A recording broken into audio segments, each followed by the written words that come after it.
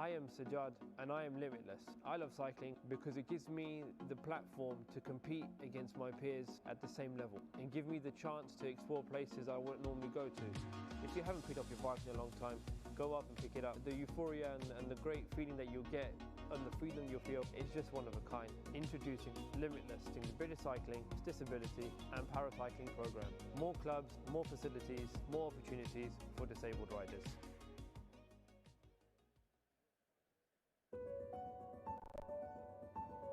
Most of us have been brought up with the idea that we live in a society that's got to protect us when things go wrong. It's a real hard landing when people realise that they're not going to get the kind of support they had always assumed was there for them. Lead A was always set up to take on David and Goliath kind of battle, all really keen to provide as much help as we can to those who need it.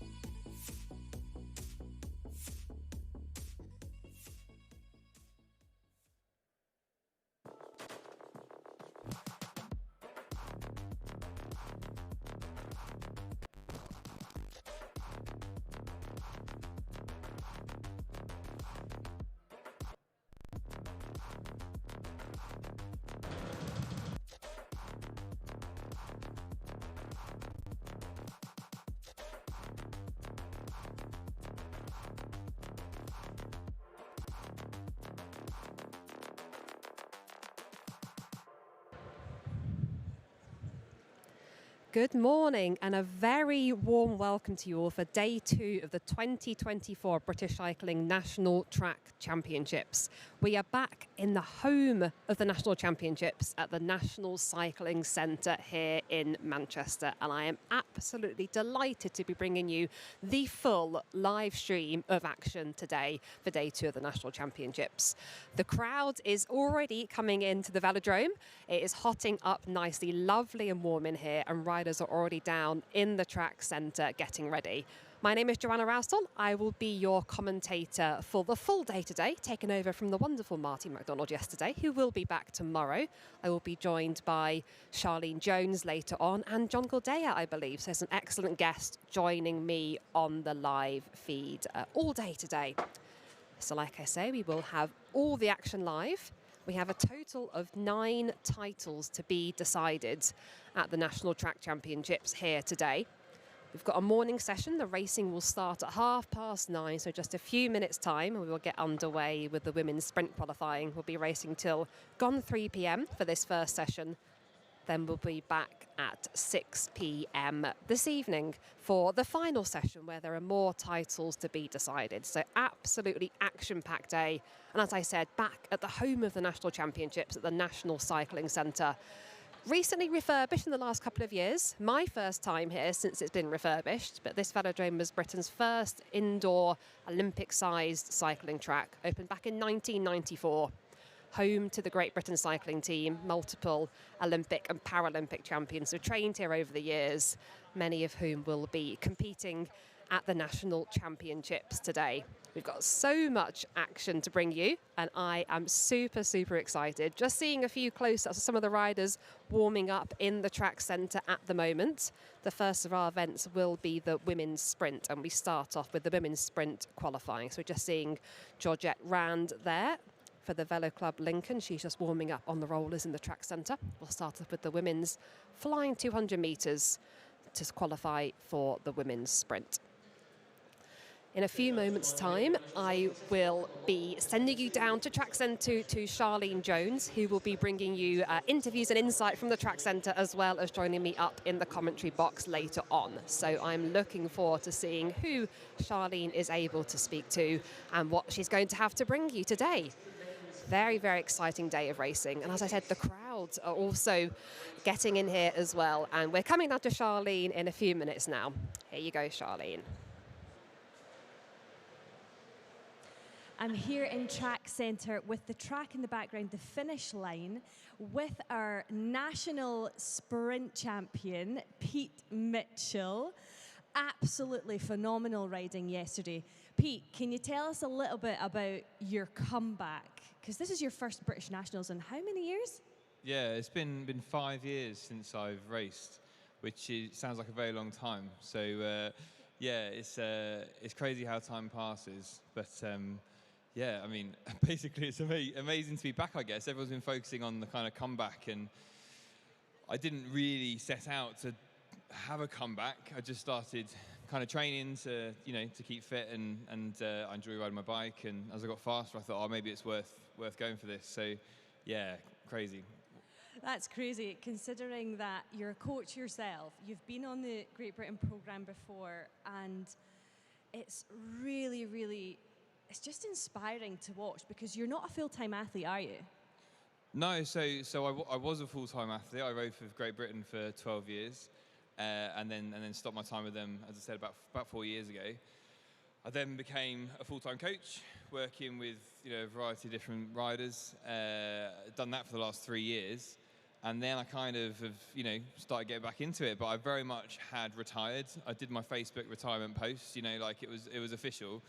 And then I just kind of genuinely have been riding my bike because I missed it, and enjoy riding my bike, and it kind of has gone from there. So it's been around like a normal life. Like, the structure is so different to when I was on the team and coming here every day, and with the support of all the the support staff that the British Cycling have. Whereas now I'm just sneaking out to the garage in the evenings when the kids are in bed and smashing the watt bike. So it's very different, but yeah, I'm amazed at how well it's gone. Like, this has taken me way beyond the form that I had, when I was 20 doing this, which is crazy, really. But yeah, like, maybe I found something. Maybe I don't know. Honestly, some things I just don't understand, I think. Yeah, it's so inspirational, because you've been there before. You've done hours and hours of training weekly. Now, kind of how many hours are you managing to get on the bike with your family life, and of course your Blackline coaching? Yeah, so I mean, my weeks basically look like 2 1-hour watt bike sessions, 2 1-hour gym sessions in the garage, and then I come to the track once a week. So total training time is 4 hours plus a trip to the track. Whereas when I was full time, I was doing probably double that, roughly. Certainly a lot more track, on track 3 times a week, 4 times a week. So it makes you think, like, do you kind of, was I always overtraining? Is it just that this is the most relaxed I've ever felt around training? Like, there's no performance targets, pressures, expectations. It makes it really easy in that sense, that when training's done, it's easy just to relax, and maybe that's what it is. But yeah, like, it's very different. It seems to be working, and I hope it continues to work. Yeah, definitely. And when we spoke earlier, you were saying that you would have loved like a top 8 and in qualifying, and you were like you were 4th, and then you went on to win it with your tactics. How much do you think your coaching is taken apart in? I'm assuming you're coaching yourself, so how much do you think that's played a part? Well, I mean, going back to qualifying, that was such a tight qualification. I think if I'd been 300ths slower, I would have been 3 places slower. So it was a really, really close field. So, if you ran that event again, it could easily go a different way. It's very, very close. I talk about tactics a lot. I definitely feel like my depth of knowledge around tactics has grown through talking about it so much with different riders and different situations and coaching. Like, I think that's been a benefit. I think I have been training for a long time now, so I guess I can make good judgment calls on when to have an easy week, when to rest, when to miss things. So it's definitely helped. Like, I feel very comfortable within tactics in a match sprint, which is great, and I don't necessarily think yesterday was the greatest tactics I've ever ridden in my life, but I've just finally got the legs to back it up in this field, whereas when I was racing before, I was, a little down the order. So, yeah, I guess it's just a mixture of everything, but something obviously went right, and, it's a fantastic result for me, and one that I really didn't expect. I mean, it was just brilliant to watch, and coming from sprint as well, back in the day for me, watching you just not panic as well when you were at the front, not try and get a massive gap, and just, you don't want them to be too far back so they can rush, and it was just beautiful tactics from you, so well done. Also, can we touch on how much it meant to you with, obviously, your family were here? Yeah, well, my kids my daughter's 6, and I've got twin boys who are 5 years old. So I haven't raced since the beginning of 2009, and they tell me they can remember it, but they're only 2 months old, so they don't remember it. So to actually, get up with them watching, see them cheering in the stands, they probably will remember this. It's such a special moment. If I hadn't have decided to enter this, and I really only decided to enter 6-7 weeks ago when I realised I was going quite well, they would have never seen me race. I'd just been like a picture on the wall. So that's really special. So, it was a wonderful day, my wife, parents, it was like going back to when I was 18 again, everyone traipsing around the country to watch me race. So, it was a wonderful day, and one that I'll definitely remember as a very special moment. Thank you so much, Pete. Congratulations for yesterday. Now we are going to get on with today's racing. Thank you so much, Charlene, for that incredibly insightful interview there with Peter Mitchell. He was the standout rider from yesterday's championships, winning that individual sprint title, as we've just heard, despite officially retiring a number of years ago. Father of 3, training in between working and school runs and everything else that comes with that busy life that you don't, not know luxuries of being a full-time bike rider anymore. So fascinating win that was yesterday, and I think one of the most popular. But that was yesterday. That was the men's individual sprint. But today we are going to kick off proceedings with the women's individual sprint qualifying. So we're just seeing a few images here of the track centre. Riders have been in here very early this morning from, more than an hour before now, getting ready, doing their warm-up routines. Each rider will take to the track individually to ride the flying 200 metres, which is the qualification for the women's individual sprint. This purely seeds our riders going through into the rest of the competition. And our first rider is up on the track. This is Elizabeth Broughton, and you just heard the bell there. So she is underway for her flying 200 metres. We will get a time check at the 100 metres. That was 6.4, just seeing up on our live timing screen there. And over the line, it is a 13.211 for our first time of the day.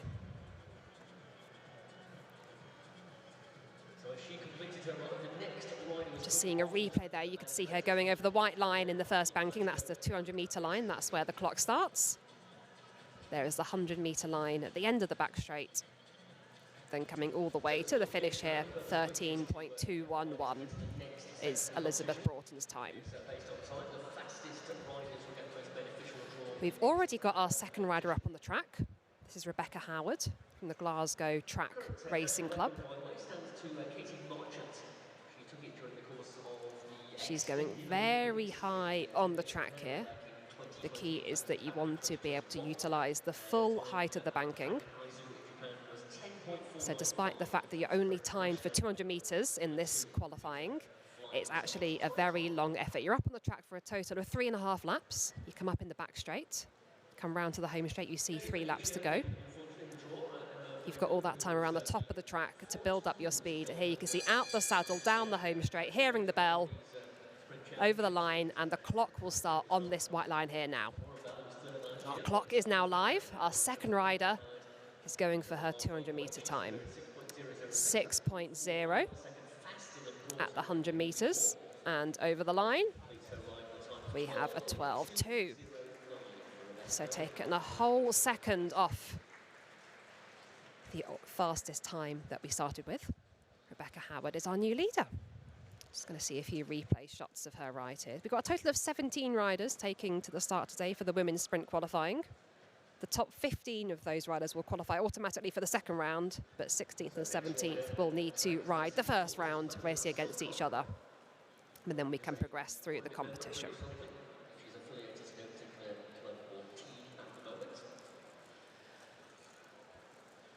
Madeline Silcock is our next rider to come up onto the track. She's just gone through with 2 laps to go. So she's got one more lap up the top of the track here, building up her speed. This is a time trial, so riders will be trying to get as aero as possible. Winding up a big gear. Of course, not from a standing start. You can ride a bigger gear than you might in other events. You can see her out the saddle there, down the home straight, using the full height of the banking as she swoops down over that start line. Halfway, we've got a 5.847. It's our 100-meter time. And over the line, 11.8. So she has taken 0.3 of a second off the previous best time set by Rebecca Howard in heat number 2.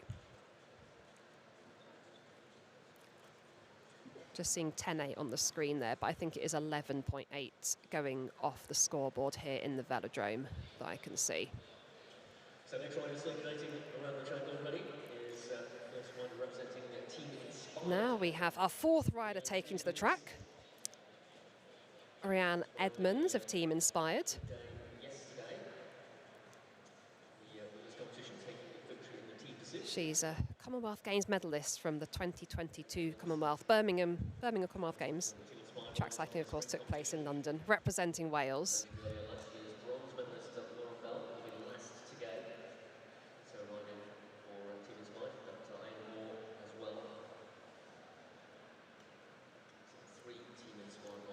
She will know this track very, very well.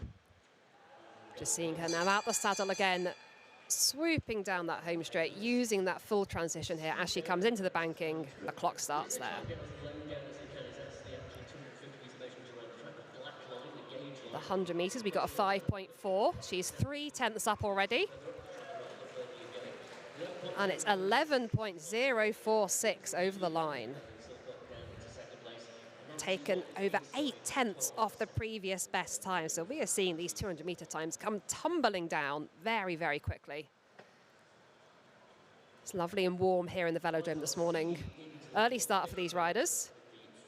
They're signing on close at 8:30 a.m. this morning, so they will have to be in by that time, ready for a 9:30 a.m. start. But already we've seen an 11.0. For reference, the national record for a British rider for the flying 200 metres is set by Katie Marchant, who had a time of 10.495 in Japan. Actually, that's not up to date. That was the British record. The British record is, of course, held by Emma Finucane, who smashed that to pieces at the World Championships in Glasgow.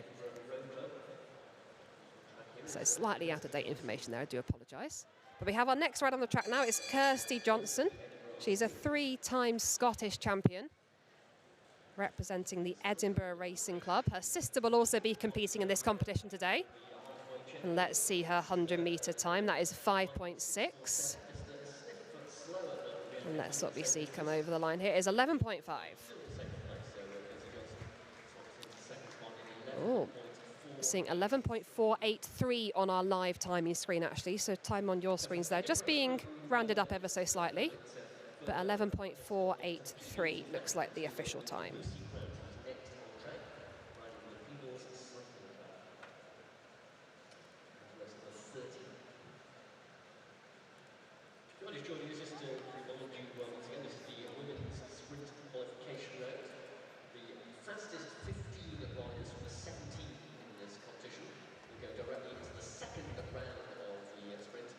Next up is Lucy Grant, another one of our Scottish riders.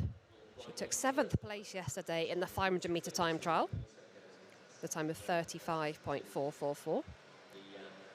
That is the 2-lap time trial, starting from the starting gate, 2 laps around the bottom, full gas. Back in action today for the women's sprint, and she's up now for qualifying.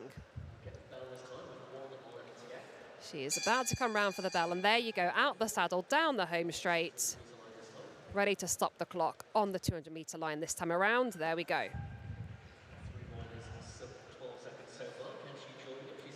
was a 5.8. at the 100 metre line, and let's see how she does over the line here. 11.7 on your screen there, 11.729 on our live timing.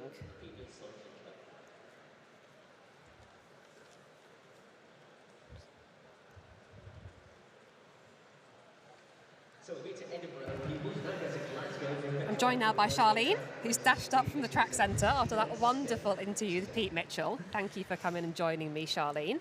It's great to be here and commentating on this event that I've done a few times myself. So looking at the rider here on our screen, Christina Smith, she's trying to get as close as she can to the banking to get as much height as possible so that then she can propel herself down. And it's all about getting the line right, isn't it, Joe? Like, I feel like when you are a track sprinter, you are training on one track, but you could, for this rider, it's Glasgow, it's completely different to this one. The line is completely different. She's out the saddle now, coming round down to that 200 metre line where it starts the clock. Yeah, our clock is started. We'll get the time check at the 100 metre mark here. So we've got a 6, so it's actually a 5.991 on our live timing. And let's see over the line here, 12.153 is her official time. Good ride there. Looked smooth. And the replay there, it's amazing to see all the sprinters get nice and low, bending those elbows. It's all about the aerodynamics and getting into that position, isn't it? Yeah, and the challenge there, as you will well know, is being able to put out the power whilst also being in that aerodynamic position, because most of us can crouch down on a bike if we really have to for a few seconds, but maintaining that position whilst you're also putting out potentially over 1,000 watts is the challenge, isn't it? Yeah, definitely.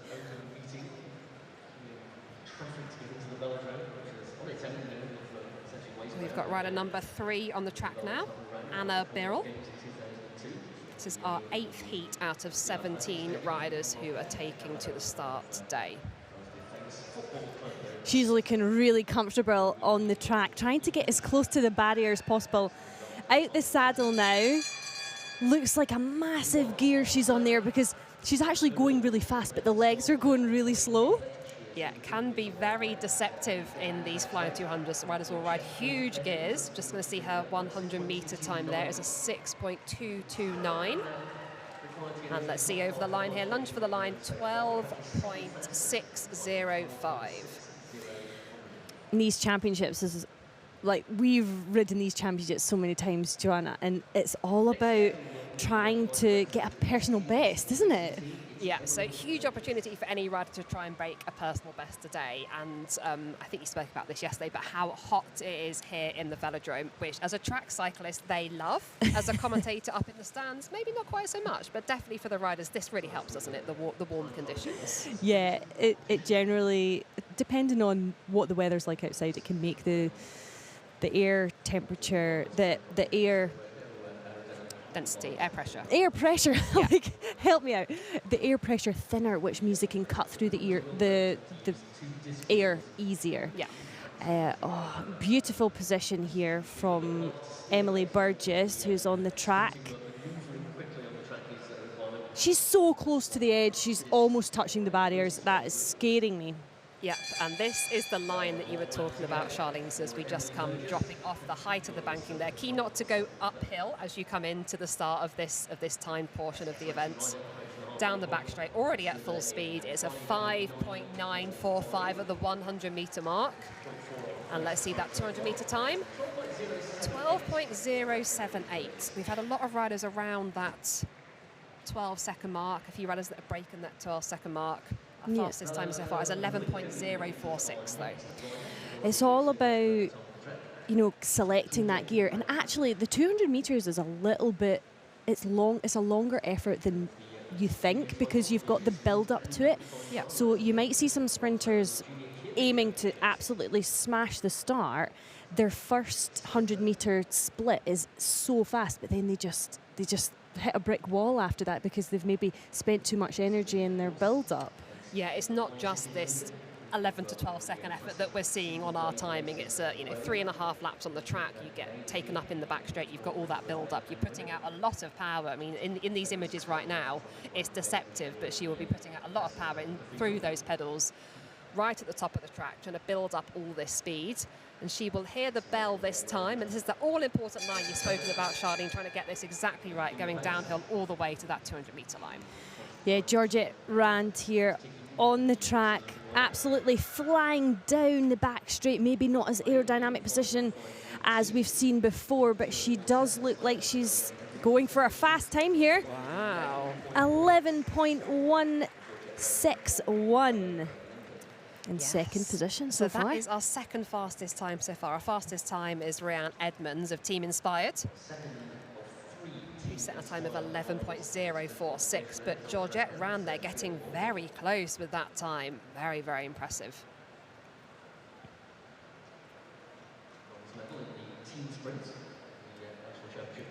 Next up on the track is Iona Muir, another one of our Scottish riders, another one of our riders representing Team Inspired, a rider that will know this track very well as the track up in Glasgow, the Sir Chris Hoy Velodrome. Go and tell me, Joanna, like, you trained on this track day in, day out for years and years and years. Does it make a difference when you have a race at that track? That's an excellent question. I think it's really interesting when you're used to coming into a velodrome every day, and then you come in on race day and things look different. The track centre's been rearranged. There's the stands are full of crowds, and it can feel quite unfamiliar. But you have to sort of pick points in the velodrome to sort of anchor you, and you still know where you're going to start this line, as she is doing there. You still know exactly what you're doing when you're on the track. The blinkers are on, and you're ready to go. So over that 200-metre line, down the back straight. Let's see that 100-metre time now. It is a 5.564, so she's just outside the fastest time so far. Can she better it here? 11.121. Brilliant time there. Really got into that aerodynamic position with those bent elbows, and their chin's almost touching the handlebars. You can see she's obviously able to get into that aerodynamic position and keep the power, as you said earlier on. It's quite a skill.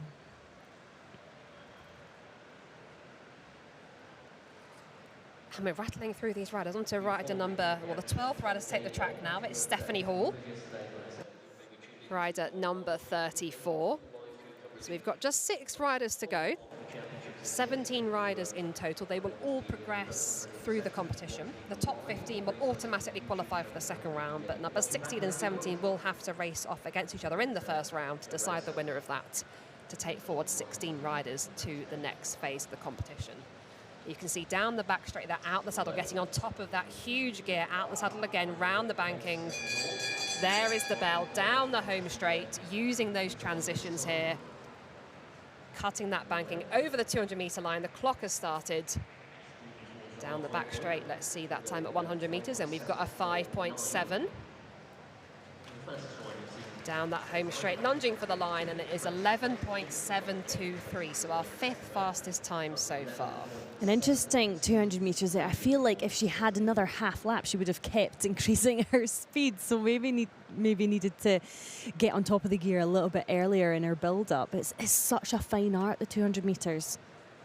It's such a fine art, but then it's also something that you then don't repeat throughout the competition, because you've got the match sprints, you've got that head-to-head. It's all about the tactics. So this is all about your pure power, your speed, how well you can technically ride the track, get in the aero position. But then once you've done this and you're seeded for the competition, it all changes, doesn't it? Yeah, it's completely different. It's like training for 2 different events. You need to you want to be in the top 4 so that you've got one less ride in the legs heading on to the competition. However, yeah, it's difficult because you've got to train for the 200 metres, but you might not be as good at the tactics. So it depends what you're going to practice in training, what you're going to focus on. So we've got Anna Whitworth-Hay here up on the track now, just hearing the bell. She was 8th yesterday in the 500-metre time trial. Here she is on the track for the 200 metres, qualifying for the women's sprint. Over the line at the 100-metre mark, there is a 5.7.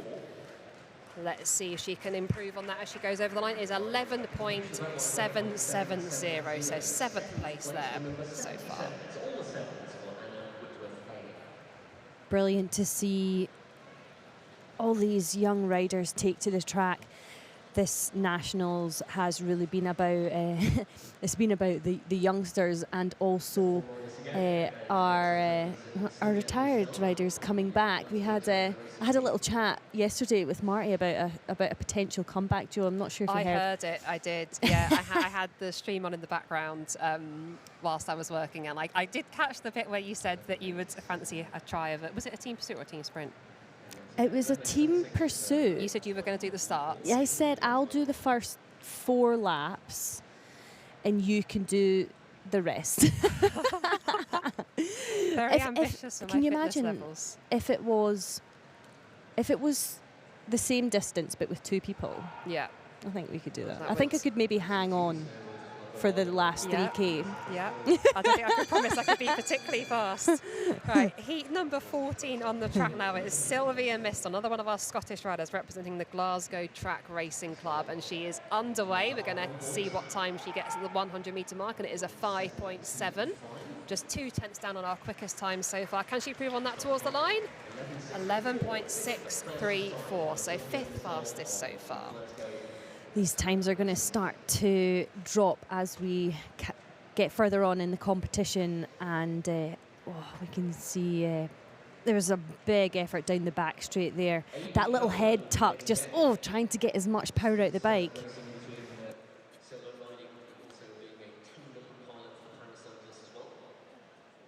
And we continue moving on. So our 15th rider to take to the track is our Welsh rider here, Amy Cole. She is better known, perhaps, for being a tandem pilot. She is a world champion in the tandem team sprint, a pilot for Lizzie Jordan. But here she is on the solo bike, taking to the track for the women's sprint qualifying. Representing the Wales Racing Academy there. She's looking really good. Round the banking, smooth, out the saddle now, trying to get on top of her big gear. She will be so used to riding those massive gears on the tandem, so that's probably why we can see her trying to churn around that big gear. Strength. A lot of strength indeed. 5.716 over the 100 metres. And it is an 11.550, so our 5th fastest time so far. We've got a lot of riders in that 11 seconds, sort of 11.5, 11.6, 11.7, so she's just overtaken a few riders there that were around that 11.6, 11.7 mark. Just 2 riders left to go. 5th place so far for Amy Cole, so guaranteed a top 7.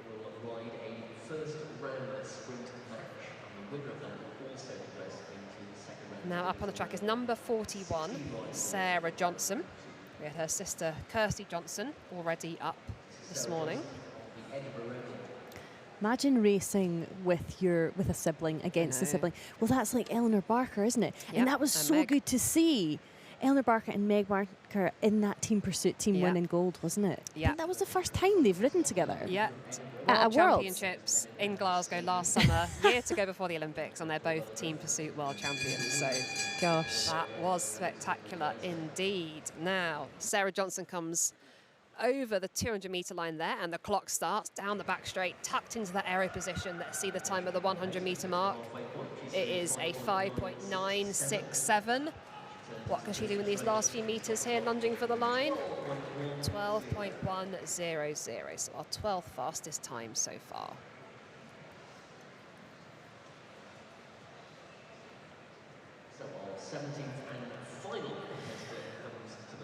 When watching the sprinters build up, I remember you used to see sprinters creeping round the top so slow, and you're going to see come onto your screen in a moment that exact. I mean, it's so slow that it gives you chills thinking, pedal, pedal.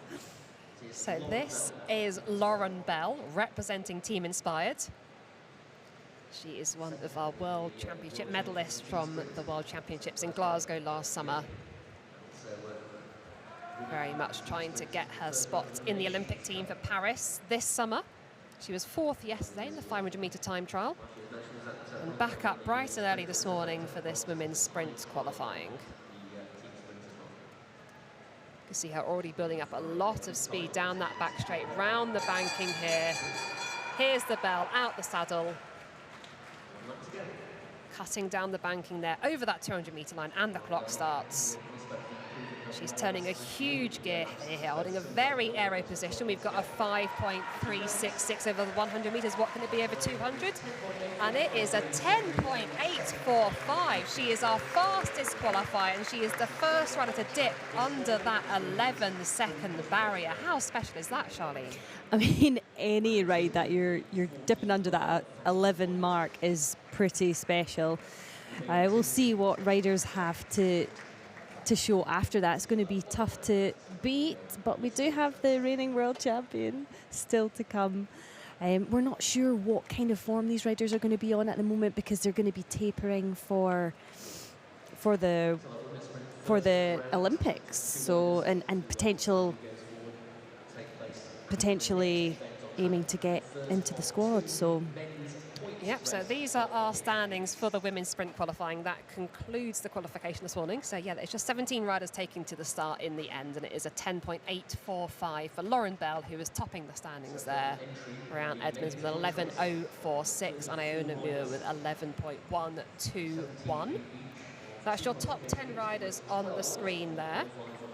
Top 15 automatically qualify for the second round, but 16th and 17th will race against each other in what we're calling the first round of racing. That will come after the men's points race, which we're about to have. So they have got a little bit of time to rest and recover. But we will have to have that ride off to decide who is going to take us through into the second round of competition.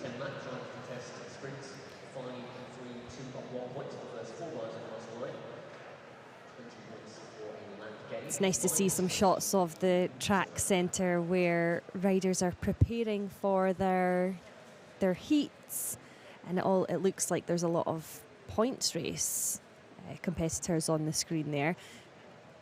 Just getting used to, just getting warmed up.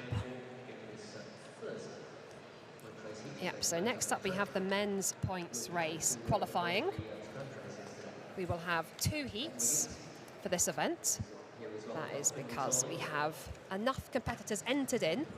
That means we need to go to qualifying heats, and we will have the finals later on today. So just seeing there, Will Perrett on your screen, rider number 94. He is the defending champion.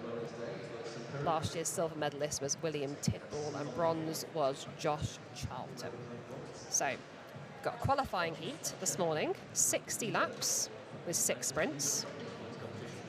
Top 12 will qualify for the final. That is because the track limit for bunch races is 24 riders, and we've got more than 24 entries, so we have to have 2 qualifying heats. We've got qualifying heat 1 up now. Then we will go back to the women's sprint, have that first round that we just mentioned for 16th versus 17th place. Then we will come back to men's points racing for qualifying heat 2. Then they've got a bit of time to recover, because they'll be up far later on this evening for the points race final, which will be 30 kilometres. So half distance this morning for qualification. Yeah, we'll be seeing riders, you know, I was going to say try to hold back, but last year's points qualifying was absolutely brutal. They really went for it from the start, so you'll have some endurance riders wanting to rip the legs off the sprinters, and some riders just like a really hard race. So maybe they want to open up the system, open up the legs this morning, so that they know that they'll be ready for tonight. Yeah, that's a really good point. So these are endurance riders. A lot of them will be racing on the road as well. They're well used to, you know, long hours on the bike. So it seems like a big ask to have a points race qualifier in the morning and a final in the evening. 15 kilometres this morning, 30 kilometres this evening. But actually, like you say, they're used to putting the hours in on the bike. And I'm expecting this to be a tough race. It's the top 12 to qualify. There'll be a few people, like you said, they'll want to open up their legs. They'll want to put a bit of effort in, sort of see how they feel. Depending how you've come into a championship, you might have tapered. You know, you might have backed off your training, or someone might be training through. But either way, I think when you've got an evening race, I mean, you'll know this from when you were racing, Charlie, it can be a very long day waiting to race in the evening. So by having a qualification event in the morning, you know, wakes you up, opens up the legs, gets you fully warmed up, ready to go, and, you know, sort of soaking up the atmosphere as well of the championships. So there's no surprises this evening when you come into this very warm Manchester Velodrome. Yeah, it's it's an important part of the day. I mean, I'm sure the riders would rather not do qualifying, but it's good training as well. So we've got 17 riders in this heat, with the top 12 progressing.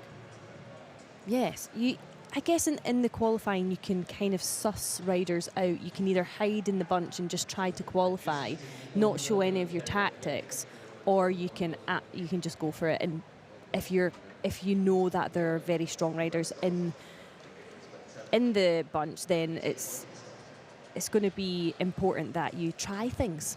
Yeah, and I think working out which wheels to follow, working out who is clearly on good form coming into these championships, and any exposure to racing at this level. You know, as a track rider, you know, you might be at your local track doing your track league. You don't get exposure to some of the best riders in the world that will be at these championships. So any opportunities to race against these riders is always really valuable. Definitely. We've still got riders just getting into position to start. You can see got Ben Wiggins here, number 129, just coming to the start on the blue band. He will be behind William Perrett. Oh, and we've blown the whistle and we're off, and Ben is just still getting his foot clipped in, but we're good to go.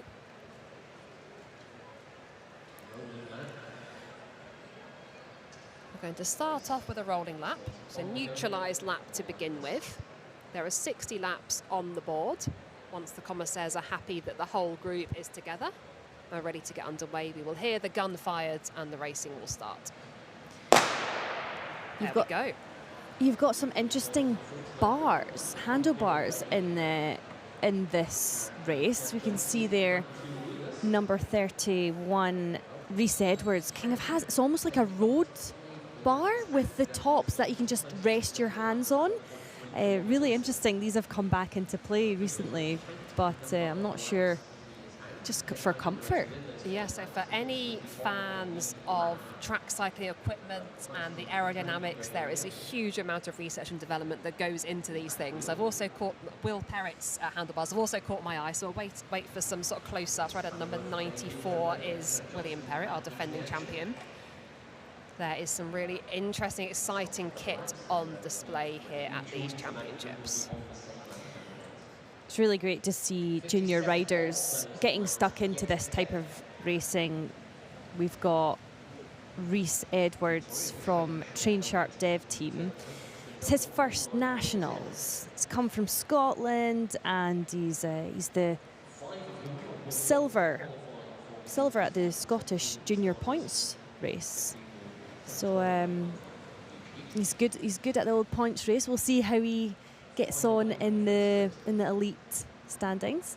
Yeah, well, you mentioned juniors racing in the senior categories. So a certain Finlay Tarling, people might have heard of a certain Josh Tarling, who's of course making a huge impact on the road scene for Team Ineos. And his younger brother, Finlay Tarling, is here, still a junior, but he will be competing. Number 118, we can look out for him. But yeah, it's a huge opportunity, like you're saying, you know, you're used to these championships, and if you are a junior rider in that sort of last year as a junior, so you might have had your 18th birthday, you might not, but it's an opportunity to step up and try and race against the senior riders and understand what that level of competition is. Yeah, there's not that many sports that you get to merge all the age groups in, and it really brings on the level of the junior racing as well. The fact that they can race against older, stronger, more experienced riders.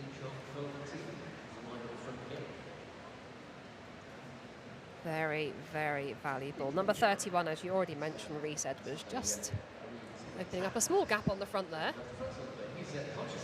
Stretching out the legs, maybe. Yeah, it can be quite a good thing to do when you're in a bunch race, and you know, just put a little bit of pressure on, see if you do open up any gaps from behind. It's not a big attack, but it's just slightly testing the legs. And there is the bell. So this is sprint lap, and we are being led out by William Salter there, number 108, down the back straight. Number 118, Finlay Tarling, is on his wheel, and we are going to have sprint points available on the line this time. Salter will take it, maximum 5 points to him. it'll be 3 points down to Finley Tarling, then 2 and 1. Very often in the point race, following the sprint, the majority of the field will sit out. It's a good opportunity to try and make a breakaway. We've got a little split in the bunch there with 1, 2, 3, 4, 5 ahead. Wondering if they're going to stay there out of trouble.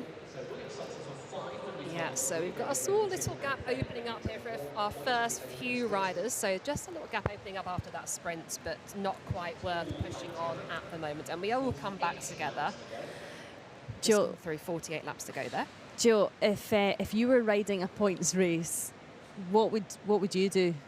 So in this situation with 2 in the same day, I think you can't not think about the second ride. You know, you want to be able to be in that final, and I think I would go in with the tactic of try and get some points on the board early, make sure that, you know, there's 17 riders here and 12 qualify, so not many are going to miss out. If you've got some points, you know, if you get some in the bank in that first sprint, pretty much job done, follow the wheels. So I think very sensible from those riders there that scored points early on. It is William Salter, Finley Tarling, David Brearley, and it was Ben Wiggins who took that 1 point for 4th over the line. So we've got 4 riders with their names on the scoreboard. Confirmation there on the bottom left-hand side of your screen of results of sprint number 1 of 6.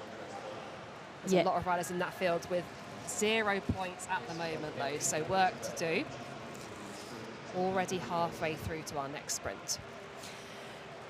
It's difficult as well when you know that you don't have a sprint. So if you're more of an endurance rider, you might want to attack and try and get a gap on the field and try and get a lap.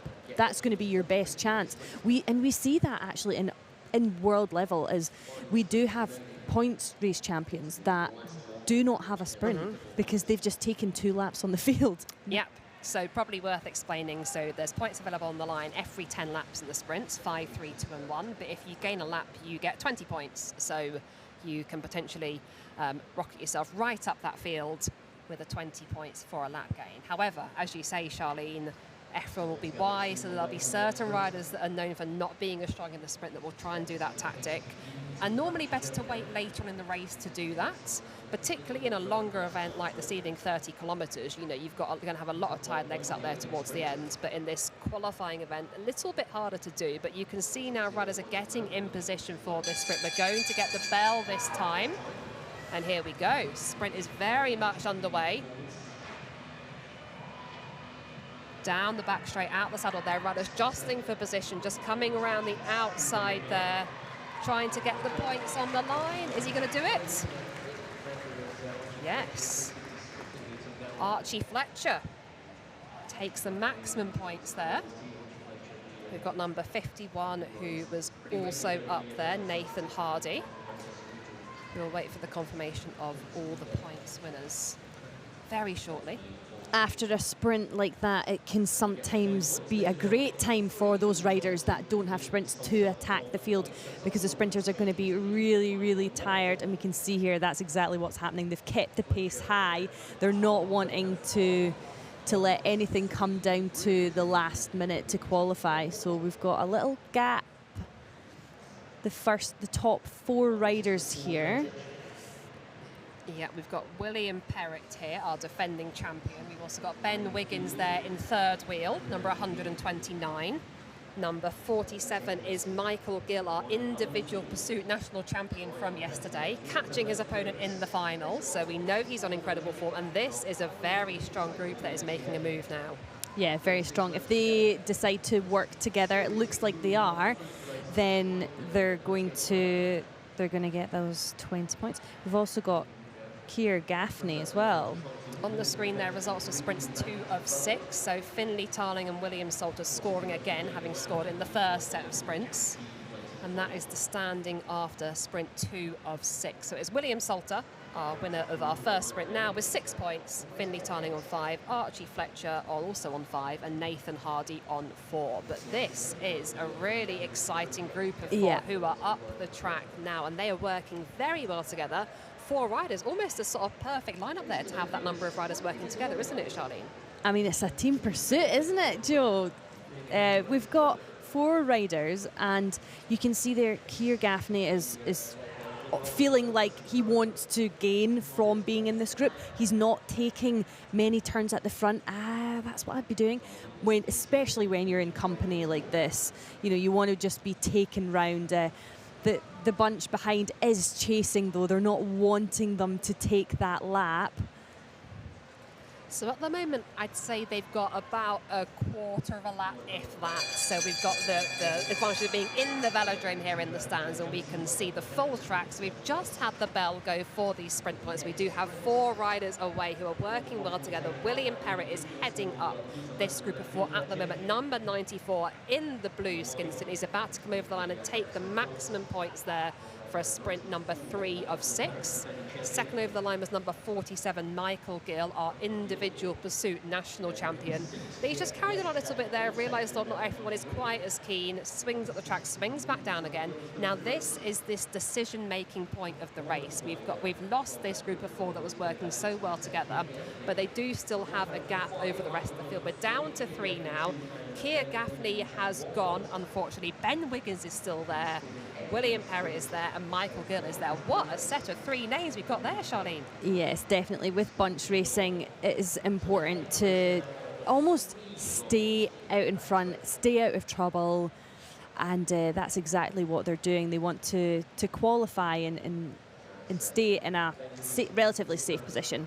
So we've got the bunch coming round, still chasing them, but they're working really well together. It's almost like an unwritten rule sometimes. Okay, we're going for it. It looks like they're wanting to expend lots of energy. Yeah, so at the moment, with them being away, at least they can ride at their own pace. They're not, responding to the ebbs and flows of the bunch. Just confirmation of results of sprint number 3 of 6 on your screen there. William Perrett, who is in the blue on your screens now, took the 5. Michael Gill, the 3. Keir Gaffney took the 2. And Ben Wiggins taken the 1 point. I think Ben Wiggins has scored in all 3 sprints so far. So very consistent riding there from our junior Madison world champion, Ben Wiggins, and got a father who was quite good at bike racing as well. So I think if your name is Wiggins and you're on the track, you're always going to have eyeballs on you and people keen to be on your wheel. And a mother, by the way, with an insane sprint. So absolutely, he's got good genes, and he's obviously loving his bike racing, which is great to see. Certainly is. So it is 3 leaders at the moment who are at the head of the field. They have lapped a couple of riders, so it can be slightly confusing to see who is where on the track, but the commissaires are doing an excellent job in Track Centre of keeping track of things for us. So we do have our 3 riders who are leading at the moment. They are here on your screens now. Ben Wiggins, Michael Gill, William Perrett are our top 3. We've got 22 laps of racing to go, and they have got about a third of a lap to gain the lap on the back of the field, but the field is split to bits at the moment. We have got riders everywhere. The bell goes again for the next sprint point. It's available at 20 laps to go. William Perrett swings up, looks around, sees there's 2 riders that are still with him at the moment. Ben Wiggins on the front. It looks like they are going to not contest the sprint, but ride through it and continue to work well together. This is, of course, just the qualifying. We've got another bike race to come this evening, so you want to qualify as safely and with as little effort as possible, hopefully. Yeah, I mean, it's difficult what's happened here because we've got 3 riders in front of the field taking all of the points. So if it was me and you're behind those 3 riders, I would just sit up in the bunch and then just go for the bunch sprint at the end. We've obviously got riders that might not have a sprint, as I've said before, so they'll be the riders that are trying to catch. But this bunch is absolutely split to pieces. I'm not sure anyone knows where the front of the bunch is, where the back of the bunch is. Sorry, we've got the 3 riders think that they've got the back of the bunch, but it's only a few riders there. Yeah, so in a points race, to gain the 20 points, you need to lap what is deemed to be the main body of the field. That is a decision for the commissaires in the track centre. You'll be able to hopefully just catch the commissaire on your screen occasionally. They will be pointing to the head of the field. Confirmation is on your screen for results of sprint number 4 of 6. So it was Ben Wiggins who took the maximum points there. You will wait for the updated standings. That is showing standings after sprint 2 of 6. I have actually had 4 sprints. Bear with us. On the track at the moment, we have got some groups forming together now. It's starting to get a little bit more organised. There is Will Perrett. There is Ben Wiggins, who we've spoken so much about already. Seeing on the screen there, it's got 10 riders now who have scored at least 1 point.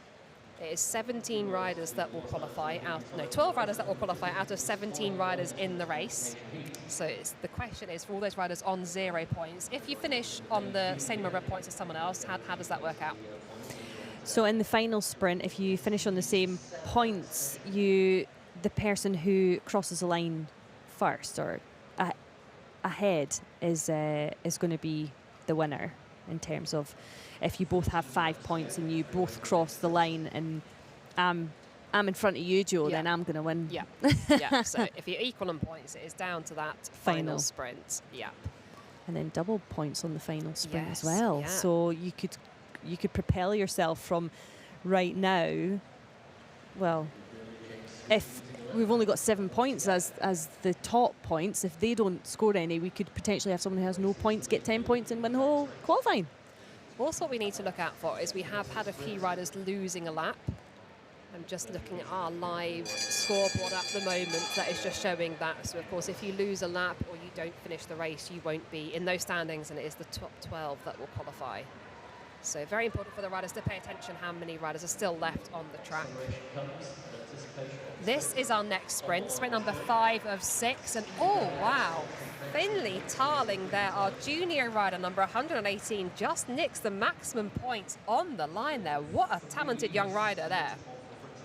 Absolutely brilliantly timed sprint. William Roberts just not being able to hold off William Tarling there. Oh, that was Finley Tarling. Sorry, that was a brilliant sprint, and he's bagged himself 5 points. He has, yes. So 5 points to Finley Tarling, which I believe now puts him at the top of the standings. So we've just had an updated scoreboard here in the velodrome. So we haven't had 20 points awarded for a lap gain to anybody so far, but we have Finley Tarling showing us on 10 points, from William Salter on 8, Will Perrett on 7, Ben Wiggins on 7, Michael Gill on 6, Archie Fletcher on 5, and Nathan Hardy on 4. That is your top 7. It is 12 that will qualify. We've got a small attack here from 2 riders at the moment. We've got William Salter, who has already been on the scoreboard plenty. It gets to the point where if you've qualified, you can sit up in the bunch. If you know you've qualified, you can sit up in the bunch. But there might be riders who, they've got some points, they know they're going to qualify, but they still want to try things out. And that's what this experience is. Every race is an experience. Yep. Every time you get on your bike out of championships is a chance to try a tactic, try something different. And we've got riders that are still racing hard here. So William Roberts is number 102 in the black.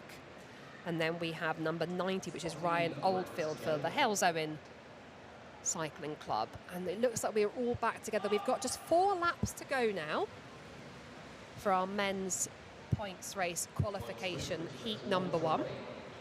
And it looks like we have the bunch pretty much together. We have had a few riders losing laps.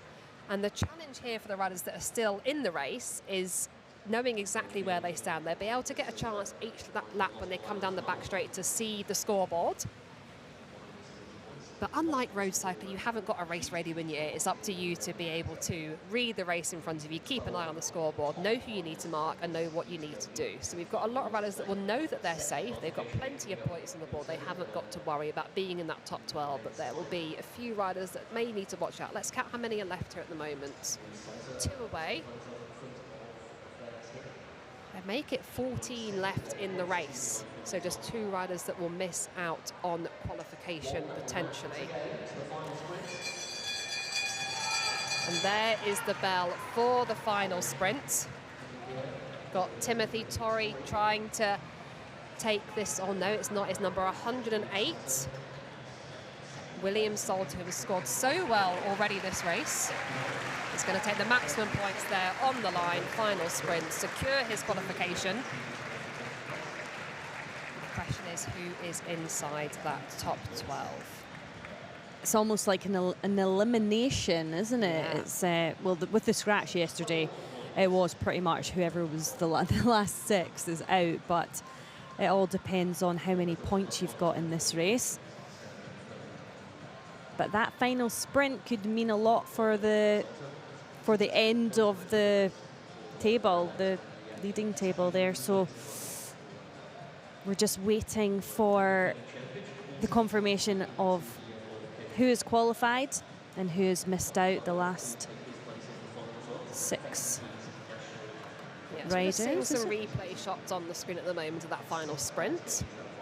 And we will wait to be able to bring you the final results. We're waiting for our scoreboard to update. At the moment, it's still on, showing the points tally after sprints 5 of 6. As we've said, top 12 will qualify. It doesn't matter where you qualify. As long as you're inside that top 12, you will qualify for the final this evening. And that is what matters. That is where the National Championship jersey is available on the line. So nervous moments for a few riders here, perhaps, as they wait to see if they're inside that top 12. We know our riders that are safe. We know that Ben Wiggins is safe, Will Perrett is safe, Finley Tarling is safe, taking a lot of points early on in that race. We will bring you the final results as soon as we get them. It's always a tense moment, that, especially if you know that you're not sure if you've qualified.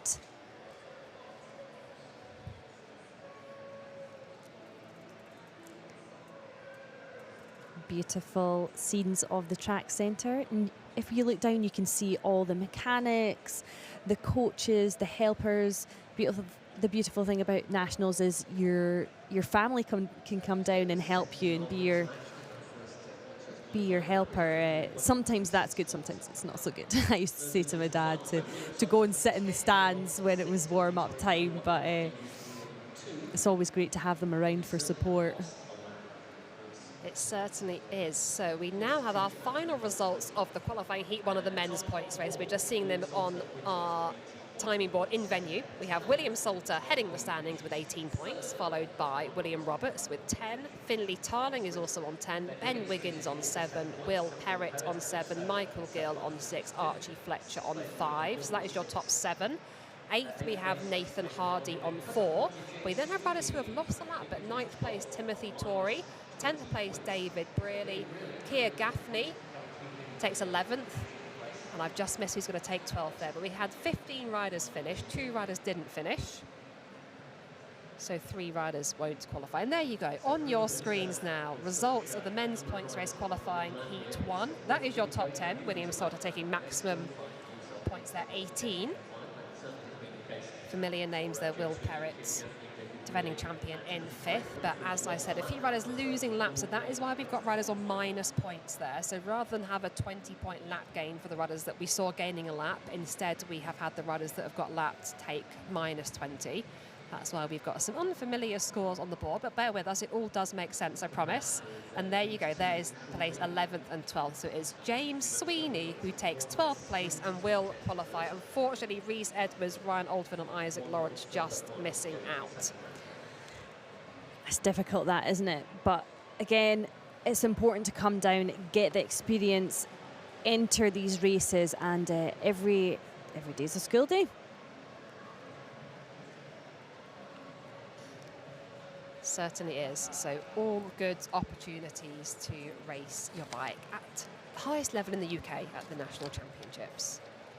So that was Heat 1 of the men's points race qualifying. We will have Heat 2 up in a few moments, but before that, we do have to have round 1 of the women's sprint. So we had our women's sprint qualifying our 200 metres as our first event of the morning. We saw 17 riders take to the track. Our top 15 have qualified automatically for the next round. Riders number 16 and 17, however, in that qualification will need to race against each other in the women's sprint first round. The winner of this heat will qualify for the second round. So basically we're trying to establish our top 16 to go through to the next round of competition. So we have here rider number 3, who's the rider that is lower down the track, Anna Birrell. Then we have Elizabeth Broughton, who is representing the University of Nottingham Cycling Club at the top of the track there. This will be a 3-lap race, completely different to what we saw this morning in the 200 metres. This is all about the tactics, isn't it?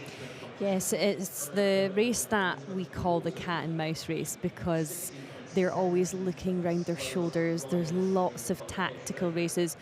And as you said before, in the qualifying, that's all about just posting as fast a time as possible so that you get a good seeding for these races. But when you get to the sprint, the actual sprint matches, it's all about tactics, maybe knowing your opponent, what their strengths are, what their weaknesses are, knowing your strengths and weaknesses, and playing to your advantage in terms of how you're going to play it tactically. We can see here Ryder, who is in front, she's looking round her shoulder, and if you're behind, you can see everything that's happening, so it's a bit more of an advantage.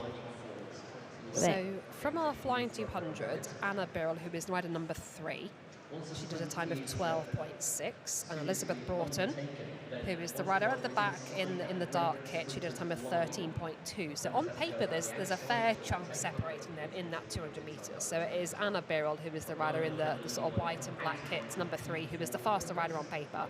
But this is all about the tactics now, and Elizabeth Broughton, who is going up the track, she is able to see exactly what Anna Birrell is doing. And you can see here, she's going high, Charlene. She's trying to use that track. See, she get the element of surprise. She dips underneath. She's got the sprinter's line. She has got the sprinter's line. We are in the final lap now, and Elizabeth Broughton has gone for it. Anna Birrell with work to do here, down the back straight into the slipstream. Just comes ever so slightly outside the red line there, but Elizabeth Broughton is sprinting all the way to the line. Can she do it? No. What a shock. Elizabeth Broughton's 17th qualifier. Wow. She's taken a fantastic win there. And, she'll be delighted with that, because that is a really, really big difference in the qualifying. Something might have gone wrong in her qualifying time, or she's just absolutely smashed that. The tactics there, she went for it. She dipped underneath her opponent. She had the inside line, so she's going the quickest way around the track. So it's, it was really difficult then for Anna Birrell to come round her. Tactically really strong, and just showing that the 200 metre time trial is only a time trial, and it is all about that bike racing. So really enjoyed that sprint heat. Of course, we're going to have a lot more sprinting to come as we progress through the women's sprint competition today. We've just got William Salter on the screen there having a little chat with his coach post-race. Be happy he's qualified. Yeah, so after that brief break from the men's points race, we are going to go back to men's points race qualifying. So that was our only heat for the women's sprint round 1. Now we're going to go back to men's points racing. So we've just seen that 60-lap men's points race qualifying heat number 1, where we had 17 riders with 12 to qualify. We have heat number 2 coming up soon with another 17 riders with, again, the top 12 to qualify.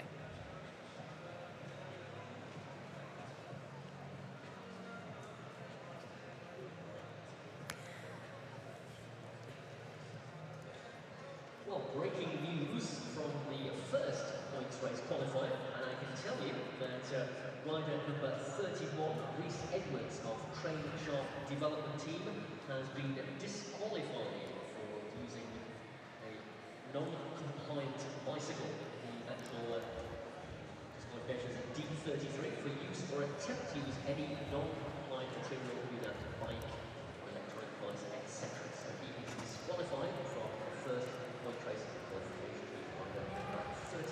So, just bringing you some breaking news. You may have just heard Carla, in-venue announcer, announce it, but number 31, Reese Edwards, from heat number 1 of the men's points race qualifying, has been disqualified for a non-compliant bike. Well, we were talking about the handlebars, weren't we? And the different shapes. And it could have been that, could have been just where his saddle is in relation to his handlebars, how far forward it is, how high the saddle is compared to the depth of the handle. It's just all you have to measure your bike before you jump onto the track. Lots of regulations for bikes at this level. It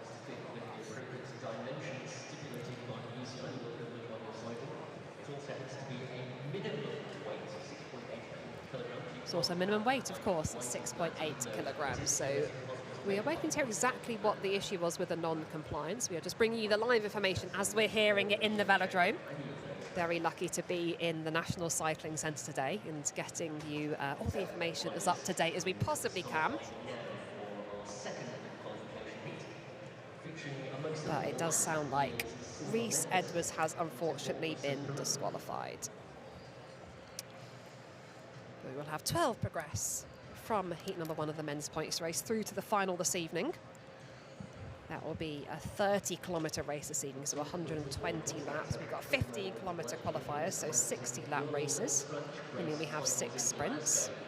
And this is heat number 2, who are up on your screen now. So we've got our riders now coming up to the start line. Just seeing Noah Hobbs there, number 57. He is just second in line at the start. He's just behind William Tibble, who is our scratch race world champion.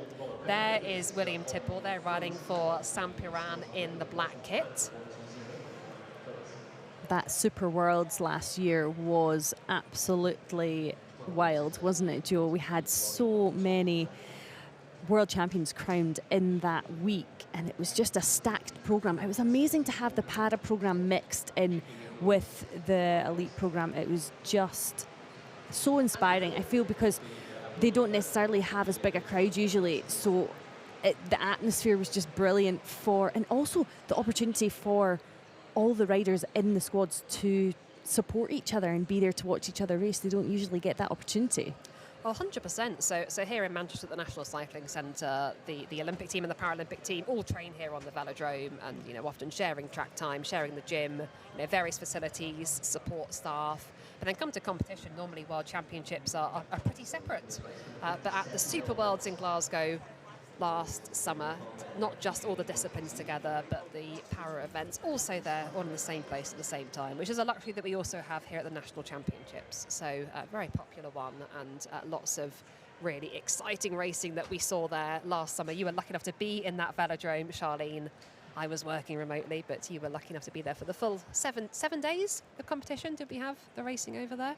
Yes, it was. It was long. It was long, but it was really, really special to be part of it. And the crowd in Glasgow didn't disappoint. So, yeah, well done for Glasgow hosting the first Super Worlds. Wonder if we'll do it again, and is it every 4 years? Every 4 years. So the next one will be in France, I believe, which will be the year before the next Olympic Games. Always taking that slot at the sort of the 1 year to go mark before the next Olympic and Paralympic Games take place. So the UCI seems pretty set on that format going forward. So we're in for a treat in a few more years' time, certainly.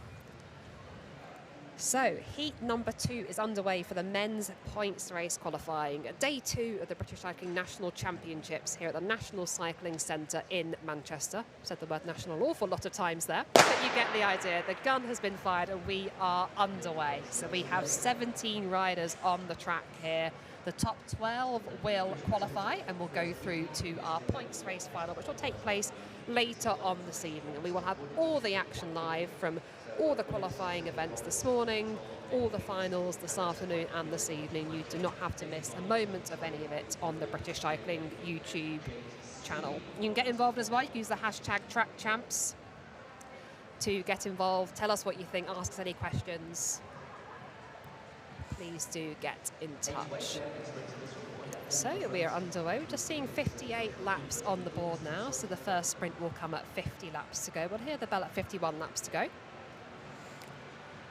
This is one of my favourite races to watch, not because it can get really confusing with where the start of the race is, but just because you get sprints every 10 laps. So there's exciting parts, the exciting part of the racing.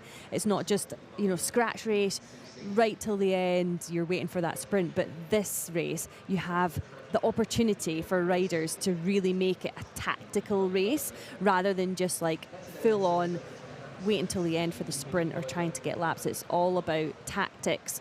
Maybe you've got a game plan. You've also got to react to the bunch. An awful lot to think about, as you say. So, waiting for that first sprint. It's 55 laps to go here, so a few riders just having a little look around, looking at each other, seeing what wheel they want to be on. Number 57, Noah Hobbs. They're just doing a very short turn on the front before swinging up. And we have Sam Fisher there as well. It is interesting to see these different types of bars on our screens, and you notice when they're in the bunch, when they're trying to get comfortable. I think it's more beneficial when you're perhaps ahead in a small group of like 4 or 5, and you can just get into a rhythm, into a more aerodynamic position rather than having your hands in the drops. It is indeed, and we've just gone through. We've got 52 laps are on the board now, so everyone is now thinking about that first sprint. So thinking about what wheel you want to follow. What wheel you want to follow, and also where you want to be with 2 laps to go in that line. But the pace is really high, so it's almost looking like a drag race towards the lap before the sprint. Certainly is. So Bell this time around, and we have got rider number 18 who is leading out this sprint now, Andrew Brinkley. But he has got a strong challenge there, coming from Henry Hobbs on his outside, coming around all the way to the line, down the home straight here. Can he hang on? Yes, he can. Maximum points there to Henry Hobbs, rider number 56, taking the 5 points on the line there. Also had Joshua Price right up there as well, coming round the outside, so it'll be interesting where he finished in, to see where he finished in that sprint. Oh, and we've got a rider off the front now. Oh, no, he's sitting up. Spoke too soon. Yeah, we had a brief attack there, taking the opportunity to try and sneak away with that lull in action there, but not quite meant to be, thinking better of it and just swinging up the track. I can tell you that Henry Hobbs was our winner of that sprint with 5 points. Joshua Price took second with 3 points. Andrew Brinkley took third with 2 points. And the final point was Noah Hobbs with 1 point.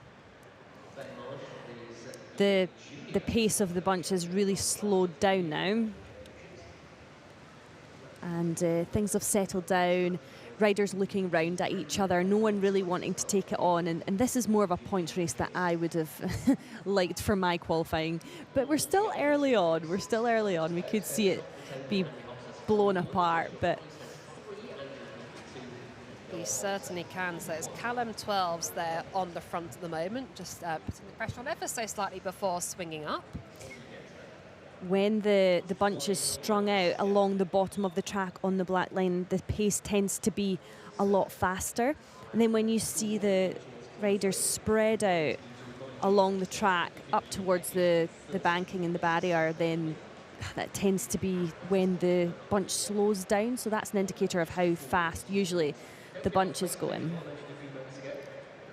Certainly is. So our race leader there, Henry Hobbs, just swinging up off the front there. We'll already be starting to think about that next sprint now. We're just seeing 44 laps to go. So I always think when you start seeing a sort of a 4 or a 3 on the screen, you need to be thinking about where you are.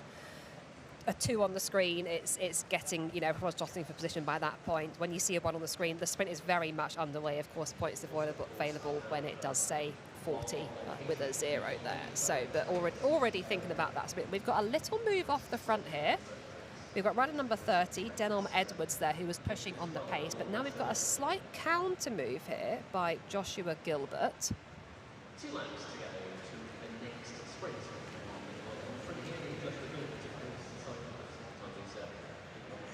So welcome back to our live stream of the National Championships here at the National Cycling Centre in Manchester. We do apologise if you have had any technical issues following our stream, but we are back and we are live now. We are in the middle of qualifying heat number 2 of the men's points race. We have 2 qualifying heats here with the top 12 in each heat qualifying for the final this evening. And right now is William Tidball, who is leading out this sprint, trying to get 5 points on the line there, and he takes it nicely. Maximum points there to the rider from Samparan and our scratch race world champion. So just as a reminder, we've got 2 heats for the men's points race qualifying. Both heats are being raced over 60 laps, so half distance, 15 kilometres. Our top 12 from each heat will qualify for the men's points race final, which will be this evening. We had a couple of riders not finish in the earlier heat this morning. We also had a disqualification, unfortunately, for Rhys Edwards for a non-compliant bike. So that is the update from the first of the men's points race qualifying heats. But We are well underway of heat number 2 now. We've had 2 sprints out of 6, and we will bring you the standings as soon as we get them on our live timing here in venue. Number of riders still on 0 points at the moment, though. This heat is heat number 2, and they are going second, so they're not going to want to expend as much energy, because I guess heat number 1 have went earlier on in the day. They're going to have longer to recover between the 2 races, and we're actually seeing, I would say, a lot tamer qualifying heat this time compared to the first. Yeah, I think that is the real balance when you've got a qualifying heat, when you know you've got another bike race to come. It's going to be twice the distance as well. You don't want to expend too much energy. You do want to ensure that you qualify. You might want to try and open up your legs a little bit, depending how much you've tapered, depending how you're feeling. It is really nice to get a feel for being back on the track and getting a feel for which wheels to follow, who else is feeling good, who's come to these championships in good form, who you want to follow, who you want to avoid. Maybe get rid of some of the race nerves as well. Yeah, exactly that. It's Saturday, and here we're going to have a packed Manchester Velodrome tonight. So really exciting coming up for the finals later on. But it's all about the qualifying just now. You can see the riders getting really nice and low, trying to expend the least amount of energy as possible, even in this qualifying, even when they're just on the front for half a lap. You don't want to have to push at all. Yes, you can see the pace is just coming off here, so we're not strung out in one line around the bottom. We've got a few riders spread across the track at the moment. Only 2 laps to go to the sprint, so they're all looking round who's going to make that move to start the sprint. There's 2 laps to go, not long to go. Now I can just see Will Tidball moving around the outside at the moment towards the front. He's number 120 in the all-black kit. He is our scratch race world champion. Of course, would love to add a national title in the points race to his collection. And he is the rider on the front at the moment as we get the bell with 31 laps to go. So Will Tidball is leading it out. He's got strong challenges from beside, just underneath our rider from Wales. Number 35, Sam Fisher, is opening up a strong sprint there. We've got a strong challenge on the outside from the rider from VCL. Can he get it on the line? Oh, very tight there. I think that even might have been Noah Hobbs on the outside, number 57 in the blue kit. We'll wait for confirmation of the top 4 in that sprint. That's the thing with Manchester Velodrome. You can come round the outside and win the sprint.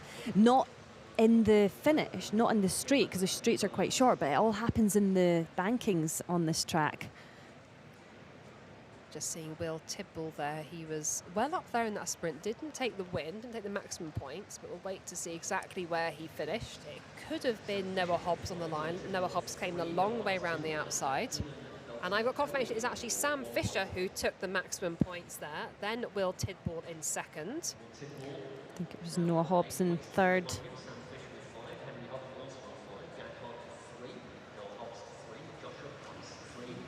We'll wait to see who took the final point there. But currently leading the overall standings is Will Tidball on 8 points overall, from Sam Fisher on 5, Henry Hobbs on 5, Jack Hartley on 3, Noah Hobbs on 3, Joshua Price also on 3, and Thomas Adby on 2. That is your top 7.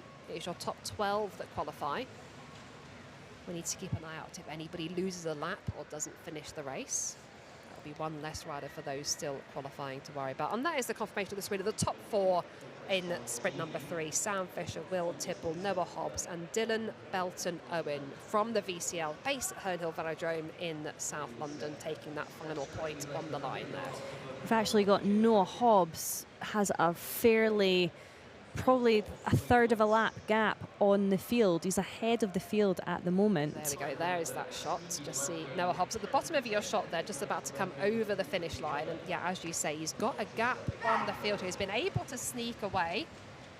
We've got Jack Hartley, who has realised the threat here, now trying to chase him down. But Noah Hobbs has taken a flyer here. We are over halfway through this race. We've got 23 laps to go now. Noah Hobbs looks around to see if anyone's trying to come with him, and they are. He's got company. 2 riders now. Are they going to work together? Oh, no. Noah Hobbs has sat up, and Jack Hartley continues. He's absolutely flying around. He's almost got half a lap on the field now, and he looks like he's fully committing to this. He's obviously wanting to get those 20 points, or even just stay out in front, get the 5 points, and then go back to the bunch and stay in and just try and stay out of trouble. So yeah, it looks like if he could hold on to this. He certainly can hold on to this. So the bell has rung. He is in the final lap now before the sprint points. Jack Hartley here of Cycling Sheffield comes around. He will take maximum points on the line this time. That will be 5 points to him. And we've got 20 laps to go of racing. Just to decide our minor points there on the line for riders number 2, 3 and 4 as they crossed over. We'll bring you confirmation as soon as we get it. And Jack Hartley looks like he's looking back to the bunch. He's still pushing down on the pedals. Kind of easing up for the bunch now. This is that decision-making time. I've seen Ben Marsh of the Hoop team is going across there. We've got a couple of runners that have been lapped as well. 18 laps to go of racing. And now we've got some decision-making. Do you keep pushing on, or do you sit up and wait for the runners behind? It looks like at the moment everyone's going to sit up and wait for the riders behind to catch them, and we are going to be in one big bunch again. That is number rider 76, Ben Marsh, you were seeing on your screen there. You'll have the riders who are looking up to their screen and seeing that they can't see their names in the top 8 and thinking, right, I need to get on that board. Yes, you need to be the top 12, but they can't see it's only the top. Yeah, top 7. Top 7. Top 7 are on our screen in venue on the live timing board. So if you're a rider in the race, that's any information you can get. You can look up at the screen there. We can do our maths here off screen, sat in the comfort of the stands. We've got the confirmation of result number 4 of 6 on your screen there. Jack Hartley taking maximum points. Ben Marsh in second. Those are your standings after sprints 4 of 6. Those are our top 4. Will Tidball joint on points with Jack Hartley in 8th. All the way down to 8th there, Thomas Adby on 3 points. Of course, it is the top 12 that will qualify. So all still to play for our other riders. Number 12th place at the moment is on 0 points. So anybody on 0 is essentially in joint 12th position currently. And if they don't get any points, it will be decided by where they finish on the line in the final sprint. You've got... If you're looking up to that screen, you're not seeing your name, but there are riders that are on 3 points. They're not going to want to let that come down to the bunch sprint either, because they could get pushed down the leaderboard into the final few spots. So I think these last tense times with only 2 sprints to go, only 2 laps now till the sprint, for only 2 more opportunities to get points on the board. And that is a round of applause there from the crowd as 3 riders have taken that lap gain. So we will get 20 points on the board. There's one of our riders, Joshua Price there, number 99, who was part of that. But the sprint is underway. On the line here, let's see who takes it. That is number 1, Thomas Adby. He will take maximum points in the sprint. And we've also had a lap gain in there as well. So big updates to come on this scoreboard. And we are now in the final 10 laps of this men's points race qualifier.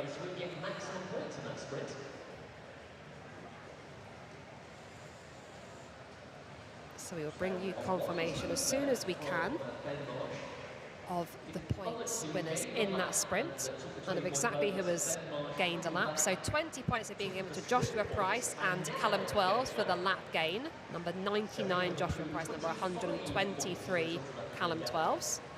Joshua Price now leads the standings on 23 from Callum 12s on 21. Jack Hartley is now in 3rd. Will Tidball also in joint 3rd.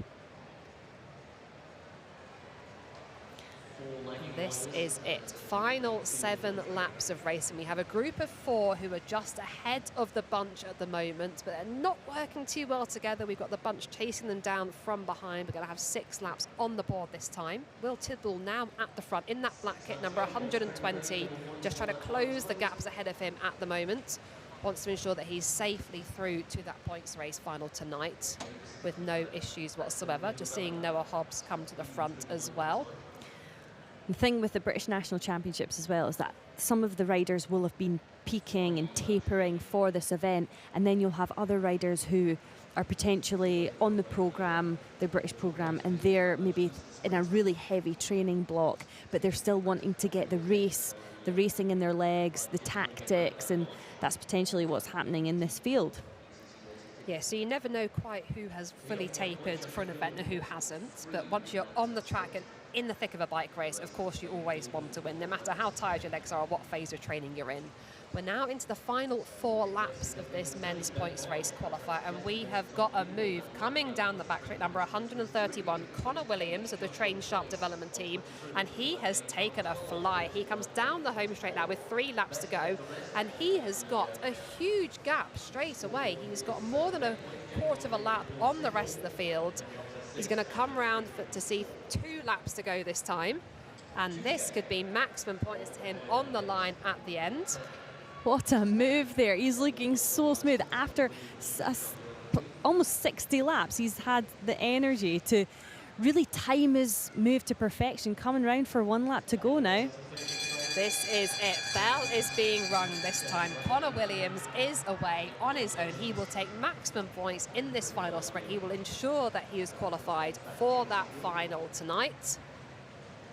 And we will keep a close eye on what happens behind. We've got a strong sprint happening behind with Noah Hobbs and Henry Hobbs coming out the line, but it is the maximum points there for Connor Williams. And I do believe Henry Hobbs might have just taken that from Noah Hobbs on the line for 2nd place. So points available for our top 4 there. Well, that was an exciting qualifying points race. It's brilliant. If people are coming to watch at the Velodrome this morning and they've never seen a points race, that was really, really exciting, wasn't it? That was a brilliant race. Just seeing a few highlight shots here. This was the start of the race. You can see the commissaire firing the gun. We had multiple attacks. We had riders gaining a lap here for these two, taking 20 points there. And then it was a big attack at the end from Connor Williams to take the points on the line. Just a perfectly timed attack, wasn't it? It's such an art to be able to do that. And also, if you're a known rider or if you're marked, sometimes they're not going to let you go. So it's, yeah, well done to him for that really well executed final effort. That definitely will have got him qualifying. It will indeed have done. So we are waiting for the final stand. We've just got standings after sprint 5 of 6 on our scoreboard at the moment. So a little bit of maths for the commissaires in the track centre to be done to make sure they've got those standings spot on before we will bring them to you. But that concludes the men's points race qualifying for this morning.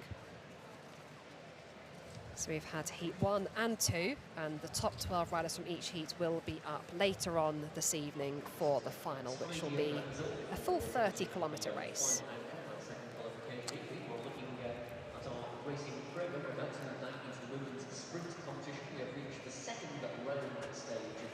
So we'll be moving swiftly on from men's points racing to women's sprint, and that will be our next event on the track.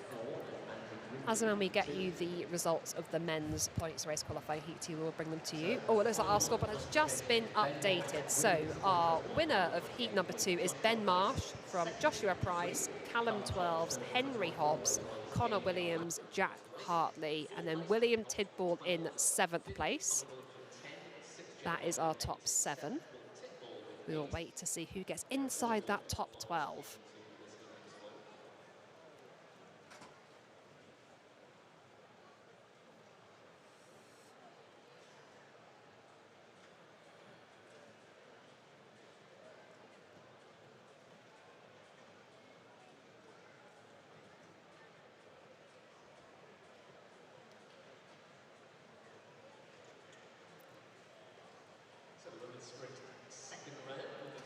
And there we go. 8th place, Noah Hobbs. 9th place, Andrew Brinkley. 10th place, Thomas Adby. 11th place, Joshua Gilbert. And I've just missed 12th. I'm sorry, my eyes didn't quite... squinting a little bit there, trying to read the scoreboard for you. But as soon as they're available, we will have a graphic up on your screen of confirmation of the top 12.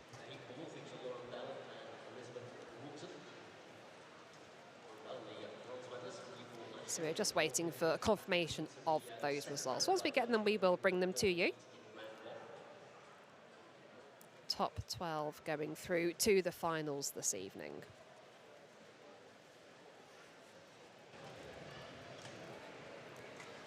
So while we wait for the sprinters to come out to the Our next event will be the women's sprint second round. So you can just see in your shot here, our first two riders are coming up onto the track at the moment.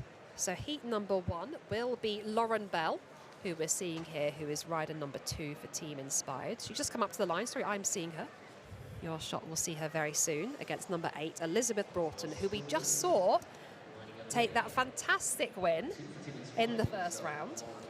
So the way the sprint rounds are seeded, it's basically the fastest rider from the Flying 200 will go against the slowest. So Lauren Bell, by virtue of winning that Flying 200, setting the fastest time, she is up against our slowest qualifier in Elizabeth Broughton. So Lauren Bell did a time of 10.8, Elizabeth Broughton did a time of 13.2. So for Lauren Bell, on paper, this should be a straightforward ride. However, this is bike racing, this is match sprinting, it's the national championships. Anything can happen. Anything can happen. That's what we saw in the previous heat with almost the upset of when you're second. She posted Elizabeth Broughton posted a time that was a second slower than her opponent, and actually beat her. It was a very well tactically ridden race. But now you can see she's taken that back position. She's got Lauren Bell in her sights, and is she going to do the same? Is she going to be able to tactically out sprint her opponent? There is a lot of time between their qualifying times, so there's a big gap between it, but you just never know in bike riding. She's around the top of the track now. And Elizabeth Broughton is taking on Lauren Bell. Lauren Bell is leading out at the moment, but Broughton is right in that slipstream. Bell is out the saddle, just having a little look over her shoulder. She does not want to be taken by surprise in this heat. Down the home straight, Lauren Bell knows she has done it. Job done there for Lauren Bell, but she was never complacent, was she? She knew this could be dangerous heat. Yeah, after having watched the previous heat, you don't want to let anything come down to the finish line, because she was constantly looking round her shoulder, making sure that she knew where Elizabeth Broughton was the whole time, and she rode that perfectly, not expending too much energy. You can see there wasn't too much effort there, and safely through to the next round, to the quarterfinals. We've got next up on the track, we've got Rhiannon Edmonds and Rebecca Howard. Rhiannon Edmonds in the colours of Team Inspired, and Rebecca Howard for Glasgow Track Racing Club. So Rebecca Howard qualifying in 15th place with a time of 12.209. Rhiannon Edmonds qualifying in second place with a time of 11.046. So Edmonds here of Team Inspired in that green Union Jack kit there at the top of your screen, number 21. On paper, she is by far the quicker rider, but as always, all about the tactics here. Are we going to have anybody go for a long one? Are we going to have the cat and mouse of a track stand? Anything could happen in match sprinting. I mean, that's if there is such a big gap between the qualifying times, and you know that you're on the back foot, you really have to. You have to do something special, don't you? They're going at a really slow pace here. You need to be going faster than walking pace, which they are just. But you can see that Rhiannon Edmonds at the back there, she is trying to stay as close to Rebecca Howard's wheel as possible. And it's difficult when you're looking round to see the rider. If they're really close to your wheel, you have to creak your neck all the way around. Yeah, she's really trying to get in that blind spot there, isn't she? So, like you say, if you lay off a little bit further, you can, quite easier to see your opponent. If you're right behind, they're very tricky to see. And we have got this cat and mouse tactic that we've talked about. We are in the back straight at the moment, going right up to the fence there, very slowly, not quite a track stand, but still very, very cagey racing this. Rebecca Howard is not afraid of the reputation here. She is dictating the speed of this race. Really Edmonds slow. responding behind, but at the moment Howard is completely in control of the pace here, keeping it very, very slow and cagey. Rhiannon Edmonds just trying to get some height on the track, a little bit wavering on the track, unsure. Is she going to dip down underneath, or does she want to stay high on the track and use the momentum of the banking. She's picking it up now. So Edmonds out the saddle, staying high on the track. We're trying to see where she's gone, but Edmonds has come underneath, taken the opportunity to take the inside line, and we are inside our final lap now. They are both staying high. Edmonds riding very intimidatingly there. Responding though out the saddle, down the back straight, and Edmonds is a number of bike lengths clear now into the home straight, and she's going to take a very clear win on the line there. Job done. Rhiannon Edmonds takes heat number 2 of this women's sprint, and she is safely through to the quarterfinals. Yes, Rebecca Howard just left the door open, as we say it in the sprinting, and then Rhiannon Edmonds dived down underneath to get that sprinter's line. However, yeah, she didn't make a full effort to start, but she did get ahead and held on to that win. It was a good race from Rebecca Howard to try to dip back down and get into the slipstream, but she was never close enough to be able to get that slingshot to come round. So some more familiar jerseys. Skinsuits up on the track again. So another rider for Team Inspired, who is rider number 50 at the top of the track, Iona Muir. Then we have Christina Smith there for the Glasgow Track Racing Club. She is number 66, just slightly lower down the track on your screen at the moment. Iona Muir, the faster qualifier, 11.121. It's like a rerun of the colours of the last race, isn't it? It's easy for us as commentators when they've got such distinguishing features, and also look at the difference in the colour of skin suits. It's beautiful to our eyes compared to Team Inspired or to Glasgow Track. Very commentator friendly here. As you say, we've got a lot of riders from the same teams at these championships. The Team Inspired riders, part of the Great Britain cycling team based here in Manchester, training here day in, day out. And of course, anybody based up in Glasgow has got the wonderful Sir Chris Hoy Velodrome, built ready for the 2014 Commonwealth Games, producing a lot of fantastic riders out of Scotland. We have another very cagey start to one of these match sprint heats. Christina Smith, the rider who is at the front at the moment, rider number 66, dictating the pace. Muir is laying off just by about a couple of bike lengths at the moment.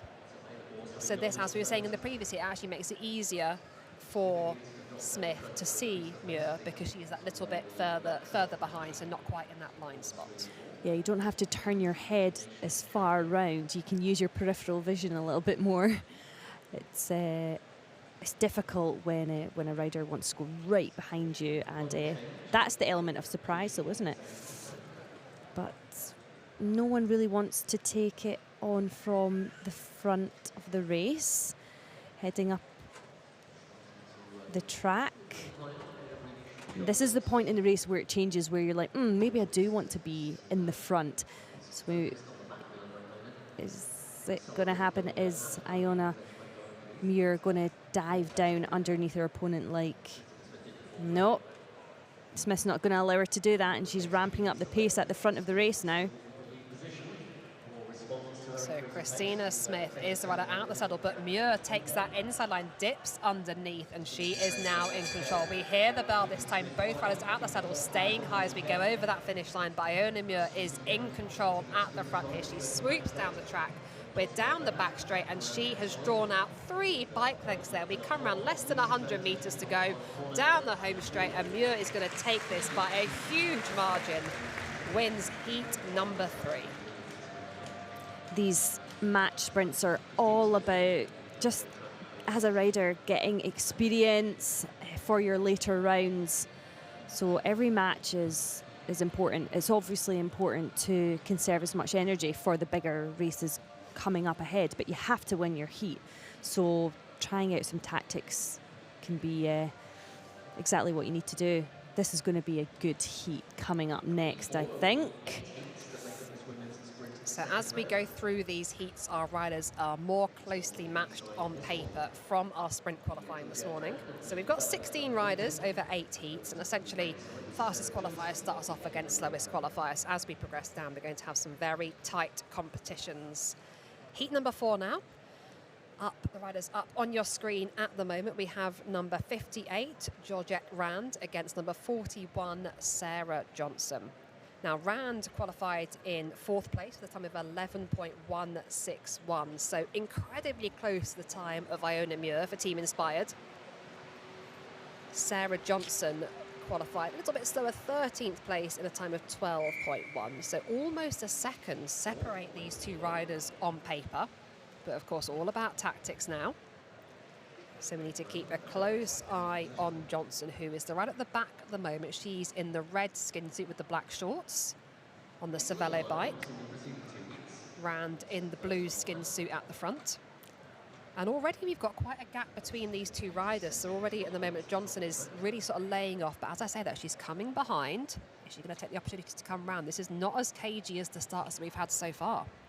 No, they're trying to keep the pace a little bit higher, and they potentially want to be more proactive in starting the race rather than reactive. We can see at the front, Georgette Rand is really ramping up the pace.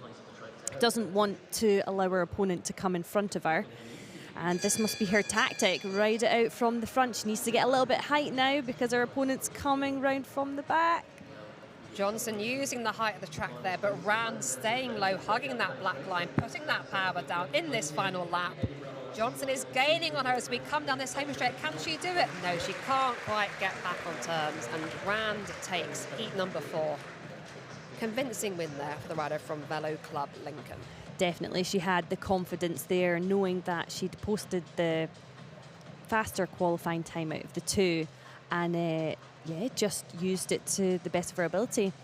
Whereas Sarah Johnson did the right thing, used the height of the bankings to come down and use her momentum, but didn't just have enough top speed.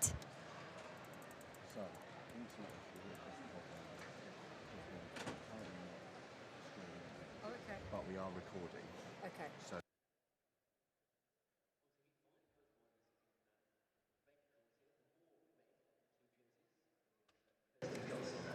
now we have Kirsty Johnston for the Edinburgh Racing Club and Emily Burgess on the track for SES Racing. 2 red skin suits here. At the top of the track, we've got Emily Burgess on the Look bike, and we have Kirsty Johnson on the inside of the track. So sister of Sarah Johnson, who was up in heat number 4. Both riders from the Edinburgh Racing Club. So heat number 5. As we go through these heats, as we've been saying, the times get closer and closer from qualifying. So Kirsty Johnson qualified in 5th with an 11.483. Emily Burgess qualified in 12th with a 12.0. So just about half a second separating these two riders on paper.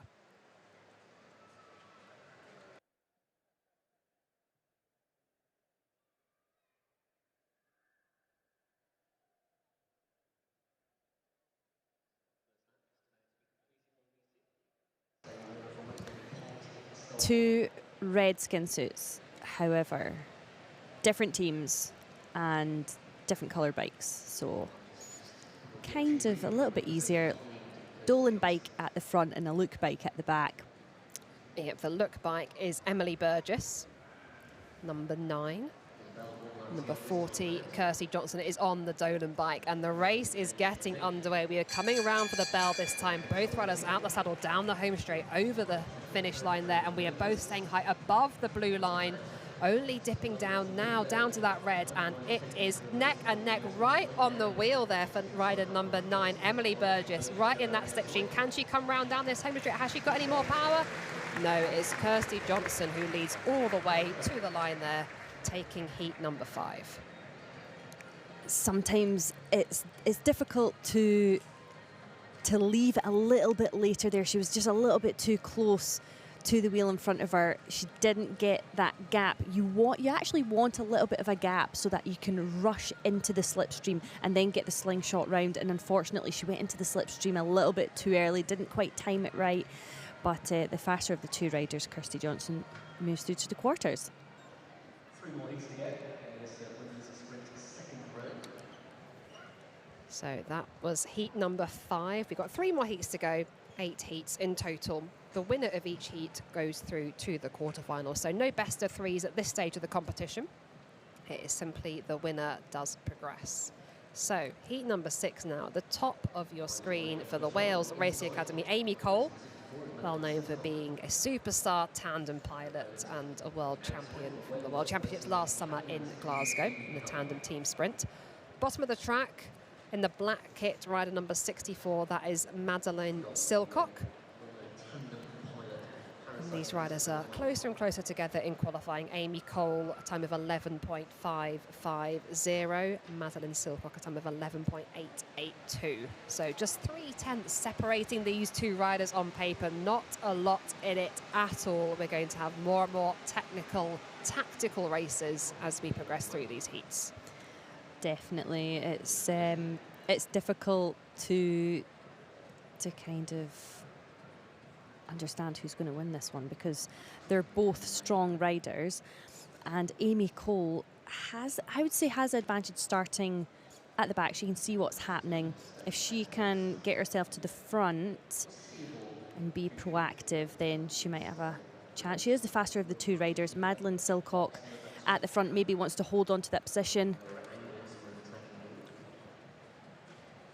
So at the moment, Amy Cole is behind, keeping enough distance or a little bit of room to move into if she needs to. Just getting out the saddle there. And now going high, Amy Cole taking that opportunity out the saddle around her opponent.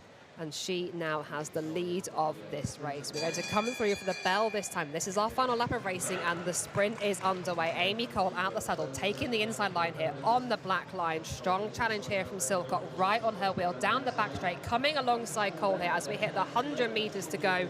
Inside line here for Amy Cole, sprinting all the way to the line now, and she draws out a bike length. Nicely done. Sprint win, heat number 6 for Amy Cole there from the Wales Racing Academy. You can actually tell that Amy Cole has quite a big gear on her bike, so that's possibly why she wanted to get to the front and be a little bit more proactive in the racing, just to ramp up the gear a little bit more, because it's difficult, because on the track bike, for those that are listening and watching that, you don't have multiple gears. You have to select your gear for the race, and she's obviously a really strong rider, selected a big gear, and you can't change direction or react quickly if you're on a bigger gear. You have to ramp it up over a few laps. You do indeed. So gear selection, incredibly important in any track racing, but sprinting one that can be ever so tactical as well. So despite the best of intentions, picking your gear before the race can possibly come unstuck depending how the race goes. Now, we have heat number 7 up on the track. So at the top of the track here, rider number 49 is Sylvia Mistel, racing for the Glasgow Track Racing Club. Number 77 in the red kit with the black shorts is Anna Whitworth-Hay. So Mistel qualified in 7th place with a time of 11.6. Whitworth-Hay qualified in 10th place with a time of 11.7. So a 1/10 of a second separating these two riders on paper. That is nothing. That is barely the blink of an eye, isn't it, Charlene? Yeah, it's absolutely nothing. So either of these riders could win. It's all going to be about what chat did they have with their coach, how are they going to execute the race, if they were starting at the front or if they are starting at the back. And we'll soon find out. They look like they're not messing around. They're ramping up the pace. At the front there, we've got Anna Whitworth-Hay just keeping power on the pedals. Yeah, both riders winding up at the moment. Mistel staying high on the track. Whitworth-Hay with the inside line on the red at the moment. And here we have the bell now. Both riders at the saddle as we come over that finish line. It is Whitworth-Hay in pole position at the moment, but Mistel is coming behind her and alongside down this back straight. Mistel has come alongside Whitworth-Hay round the final bank here into the home straight. It's going to be a drag race all the way to the line. Mistel takes it on the line and the crowd are delighted. That is the closest sprint we've seen so far in this competition. That was so close. We've got a replay here. The sprint has been launched and now Sylvia Mistel just in the slipstream, making that effort to come round the outside. She did have the faster of the times, but not by much. Really gritting her teeth, aerodynamic position, ducking down, and gets it over the line. Wow, what a treat that was for heat number 7 of 8 of this women's sprint second round. We have said that these races are going to get tighter and tighter as we progress through the competition, with the qualifying times having less difference between them. So getting ready to come up on the track now for heat number 8. Our final heat will be Stephanie Hall and Lucy Grant. They were our 8th and 9th fastest qualifiers respectively. Stephanie Hall a time of 11.723, Lucy Grant a time of 11.729. Yes, and Lucy Grant, a Scottish rider, was on the Scottish programme, now racing recreationally. And that, again, it's great to see the amateur riders, the riders who race recreationally on the side of a job. And we saw that yesterday with Pete Mitchell.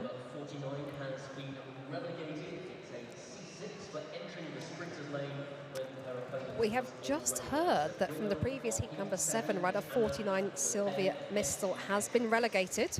So Anna Whitworth-Hay will take that victory, night rider number 77. So a little bit of upset there, but that is our latest news we can bring you from the velodrome. So we're seeing on our live timing, the result has been reversed, with Anna Whitworth-Hay taking that victory.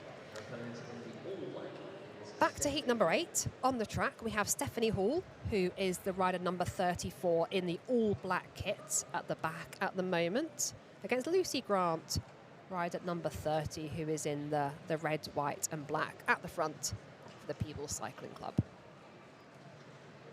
Final heat of this second round of the women's sprint, and this is the closest one on paper. Just 6 thousandths of a second separating these two riders in their flying 200 metres this morning. As I say that, we've just got a little move here from Stephanie Hall in the black kit, just coming to the front here. She's keen to lead out this sprint. So far, no challenge from Lucy Grant from behind. Happy for Hall to take the lead here. 2 laps to go this time. Hall still looking over her shoulder, making sure she can see exactly where Grant is. When it's so close with times, you'd expect the riders to be proactive and really go for it. There's a big gap opening up between the riders now, but Lucy Grant is low on that blue line, launching her sprint from a bit lower on the track. Hall has gone very early there, huge gap already in this final lap now, out the saddle, down the back straight, and Lucy Grant has been caught out here. Stephanie Hall powering away down that home straight, taking a fantastic win there in the final heat number 8 of this women's sprint second round. Yeah, Lucy Grant just left the door wide open, the massive gap there, and just didn't have, when you're so close in times, you can't leave it. You can't leave a gap that big. There's no chance you're going to increase your speed to gain ground on your opponent in front of you. So unfortunately for Lucy Grant, she won't go through to the quarters. But great ride from Stephanie Hall, really proactive and rode the race from the front there. Out of trouble. Proactive indeed, yeah. So very tight in qualifying, barely anything in it, but Stephanie Hall taking the race on, and like you say, getting the job done. She is qualified.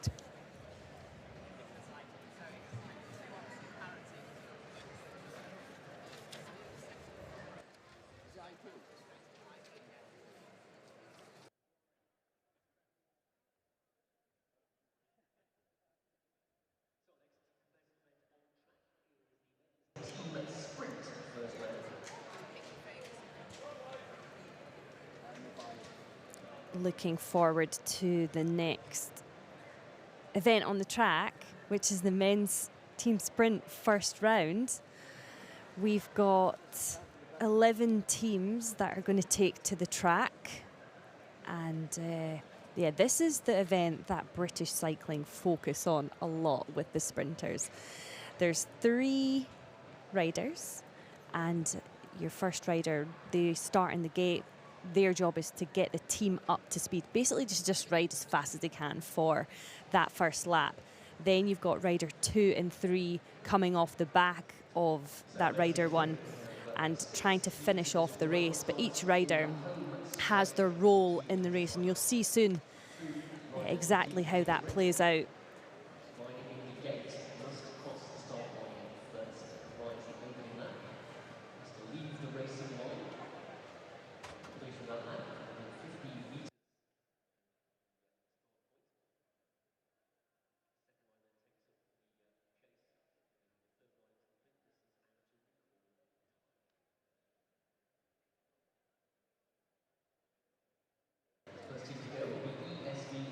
Great to see lots of different bikes on our screens. The equipment is pretty cool in track racing. It's really impressive. I always think, of course, road bikes are cool, but just the slickness of a track bike just looks super slick and cool. There's no brakes. If you're watching for the first time, there's no brakes. When I heard that for the first time, I was a little bit alarmed, but it all makes sense when you're on the track. The thought of brakes is scary. It certainly would be scary. I remember the first time I heard that, I was like, I wish somebody had told me this before I turned up at a velodrome, but here we are. So we are waiting to get underway for the men's team sprint first round. We have a total of 11 teams here entered. We will have 11 separate heats, so each team will race on the track individually. This is a timed event with the start gate. So we've got the start gate up on the track now, and we are about to have rider number 1 come and have their bike put in the gate. So that's rider number 58. It is Jack Hawley. He will be the man that is in the gate. And then we have riders 2 and 3 who are being taken up to the track behind him. So riders number 2 and 3 are always handheld for the start of the team sprint.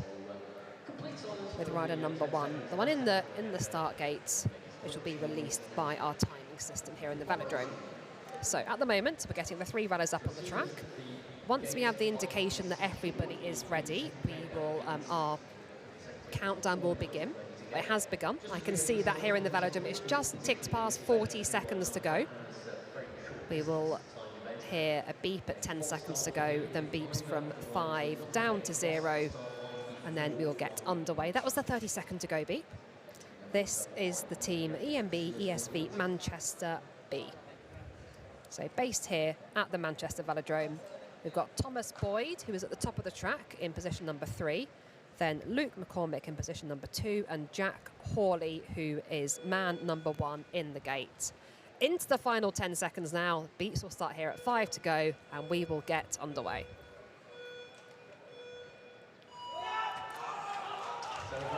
Big, powerful start there out the gate for this team from Manchester, and it is Jack Hawley who is riding this opening lap here. You can see him down the back straight out the saddle. We will get a time check there at the half lap. It is a 12.4 opening half. He will come round to complete this opening lap and swing out the way for his team to undertake the next 2 laps of racing.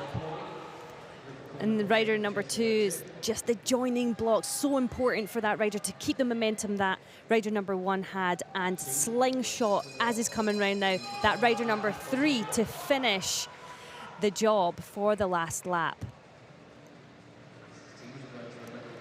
This is it now. Final lap is underway, and it is Thomas Boyd here who is going to set the time on the line this time.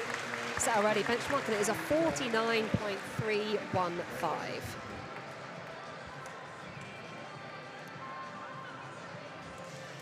So well, that is our early benchmark. Team number 1 have been. We've got 11 teams in total. Top 8 qualify for the semi-finals. That looked like a really well-drilled team. And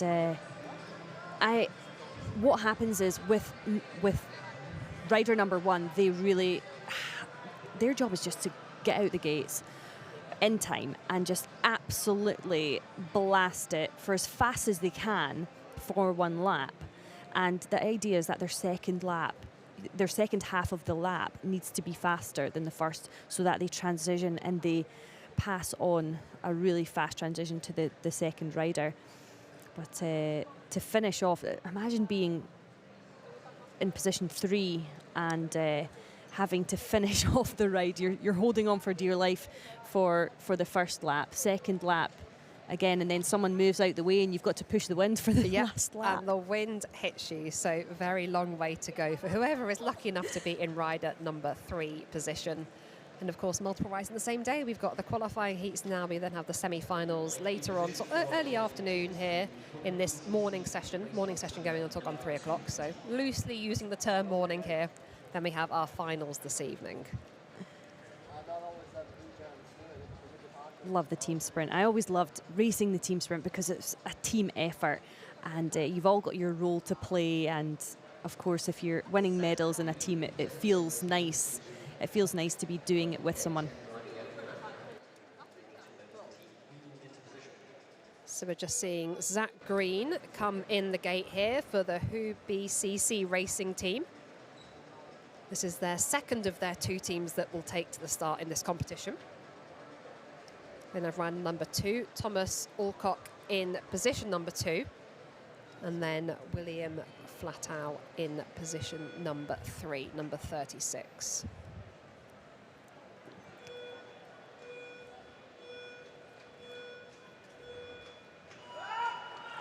Full power out that start gate on this fixed gear. These will be some huge gears these riders are riding on, but all those sessions in the gym paying off here. And look at this hugely fast start here from Zach Green of the Who BCC team here, and he's going to come around. There's quite a gap here to rider number 2, and he will set that time as a 19.3 opening lap. You have to just go flat out. No matter what's happening behind you, you don't know what's happening, you have to go flat out. But this is what we're tending to see. Massive gaps appear. Great second lap there. 33.9 for 2 laps. This is it. Final lap. It is William Flatow who is going flat out on this final lap, about to set the time here over the line. What is that? Is a 48.7. So 48.736 is the official time, taking half a second off the time from the Easterns Velo Manchester team that was up in heat number 1. Yeah, don't be alarmed when you see a big gap behind man number 1 coming out the gate, because it's really common because that's their job. They just need to get the team up to pace.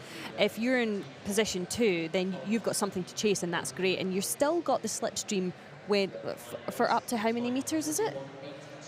I mean, excellent 20. question. I mean, yeah, a significant portion. Even if you don't feel like you're in that slipstream, you will still get the benefit of the air being, a hole being punched through the air, even if it's quite a long way in front of you. So even when you've got a rider on the opposite side of the track, the air is still circulating. But obviously, the closer the better. But even if there does seem to be a big gap on screen, there will still be some benefit from the rider behind. So our third team is just getting ready to take to the track here.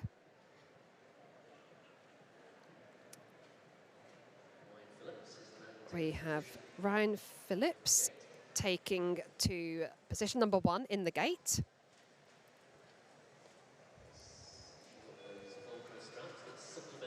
And he will be joined by his 2 teammates who are just getting their feet clipped into the pedals off the track here. They will be wheeled up to the start line for a handheld start.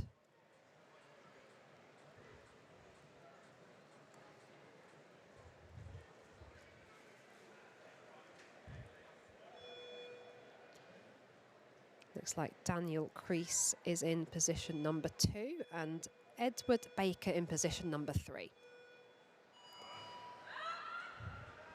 Here we go, strong start out the start gate. You can see rider number 3 already dropping down.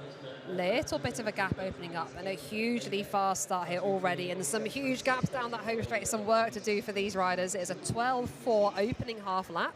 Let's wait to see that opening split. Our quickest so far is a 19.3, and it is a 19.9 opening lap here for this team.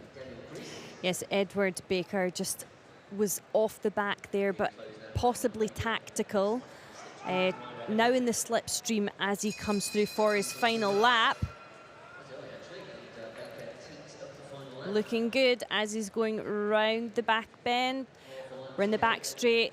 And his final half lap now, elbows out, digging deep, and he's posting a time of 48.8.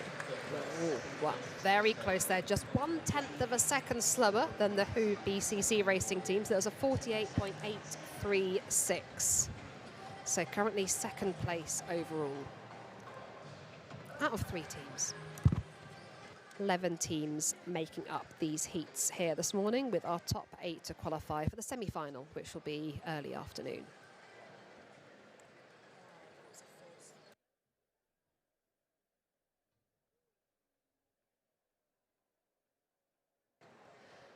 These are our standings so far. The Who BCC racing team number 2, they do have 2 teams in this competition, are our current leaders with a 48.736.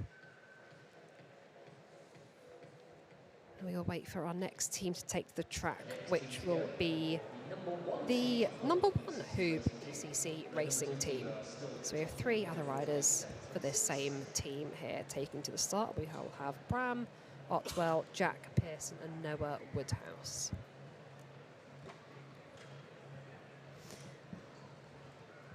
It takes a lot of practice to get the timing right of getting out the gate in time with when it releases, the time, the countdown from 5, 4, 3, 2, 1, your preparations on the bike. So really important it's a crucial part of training for the man 1 position in the gate.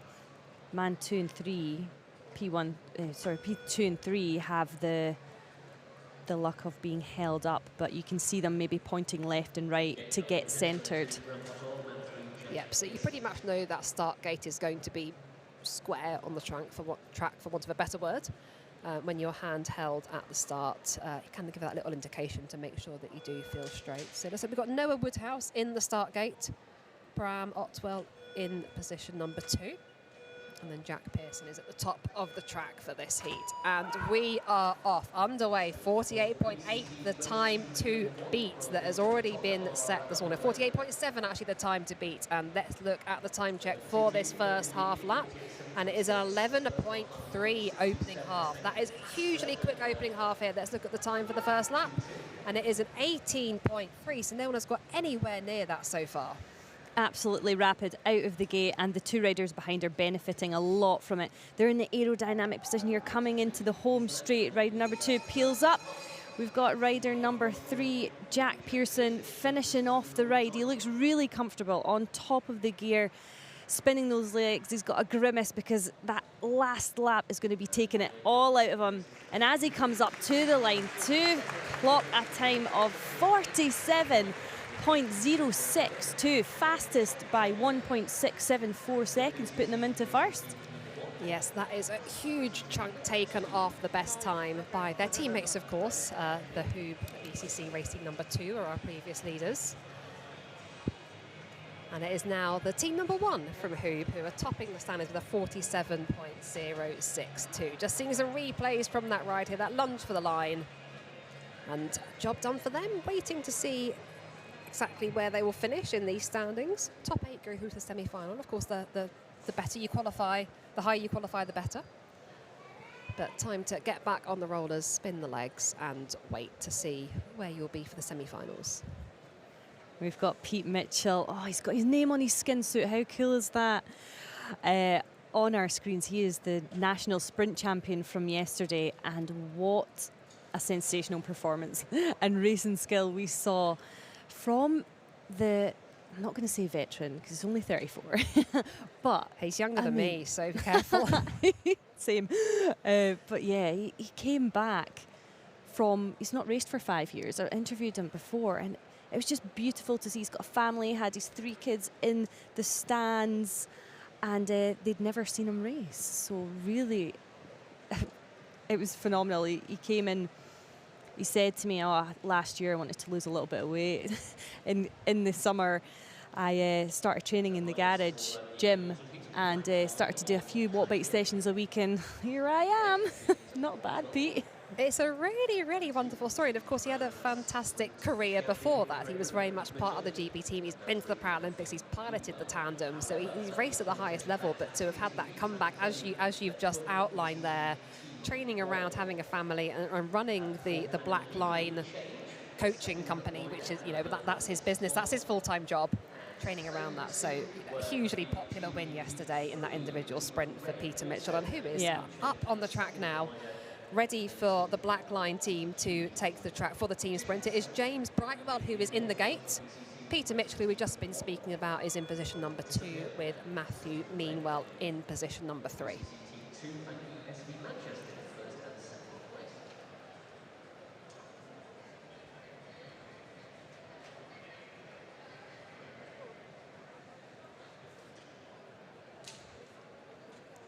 Countdown is just approaching the 10-second mark there. Just hear that beep. We'll get the beeps from 5 seconds and we will get underway.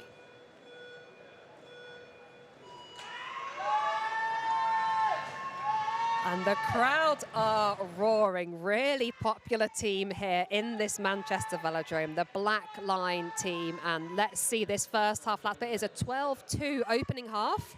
We've got a few gaps between the riders, but they're closing nicely as we come to the finish of lap number 1. And it is a 19.7 opening lap for the Black Line team. Peter Mitchell, our sprint national champion, is leading for lap number 2. 32.8 over the line. Final lap now for Black Line, pushing all the way to the line for Matthew Meanwell. Let's see this time check here, and it is a 46.601. That is our quickest time we've had so far by nearly half a second. Brilliant result there. Absolutely brilliant to see. 46.61.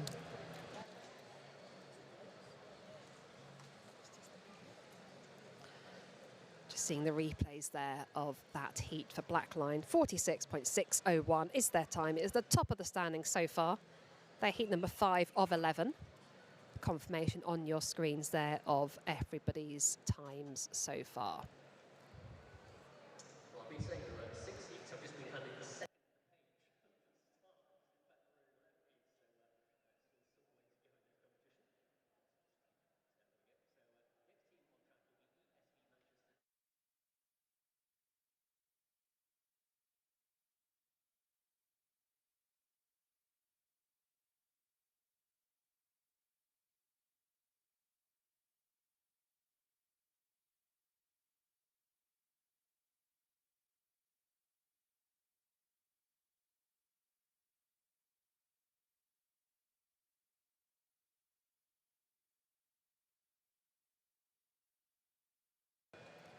So this is heat number 6 of the men's team sprint first round. And it is the Eastlands Velo Manchester Team A who take to the track now.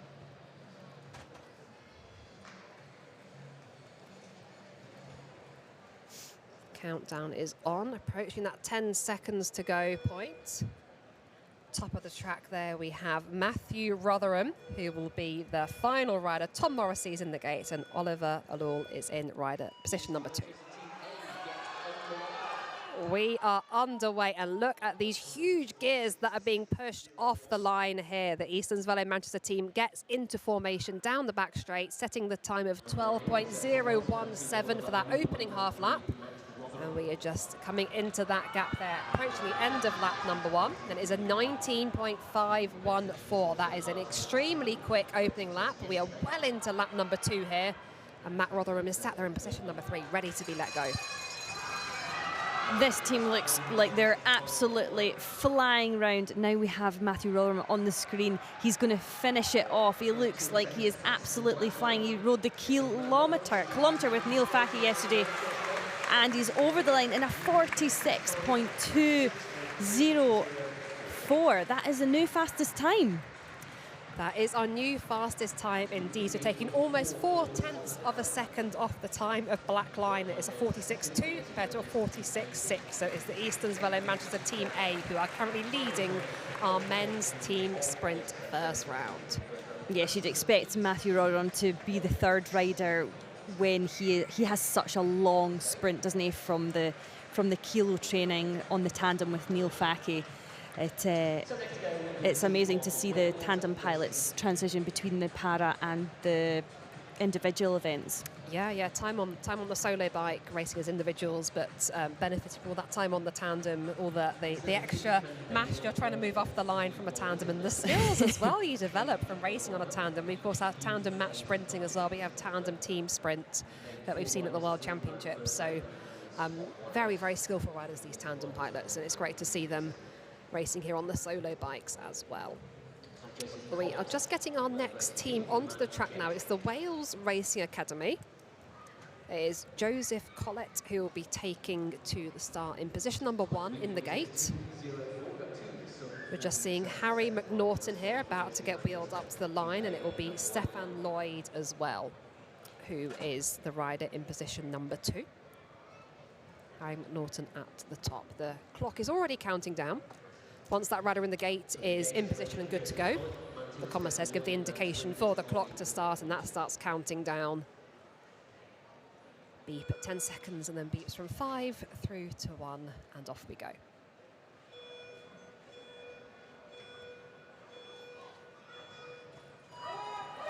And we are underway. The Wales Racing Academy burst out that start gate for this opening lap. Joseph Collett there, really strong down that back straight. Everybody's out the saddle. Let's get that first time check. It's 11.9, dipping under that 12-second barrier for that first half lap. Let's wait for this full lap time here. And it is a 19.2, so absolutely right up there with our best times that we've seen so far. Yeah, brilliant time. Only started track cycling a year ago, Joseph Collett. I was wondering, who is this? I've not seen him before. Brilliant lap 2 as well from Stefan Lloyd. And finishing off with a tandem rider again, Harvey McNaughton, who we've seen in the kilometre yesterday. This is it. Final lap now, racing all the way to the line here for McNaughton for the Wales Racing Academy. It's a 46.189. And you can hear the crowd's delighted that they have taken 0.015 off the time from the Eastern Velode Manchester Team A. So they are now at the top of our leaderboard. Ever so tight in these standings here for the men's team sprint.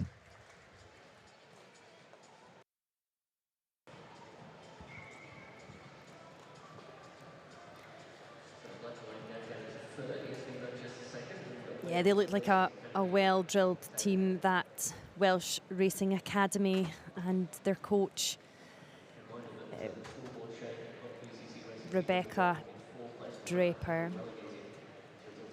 She is actually, sorry, Rachel Draper. I'm getting her mixed up with her sister, Becky. I'm friends with them both.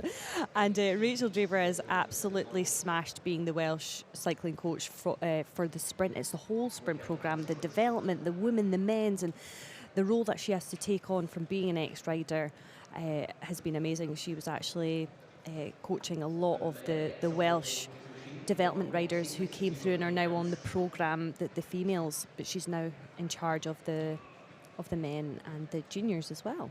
She's doing a great job as a coach for the Welsh team. She certainly is, and they lead the standings so far. We now have our enhanced team up on the track at the moment. It is Bo Mayer, number 78, who is in the gate, joined by his teammates Benjamin Gill and Oliver Pettifer as well, part of this team. We're into our final 20 seconds now before we will get underway, and they have seen some very fast times go on the board before them. It is lovely and warm in this Manchester Velodrome, which track cyclists absolutely love. Really bodes well for some very fast times here today. And we are underway. Hugely impressive start there for Bo Mayer, rider number 78 for Enhanced, and you can see him powering away out the saddle, down the back straight. Time check there for the first half lap is 11.212. That is supremely fast. Time check for the lap here, and it's an 18.3. Wow, wow, wow. He is on fire. That is such a rapid lap 1. You can see they're coming round now. They're looking like they've been slingshot from that first lap. Only 1 lap to go now. This is it, final lap, and it is rider number 95, Oliver Pettifer, who has got the job here of finishing this off into the final half lap, being spurred on by the crowds here in the Manchester Velodrome, cheering him down the home straight, and it is a 45.745 on the line. They have taken 0.4 of a second off the time of the Wales Racing Academy. Brilliant, brilliant. Oh, that was beautiful to watch, wasn't it? It looked like a well-drilled machine there. They worked well together, and I'm sure that they've been practicing and training, and the more practice you get in this event, the more you get out of it. So it all comes down to how you feel on race day, and if you can execute it then as well, holding your nerve. Holding your nerve indeed. So I think any event that starts from a standing start from the start gate, always very nervous moments. An event that is won and lost by such tiny margins as well. You can see on the standings here, the tiny margins separating various teams.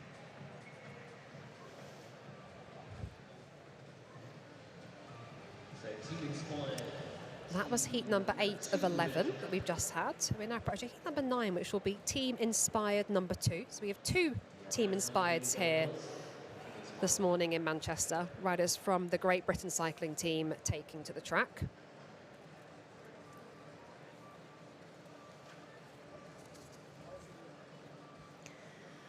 And this is Joe Truman, rider number 122. It's an important year for the British cycling team, and they'll be aiming to post fast times.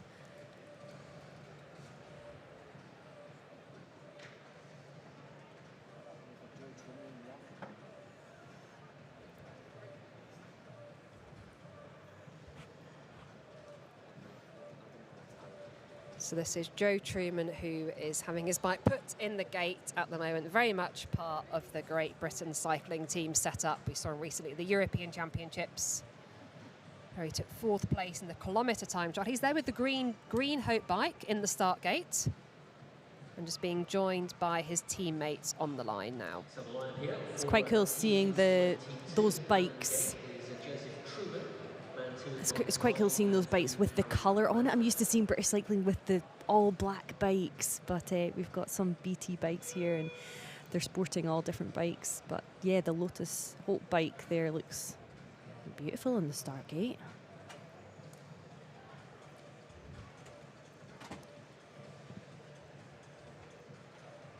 So we're approaching 10 seconds to go.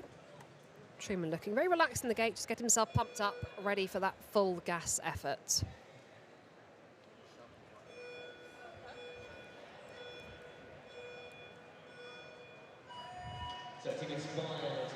And we are underway. Joe Truman powering away out that gate, looking to set a very fast opening lap here. Let's get that half lap time check. And it is a 10.824. He is blowing the competition away here. Let's see that full lap time. And it is a 17.637. That is our first team to dip under that 18-second barrier. Wow, wow, wow. He's absolutely flown there. And P2 has come through, flying, transitioning the last rider there. Harry Radford's going to finish it off for that Team Inspired number 2. Coming around into the home straight. What time are they going to post? He's fighting the bike now, coming up to the line. Oh, a time of 44.617. 1 second, 0.128 ahead of the rest of the field. Well, they have blown the competition away, haven't they? And we are not even at the end of our qualifying session yet. So that was heat number 9 of 11. That was Team Inspired number 2. We have Team Inspired number 1 to come in our final heat still. Just seeing the lunge for the line there from Harry Radford, completing that time of 44.617. So you can see on your screen there, they are the top of our standings currently. 11 teams racing, fastest 8 teams to qualify. So they know they will be through to the semi-finals.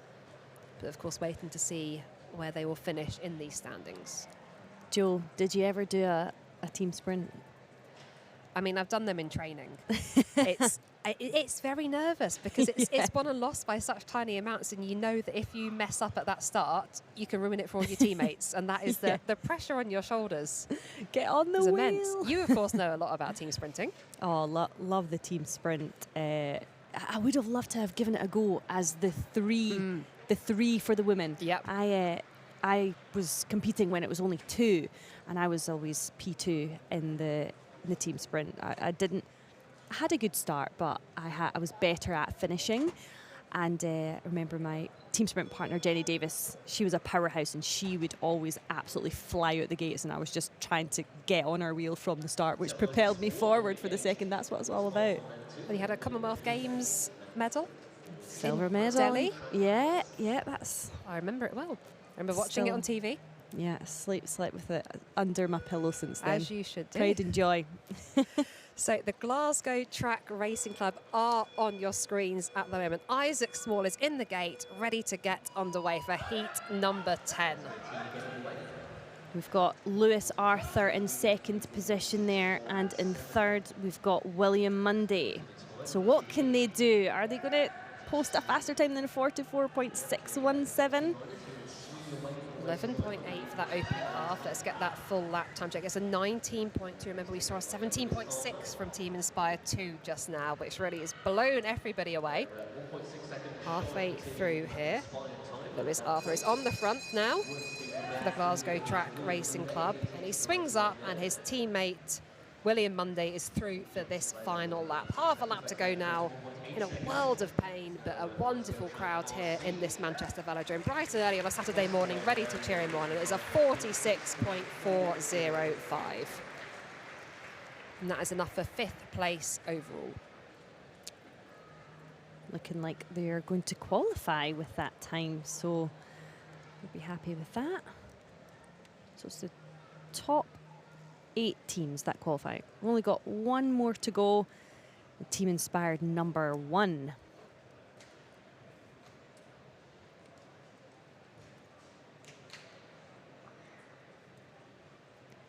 The effort that it takes to get onto the wheel of the person in front of you is so massive. And then I'm just thinking about rider number 3's effort that they have to finish off the ride. Literally, when the riders peel off from in front of you, it is like hitting a brick wall. And if you can just carry on as much momentum as possible, that really helps. And it all depends where you are when the rider in front of you moves out of the way. It's all about timing. So Team Inspired number 1 are coming up onto the track now. We already have Ed Lowe in the gate, rider number 75 for Team Inspired, with his teammates just coming up to the line now in position numbers 2 and 3. Man 2 is Hayden Norris and man 3 Harry Leddinghall.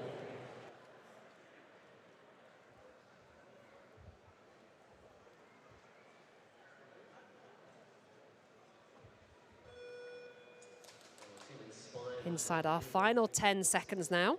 It'll be Harry Leddinghall in position number 3. Ed Lowe leads them out the gate. Powerful start here into that first banking. And this team are looking good. A couple of small gaps, but that's all okay at this stage. And it is a 10.6 opening half. What a rapid opening half here. Now let's see this full lap time here. Ed Lowe setting a time of 17.379. That is our quickest opening lap so far. Hayden Norris now leads for lap number 2. Going to look to give a strong delivery there to Harry Leddinghall, who we saw up yesterday in the sprint competition, taking that bronze medal on the bike now, powering through here for this final lap of this team sprint qualifying. What is the time going to be on the line? 43.684. And that is our quickest time by 9/10 of a second from Team Inspired number 2. Well, that team looked like they had it all under control, didn't they? And it's all about how you feel on race day, having practiced together. You actually never know watching it. Do they actually practice as a team? They will be practicing as a team in training, but also in different starting positions. They might be thinking, okay, you're going to go best in this team in position 2, you're going to go best in position 1, and you're going to go best in position 3. So it's important to get lots of training practice just to find out what suits you best, and they'll be trialling all this in the year leading up to the Olympics. So really important racing experiences for all these riders in the championships. Yeah, competition is on to get those spots in the team sprint squad for both men and women. one of the events that's easier to measure. Of course, we can get a lot of data from training data and racing data. So any opportunity you have to race a team sprint in competition, like we've got here at the National Championships, with that gated start, of course, you can do this in training, but it's not the same. Having a number on your back, the change in that psychology, you'll know all about this, Charlene. Having the crowd in here, the warmth of the velodrome can make all the difference. Definitely, it's how you can hold your nerve in your pre-race rituals, whether you're listening to calming music or music that's going to rev you on. It's all about the preparations and, mentally how you're feeling on the day as well. And I think that's what's changed. I feel like riders are now having a better balance in life. They're more relaxed. It used to be when we were racing and the kind of setup in the British cycling was quite military. There's not, don't smile or else. But it's completely changed. It's actually been a delight to watch over the years, and it's a lot more relaxed. I mean, it's still, they still want the results, but there's a lot more support for the riders psychologically and on and off the bike. So it's beautiful to see ex-riders come in and provide what they need. Yeah, we've got a really strong contingent of coaches in the GB cycling team, mix of ex-riders as well, very much part of that.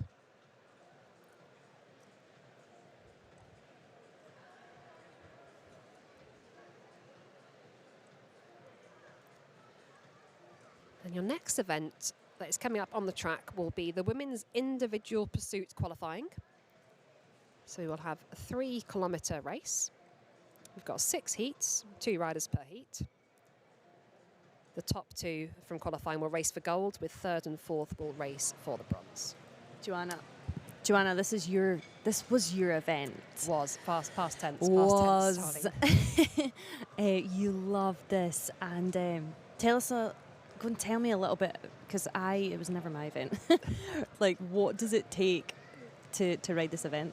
Yeah, so you've got 3 kilometres completely on your own, 12 laps of the track round the bottom. This is an event where you need to get yourself up to speed from a standing start, so it requires high peak power output. That, of course, can easily fill your legs with lactic acid, but the problem is then you need to settle in and race the rest of the 3 kilometres as fast as you can. So the key is not to start too fast. The key is to most riders try and ride at a consistent speed throughout. We have seen a change recently where some pursuit riders, I'm thinking of people like Filippo Ganna, that ride at more like negative splits, so start a little bit more conservatively, then wind it up towards the end. Back in my day, I hate using that phrase, but back in my day, we didn't tend to used to do that. We tend to ride a sort of consistent speed throughout, so you get up to speed, and that speed early on feels doable, but by the final kilo, you're turning yourself inside out to hold on to that. Yeah. But I do see more riders now really try and ramp it up towards the end.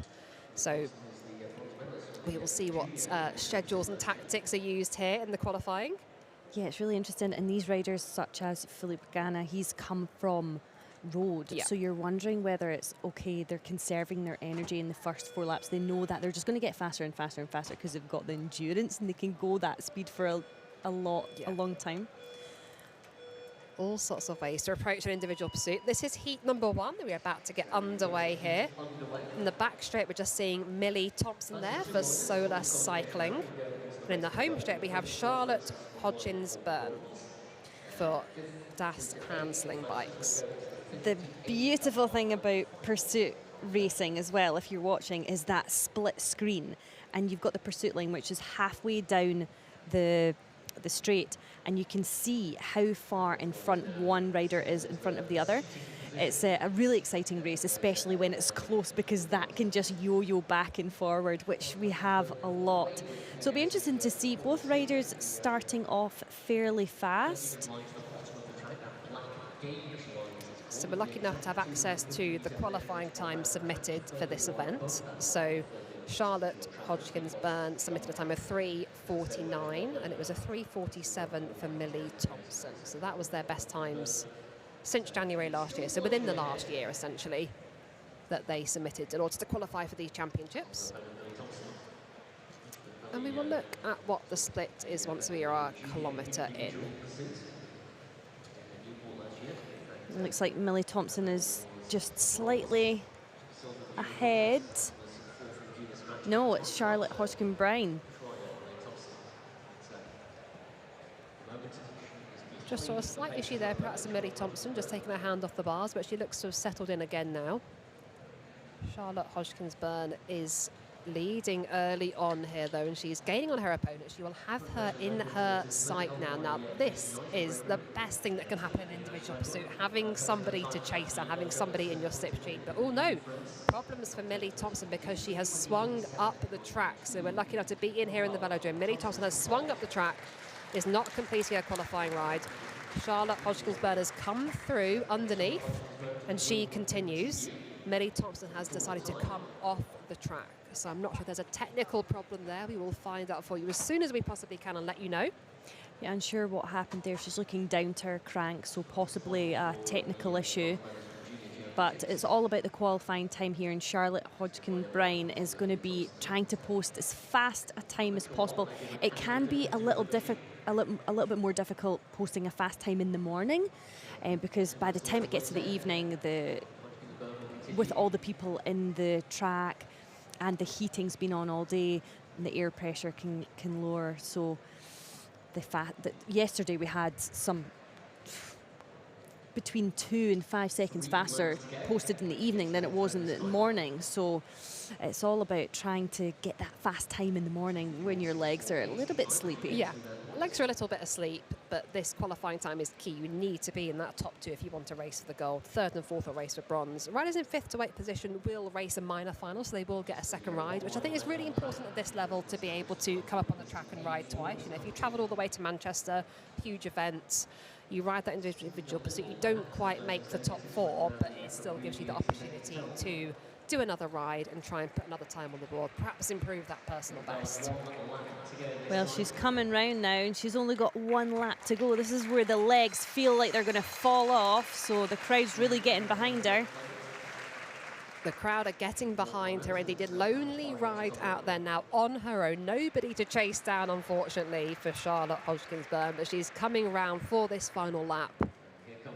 Crowds are pretty much full in this home straight. A lot of people in here today watching these national championships, and she comes over the line. It's a 3:49.8.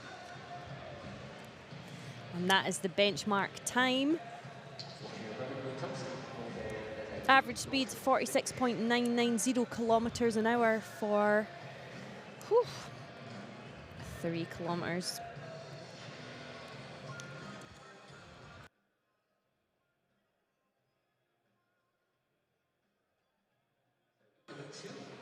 So 3:49.8 for this 3 kilometre individual pursuit. Word is from the UCI that the women's event will increase to 4 kilometres from 2025. As will the 500-metre time trial increase to the kilometre distance. That was announced more than a year ago. I've not heard much about it since. It's something that's come with sort of mixed reception from riders. Some very happy, some less happy. Yeah. It is quite a difference, you know, adding that extra kilometre on, and it will suit a different type of rider, probably more the road-based, time trial-based rider, which, you know, opens up the track racing to a lot of those road pros, but perhaps not so much for the real pure track specialists, the riders that are more the sort of middle distance athlete that you might call them in athletics. But anyway, here we are. 3 kilometres it is for now. That's a next year problem. 4 kilometre individual pursuit. That'll be interesting to see the times that they post start, because it was the same with the women's team sprint when it moved from 2 to 3, and every year there's just faster times that are posted because the women will just be understanding the event and knowing how to ride it tactically. They certainly must. All about learning your way through those changes in distances. Heat number 2 up on the track now. In the back straight we have Robin Clay, who you can see on your shot now. In the home straight is Lucy Glover.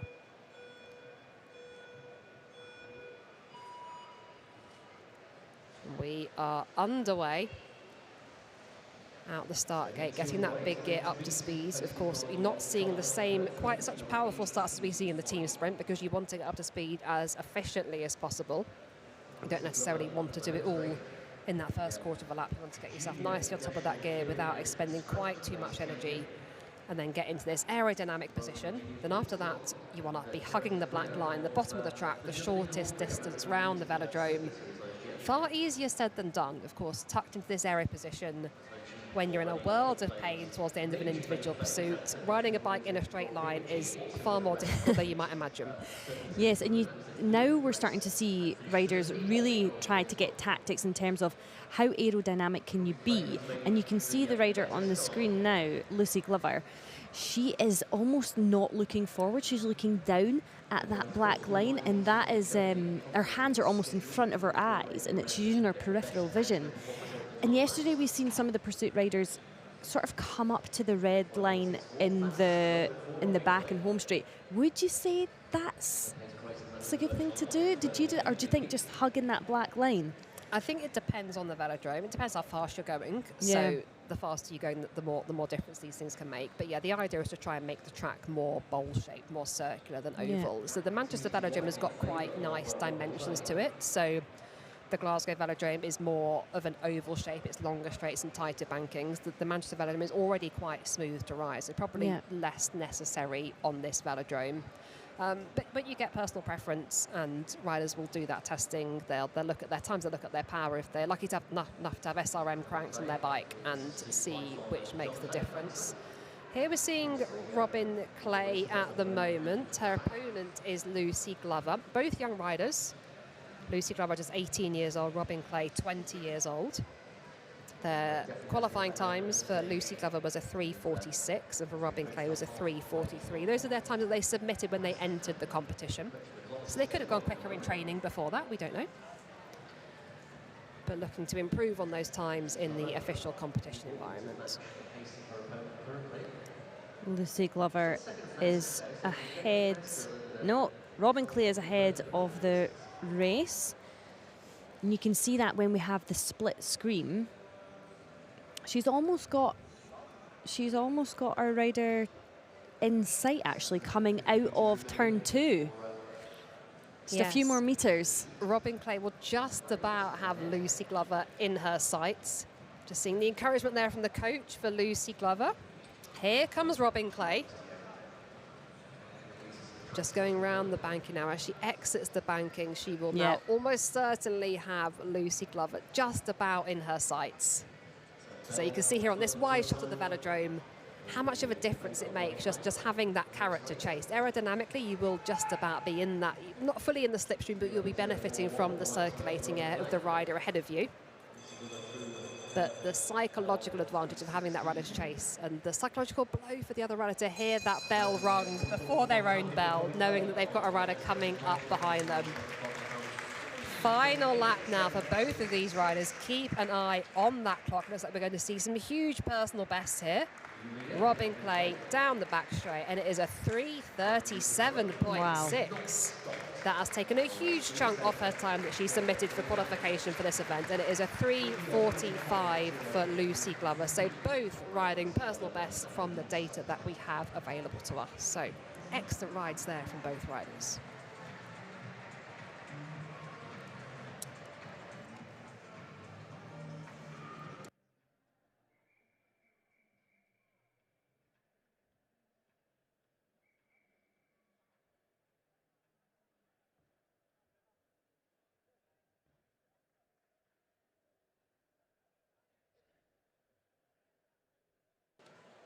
So there you go, our standings so far for the women's individual pursuit qualifying. It's a 3:37.6 for Robin Clay, who currently leads our standings from Lucy Glover and Charlotte Hodgins-Byrne. It was not finishing for Millie Thompson in the first heat. We'll wait to see if she's given the opportunity to ride later on in the competition, so watch this space for that. Heat number 3 is now about to come up to the start line. Rider number 68 in your shot at the moment is coming onto her bike in the home straight. This is Victoria Smith from the Alba Development Road team. And she'll be up against Matilda Gurney from the University of Nottingham Cycling Club, who will be in the back straight.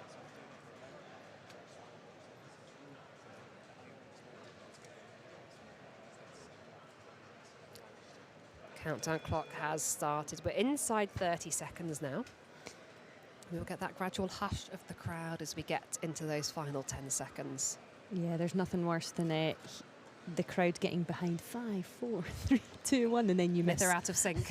Yeah, they're out of sync, and then you go too early. 10 seconds to go. Very knowledgeable crowd here in Manchester. Very impressed how many people are here bright and early this morning for the 9:30 start. And we get underway. Both riders coming out the gate cleanly there. Gradually getting on top of this gear. Matilda Gurney looking very classy in her all black kit there. Getting into her position, elbows tucked in and settling into her pace. Usually there's a coach, and they both have coaches in the same place. They're just past the finish line, or just in the opposite side, just at the end of the back straight, and they're relaying information onto them. What was your preference, Joe, in terms of, like, did you like an iPad or did you like someone walking the line?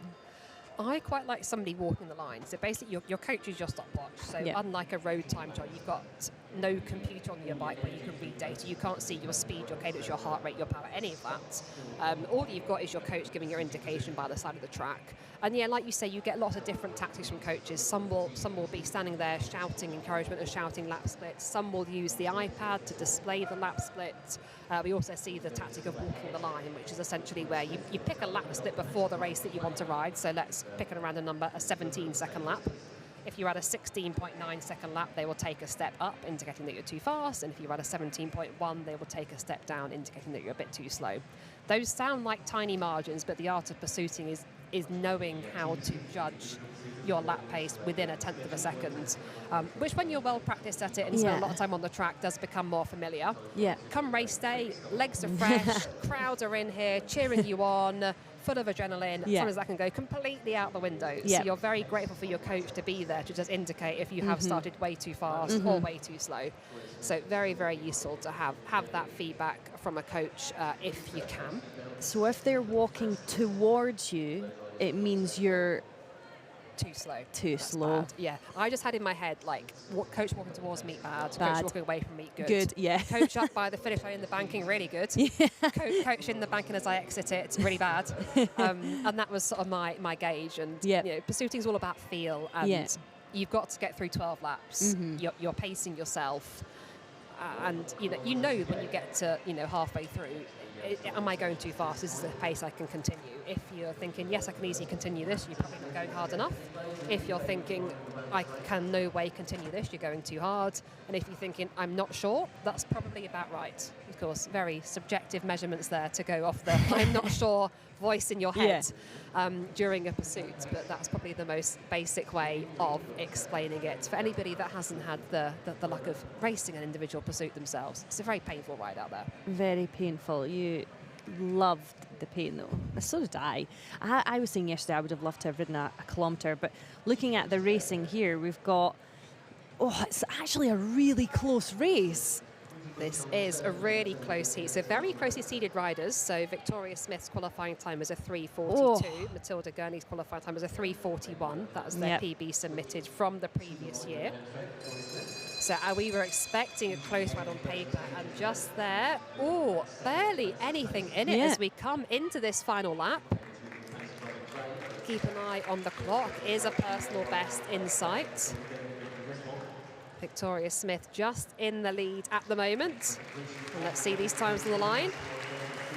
And it is a 3:39.8 for Victoria Smith and a 3:40.4 for Matilda Gurney. So both bettering their personal bests from their qualifying time submitted for this competition. It's always good it's great to come to a competition and post a PB. That's what you're looking for as a rider, just to get consistently faster.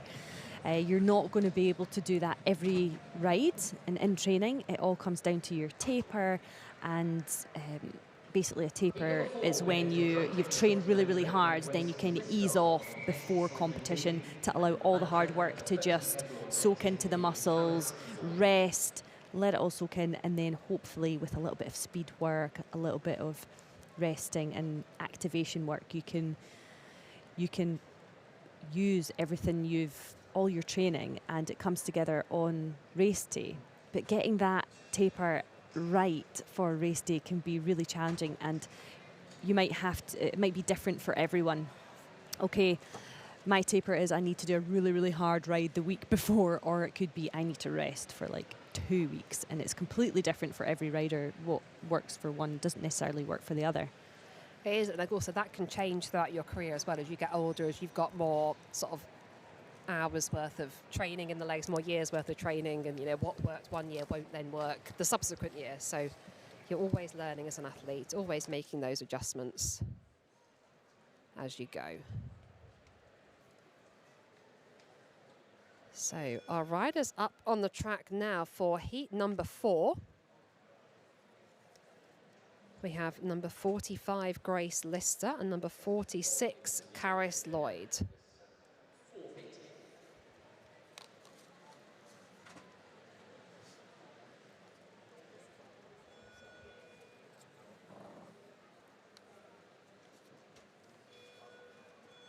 Two very closely matched riders again.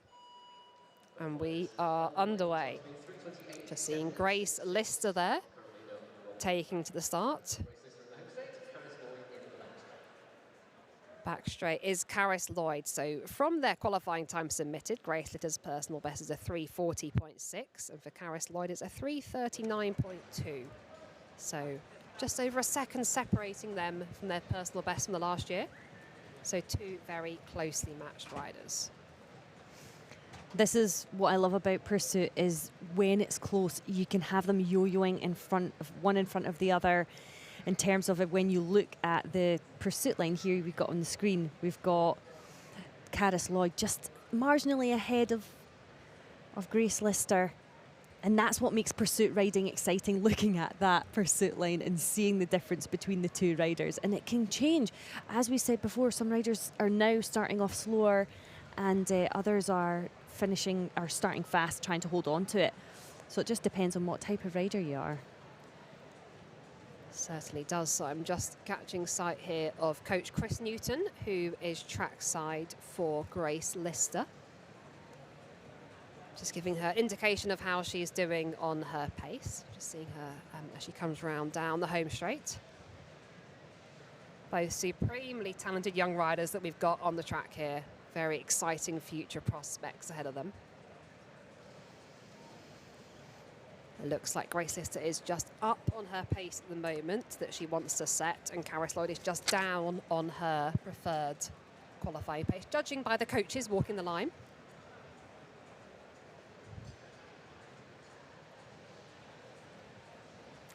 You can see their coach Chris Newton just about a step or so up from the start finish line for the Pursuit. Did you already drop them here? And then we have Karis Lloyd go through. Camera's back on Grace Lister now. Just down on pace that time. We've got 5 laps to go for both of these riders. So approaching that final kilometre now. This is the point in the race where it is really hurting, but you're not close enough to the finish to really be thinking about that final sprint for the line. Once you're inside the final 2 laps, you're like, I've only got 2 laps to go. 5 laps to go is quite a miserable place to be in a lot of the time, but we are now safely inside that final kilo, which psychologically is a huge help there. Yeah, you know that the end is in sight. You've given it your all to stay at the pace, and now it's just pretty much emptying the tank to leave that little bit for the last half lap. Oh, look how close our 2 riders there on the line. Absolutely nothing in it. About 0.2 of a second separating Lister and Lloyd as they go over the line. Inside our final 2 laps now. It's Karis Lloyd who's slightly ahead at the moment. We are waiting to get the bell. That will come very soon for these riders. They'll be eagerly awaiting that sound.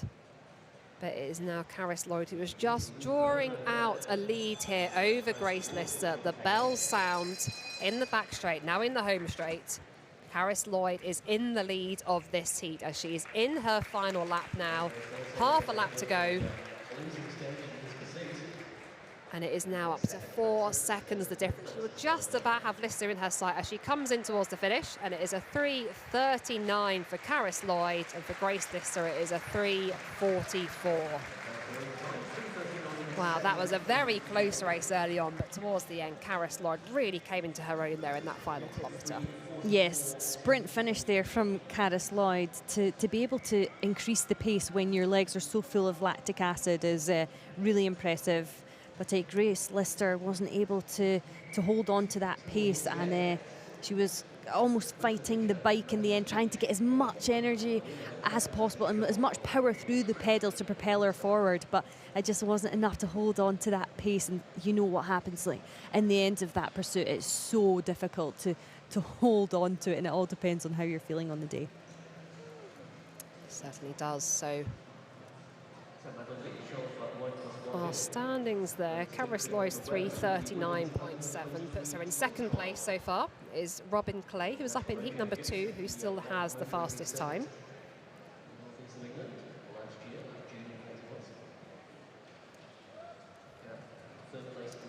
And now we have heat number 5 coming up onto the track. So in the home straight, we can see on our screens here is Madeline Leach representing Life Plus Wahoo. And in the back straight, it will be Izzy Sharp representing Lidl Trek. So Maddie Leach, already a silver medalist yesterday from that scratch race, which you were lucky enough to be here for, Charlene. Yes, it was incredible because she came off the back of that scratch race and was straight into the team pursuit. Busy evening. But yeah, she had a really good sprint finish in the scratch to not quite pip Jenny Hall, who that finish was incredible to hold on to the win there, but she did a good job to get second. And we are underway out the start gate, just seeing Izzy Sharp here in the back straight in that Lidl Trek kit. First year senior, already part of a World Tour team. Very, very exciting young rider. We've got a lot of young talent out on the track at the moment. Very exciting time to be part of the Great Britain sort of women set up in general across the ages. We've got a lot of strength and depth now. Definitely, and I love the colours of this kit. It's almost retro, isn't it? Yes, it's a different style of almost design from other colours that we see in the pelotons. You can see it. You can see it very well. It stands out. It's good for commentators and for you watching at home as well. Yeah, especially in a bunch on the road, the Lidl Trek kit, very, very distinctive. So let's see where we're at currently. Very closely matched so far. Looks like there's only about a 1/10 of a second separating these two riders. And I wonder, like what you said before, in terms of she's now a road rider, Izzy Sharp. She's doing the track, but she's on a World Tour team on the road. I wonder if she's going to finish fast like those endurance riders. I think that will be really interesting. We know she's a really strong time trialist as well, of course. So looking forward to seeing how she paces that final kilometre. At the moment, Maddie Leach is just in the lead here. I can just see her coach, Chris Newton, take a couple of steps up on the pursuit line, so showing she's slightly up on pace at the moment.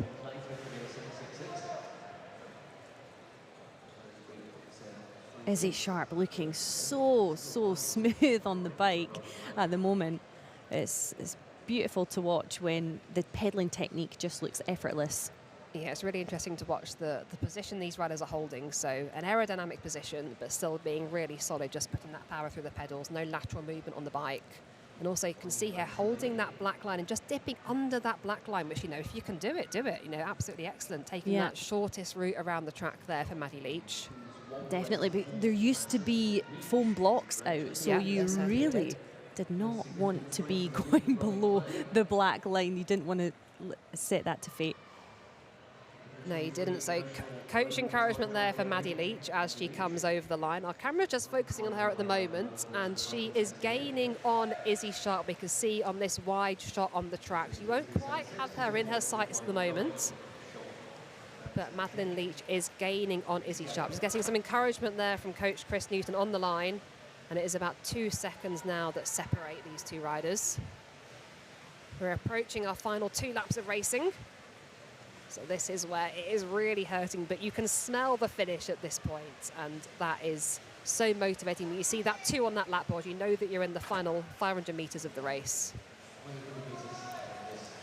Yeah, it's the pain time, isn't it? It's grit your teeth and just push as hard as you can down on the pedals. It's almost like you're seeing stars. You very much are seeing stars, and you're trying to keep the bike going in a straight line. So Maddie Leach over the line there, just under 2 seconds behind there for Izzy Sharp at the moment. Expecting a strong finish from Sharp, but Leach very much in the lead in this final lap. Coming round out of the banking now, over the line, and it's a 3:35.0.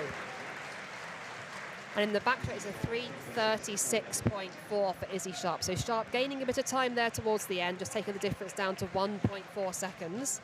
But Maddie Leach is our fastest qualifier so far. Absolutely phenomenal rides by these two riders. And the improvement that they've made in a year has just been phenomenal. They're just going to keep getting faster and faster now. It's great experience coming to the British Nationals and just getting used to that race experience. As much as you can, you need to be racing when you're younger and getting the experience not only of racing the bike, but being in that competition environment. Yep. How do you warm up? Things like that. Yeah, how do you respond to things when there's a delay in the program, there's a full start, there's a crash? All these things that you don't get them in training. You can just do your training and go home, but anything that can sort of cause delays or cause any sort of change to what you might have planned your schedule perfectly for your warm up, working back from the time of your race, but things happen. Things can and do happen all the time. So being able to be adaptable enough to deal with those and still carry on with the racing.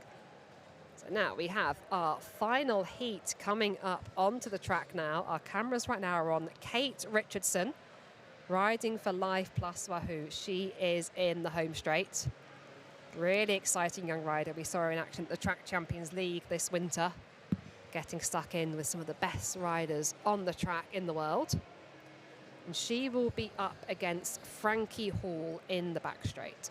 Frankie Hall, a great pursuiter, great time trialist, and will be looking to post a fast time today, as will Kate Richardson. I mean, Kate Richardson has come from triathlon only a few years ago. It's been wonderful to watch her develop through the standings, now on the development programme, and doing extremely well, winning races at Class 1 events, UCI Class 1 events. It's been a pretty high standard, fast trajectory. She's come into cycling from triathlon and just taken to it really, really like a duck in water. Certainly. Both of these riders have had bronze medals in this competition. Frankie Hall took the bronze last year. Kate Richardson took the bronze in 2022. So they'll both be looking to make it through to that gold medal final this evening. And we are underway. Our fastest two riders will race for the gold. Maddie Leach is our fastest so far, so that is the time to beat. Some setup on Frankie Hall's bike there with the handlebars almost pointing up. Never used to have that as much in our day. They're really pointing upwards, and it means that she can just tuck in behind the handlebars and almost get into a position maybe to be able to pull on the bars and get more power out of it. Yeah, and it's looking at that sort of frontal area as well. If you're thinking head on, that when you're hitting the wind, trying to get that as aerodynamic as possible. And these riders will have had the benefit of spending time in a wind tunnel perhaps, or doing testing on the track, making sure they're in a position that is absolutely as aerodynamic as possible, but still able to put the power out. And that's always that interesting conversation of, do you have to sacrifice any power for your position? Hopefully not. Hopefully you can have the most aero position possible and still put out power in that position. Yeah, we can see some pretty crazy positions at the professional level as well. It's all about practicing, getting what suits you as a rider, and you'll see lots of different positions. Kate Richardson is leading this heat currently, so our cameras will just focus on her at the moment as she comes down the back straight. She's going to come round now to her coach, Chris Newton, who I've just seen there. You go on the screen, take a step up, so showing she's a tenth of a second up on her pace for that lap. So very, very minor adjustments at this level. When you see your coach take a step up, that is barely anything, so you don't want to back off the pedals by any means, but you don't want to continue driving on too hard. We're right in the middle of this race, 6 laps done, 6 laps to go. Psychologically, you know you're in the second half, but you've not got that safety of that final kilo, those final 2 laps where you can really turn yourself inside out. This middle kilo is really key in an individual pursuit. Can you carry on that pace? Can you keep putting the power down? That head versus legs, your head is telling, your legs are telling you to stop. Your head is saying, I want to keep going. I want to get that personal best. You've got to have that internal battle with yourself. Yeah, it's that battle that you don't always win, but you're trying your best to just keep on top of the gear. And the lactic acid in the legs, the burning that you feel, everything that you're doing at that moment is telling your body to stop. But you just keep going, and that's what it is to be an athlete, isn't it? It's how much pain can you endure, especially in this event. Yeah, day after day in training, then another level again on race day. Just seeing about 2 seconds opening up between Kate Richardson and Frankie Hall here. Kate Richardson there for Live Plus Wahoo, just coming round to see 2 laps to go this time. Coach Chris Newton just getting himself low down there, giving some encouragement to Kate Richardson. And she won't quite have Frankie Hall in her sights. We're lucky enough to be here in the velodrome, right up in the stands, being able to see exactly what's going on. And although she is gaining on Hall, she won't quite have her in her sights there. But final lap now, and Kate Richardson is powering away in this last lap. A PB is in her sights. What can this final time be? Can she get herself a place in that gold medal final? Top 2 automatically qualify for the gold and silver ride-off. And what is it going to be? And it is a 3:29. Wow, 3:29.255 for Kate Richardson, a 3:32.2 for Frankie Hall. Absolutely spectacular times from both riders.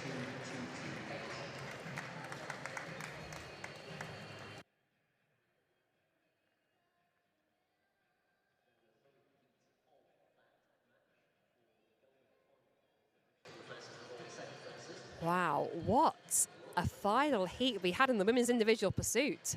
So these are your standings from the women's individual pursuit qualifying. Kate Richardson leads with a 3:29.2. Frankie Hall second with a 3:32. Maddie Leach 3:35. Izzy Sharp 3:36. They will be our 4 riders that will race off for our medals later on this evening. First and second for gold, third and fourth for bronze. Whereas 5th to 8th will also have a second race. They will get to go again for the minor finals. So all back up in action later on this evening.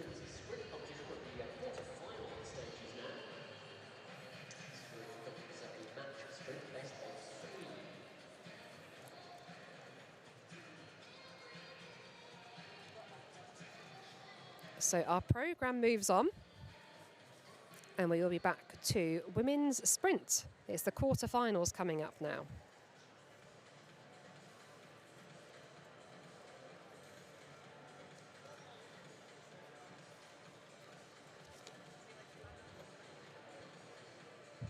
Four quarterfinals. Winner of each heat qualifies for the semi-finals.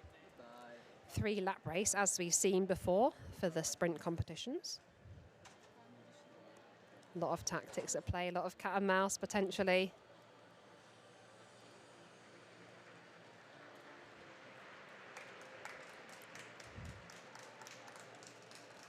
And we're just hearing some applause from the crowd as our sprinters get ready for heat number 1 of the women's sprint quarterfinals.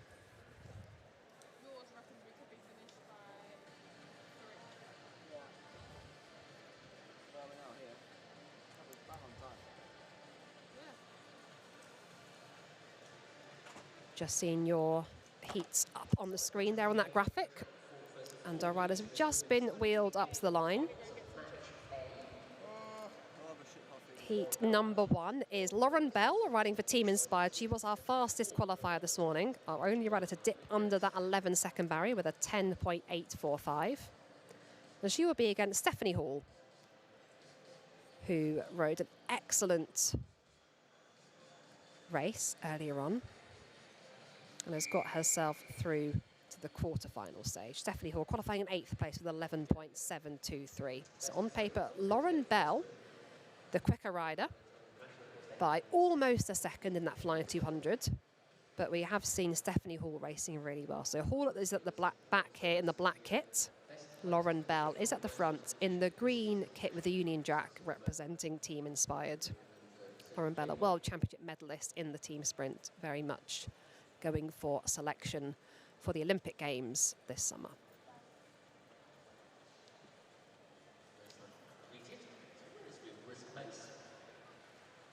Hall just taking the opportunity to come underneath there and taking the lead in this sprint heat. Lauren Bell is not going to let that go easily though, and she comes back underneath again. Riders are side by side at the moment, out the saddle, down the back straight. We're going to get the bell this time around as we come into the home straight.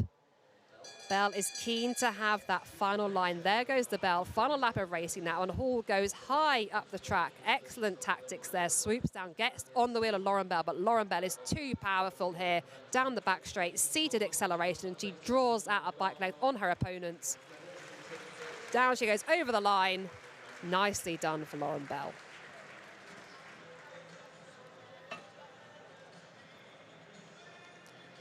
So heat number 1 of our quarterfinals, and it is Lauren Bell of Team Inspired who takes that win. Very convincing there. Stephanie Hall gave it a really good go tactically though. Staying high with a lap to go, swooping down, pushing Lauren Bell down that back straight. But in the end, too much power for Lauren Bell. Job done. Heat number 2 is just getting ready to come to the track now. And we have our second fastest qualifier who will come up on the track. It is Rhiannon Edmonds against Anna Whitworth-Hay. Anna Whitworth-Hay posting a time of 11.7. It's almost a second slower than Rhiannon Edmonds, so we'll have to see what she can pull out the bag tactics-wise. We've got Rhiannon Edmonds on the top of the track, and then in front we've got Anna Whitworth-Hay. So both riders starting out slow, and this is the part of the race where you can almost play mind games. It's like the cat and mouse. It's the part of the race where you're like, okay, can I maneuver behind the rider in front of me and almost get into their head, do some ducking and diving? Sometimes you see riders doing this, and we've not seen it so far. Riders are wanting to stay safe and move towards the next round, but it's very exciting when we do see them trying different things. Rhiannon Edmonds just moving up the track. Anna Whitworth-Hay trying to pin her up the top of the banking. That is really, really interesting to see. And that can play mind games as well. Both riders just gaining momentum on the track. Edmonds going high there, but in the slipstream of Whitworth-Hay. We're about to get the bell for the final lap. Edmonds choosing to go high on the track here. Can seem counterintuitive, but she swoops down. We go over the 200-meter line, and she has got the power here. Comes around the outside of Whitworth-Hay, down that back straight, and she has gone a bike length clear. She is 2 bike lengths clear, and she is drawing out a huge lead there as she takes the victory on the line. Heat number 2, Edmonds wins. And that was just a display of using the track to the best of your ability. She used the banking, she used the height of the track to almost do a 200-meter build-up, and then used the slipstream to be slingshot around Anna Whitworth-Hay and timed it to perfection. She's on this track day in, day out training as well. She knows it well. And yeah, she used it to the best of her abilities to move on. Moving through to the semi-finals.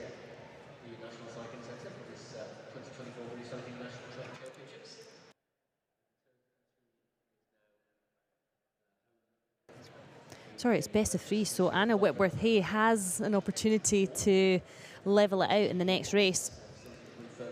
Yeah, so our graphic on the screen there just indicating who has won heat number 1. of possible 3. Of course, if you win 2, job done, no need for a decider. Extra rest going into the evening and the semi-finals and the finals. So definitely an incentive to get the job done in 2 rides if you can.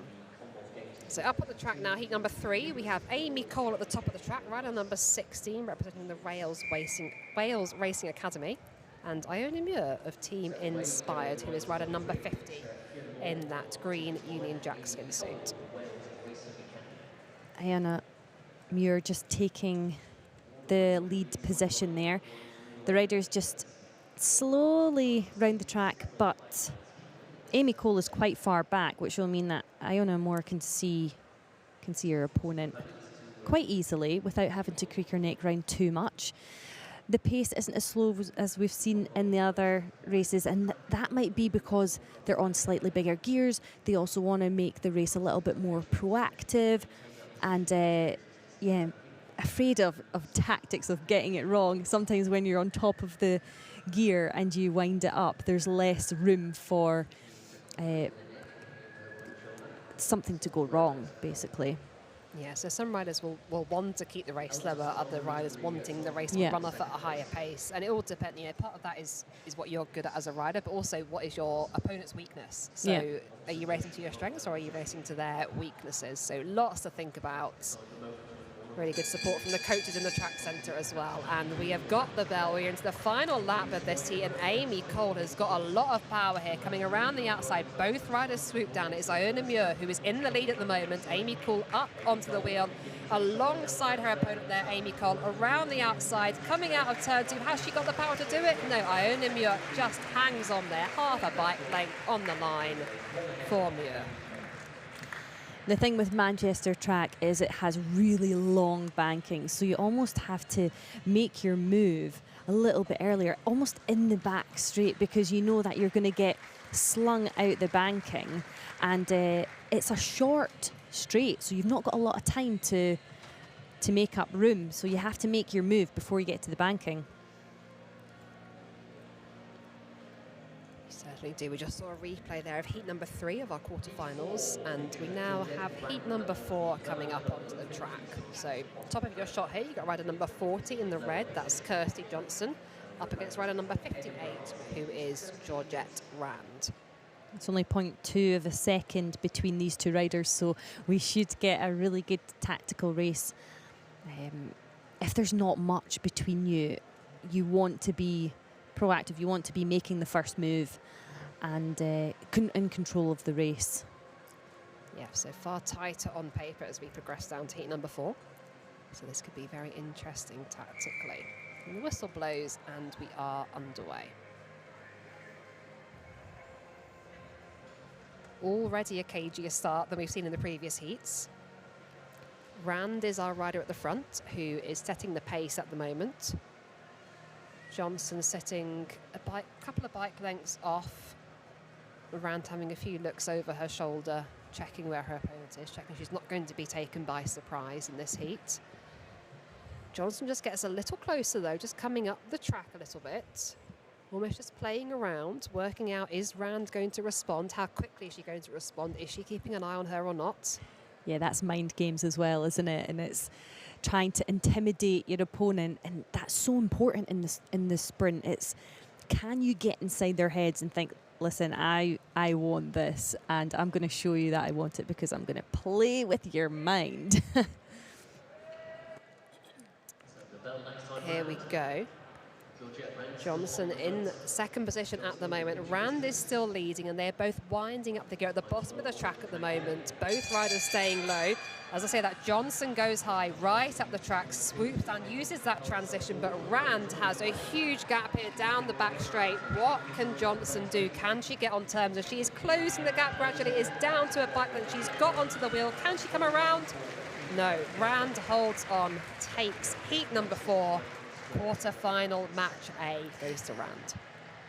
Yes, Johnson just left it a little bit too late to make that, to bridge across there, to be slingshot around. She let Rand just get a little bit too far away there.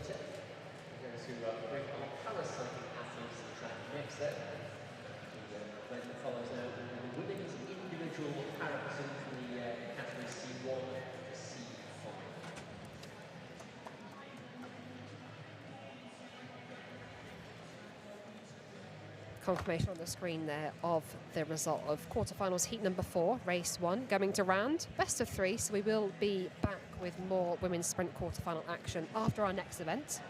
Our next event is the women's individual pursuit para C1 to 5 category.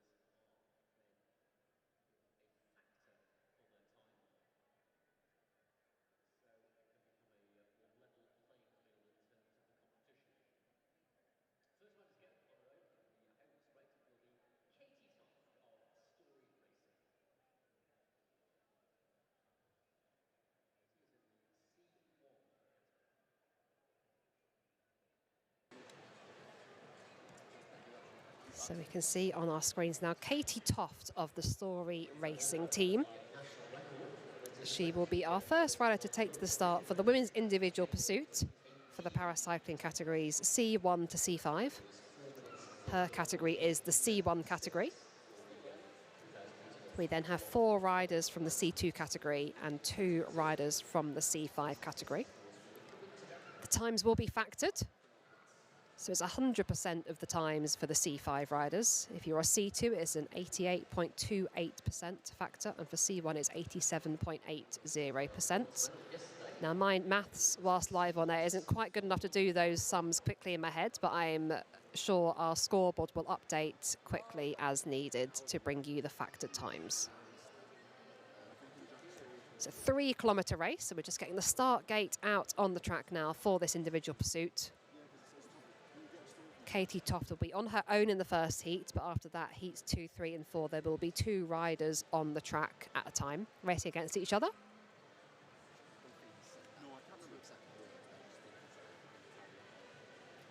We will eagerly await to see those times and see who will take our national title here this afternoon at the National Cycling Centre.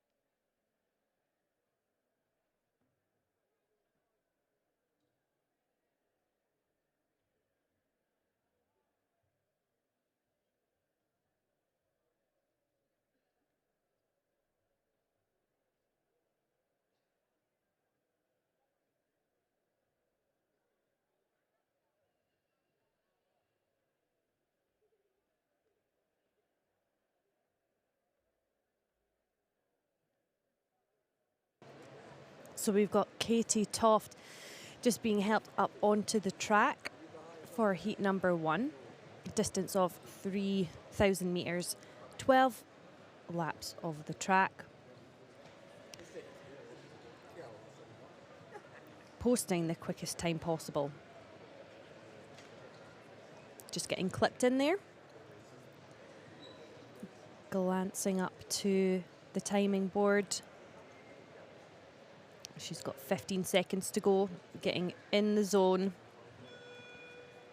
Has opted for drop bars here.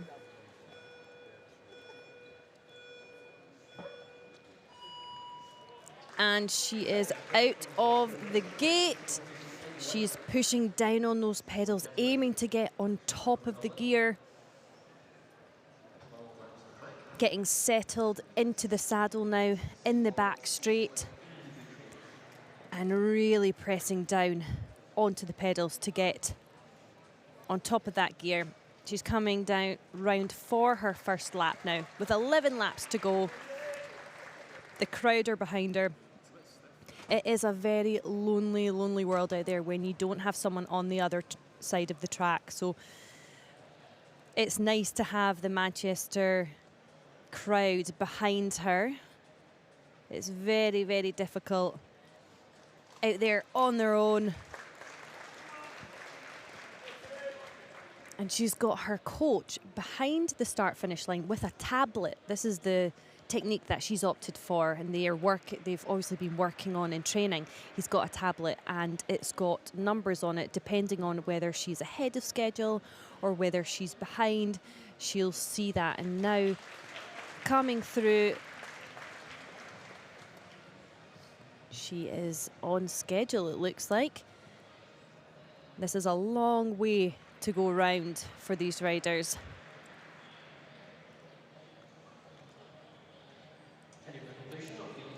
It's very, very challenging with, if you imagine someone else on the other side of the track spurring you on to go, you're almost trying to catch them or stay ahead of them at the pursuit line.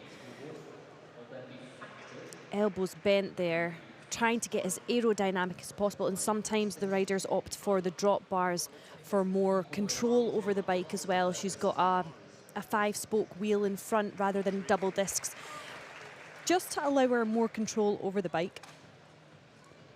And we'll see that as we move through the different categories, and we'll see different setups. But of course, every rider, not every rider you're going to see their time is going to be their time. They're going to have a factored time. So it'll all depend on their category.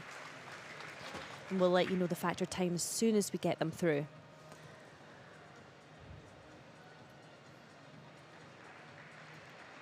She's in the back straight, coming through for 5 laps to go now. And as Joe said in the previous pursuit races, this is where you don't want to be in a pursuit. 5 laps to go. It's not quite in the final kilometre. You know you've still got a few laps to go before you can give it full pelt, empty the tank. It is burning in the legs. It's all about mind games as well. Your mind's saying no. Well, your mind's saying go, your legs are saying no, actually. She's coming round now with 1 kilometre to go. The crowd's getting behind her in Manchester. Her legs will be burning. It's fighting the lactic acid.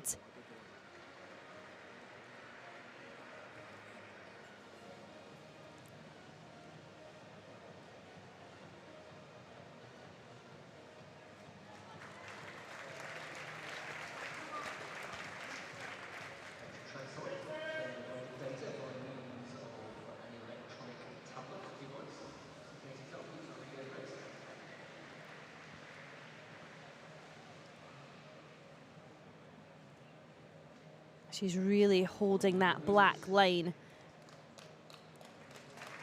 She's going the quickest way around the track, even dipping below the black line, which is even quicker way around the track. She's not got long to go. She just needs to hold on to this pace.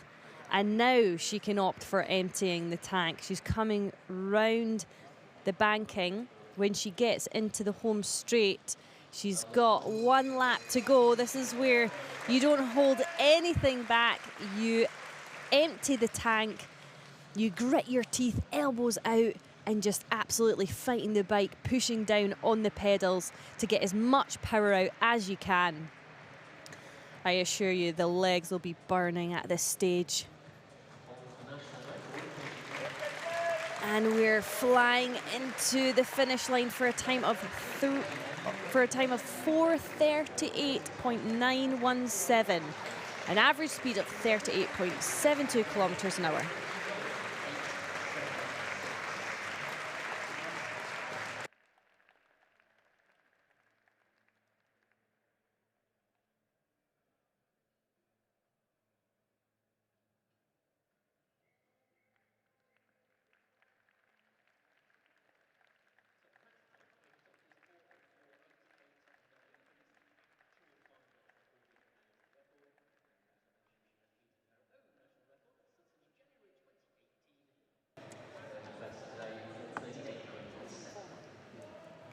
So we have a factored time for Katie Hoff, and it is a 4:04.889. So that is the time for the riders following to beat. Now on the track, we have 2 riders, and they are getting their bikes set up in the start gate. In the home straight, we've got Leah O'Connell. In the back straight, we've got Elizabeth Simpson.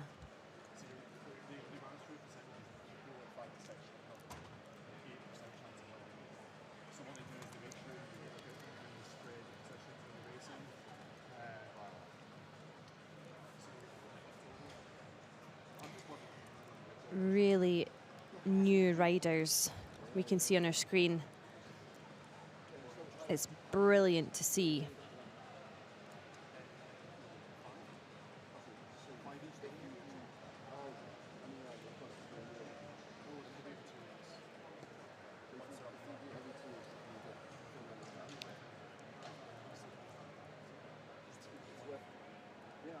So Leah O'Connell in the home straight in the purple attire, and we've got Elizabeth Simpson in the back straight getting onto her bike, getting her feet clipped in.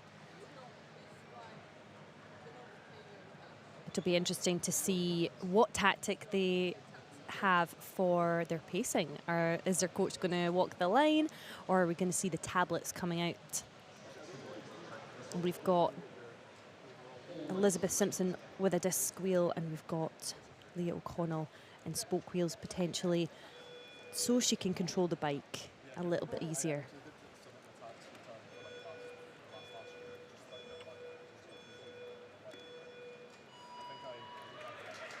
And we're underway, powering that bike out of that start gate. Do not underestimate quite how hard a standing start is out of a start gate. Trying to get the timing right, trying to get on top of that gear, fixed gears on the track, so you haven't got the beauty of a road bike where you can simply change to an easier gear when you need to. You need to commit to that gear for the whole ride. But both riders now are up to speed and settling into their race. So we've got 2 different positions on the track. We've got Elizabeth Simpson in the tri-bars, or the aero bars.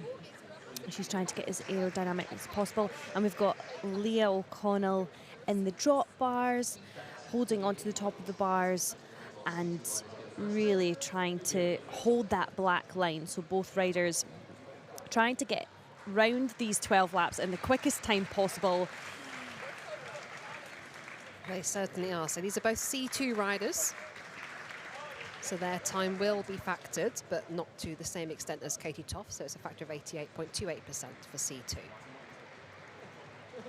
And at the moment, already Elizabeth Simpson has Leah O'Connell in her sight. So very early lead here for Elizabeth Simpson. Just focusing on her at the moment. But as she comes out of the banking into the home straight, Leah O'Connell just enters the next banking. So very soon she will make that catch. And the crowd are getting excited. You can hear the cheers down the back straight as both riders progress down the back straight, and Elizabeth Simpson is gaining on Leah O'Connell. And it is just that little bit easier when you've got a rider in your sight to spur you on to try and get round. She's coming up to the back now of Leah O'Connell, and she's going to use that slipstream to then slingshot her around. She can't get too close to the wheel in front. And this is the tricky bit, trying to come around your opponent. You don't want to sit on their wheel, and also when you come around, you don't want to spend too much time out doing a further distance, essentially. So trying to get around as quickly and as efficiently as possible, which she has done nicely. Big cheer from the crowd down the home straight, as they're glad to see that catch happen. Still a long way to go in this individual pursuit. You'll see the lap board say 6 laps that time. So we have just passed the halfway mark for Elizabeth Simpson. Leah O'Connell will get the 6 laps this time as she comes down the home straight. Focusing on Simpson here, who's now into that second half of the race. She's currently in second position with her time, but there's obviously going to be factored times involved as well. So we'll see where it puts her, where finishing time puts her at the end. But she's still pushing the pedals and propelling herself forward at quite a high pace. She's not slowed down much since the start.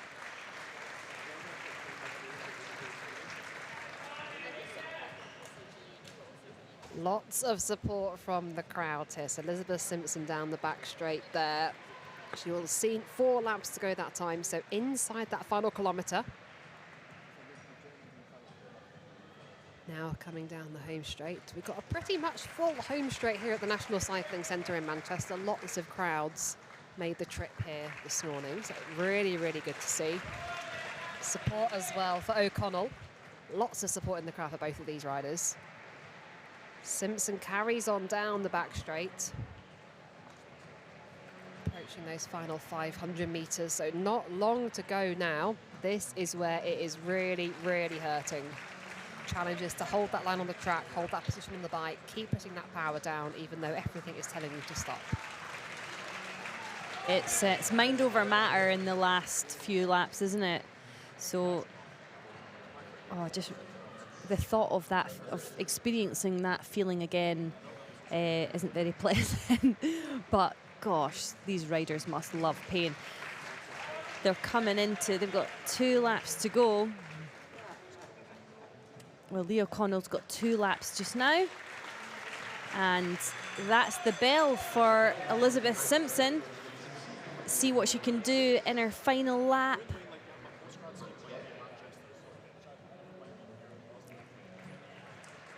This is it, last lap of racing. Foxton's gone past 4:44. Final half lap now. Let's see what time the clock is stopped at for Simpson.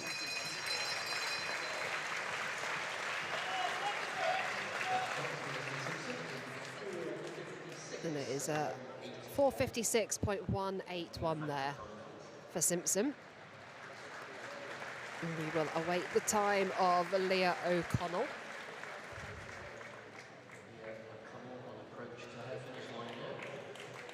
She's going around now, down the home straight and over the line, and it is a 5:20.978 for O'Connell.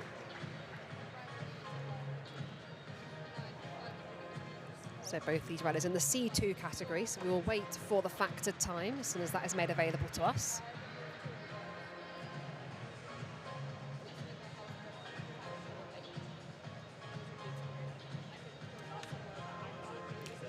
Riders slowing down now and going to be helped off their bikes.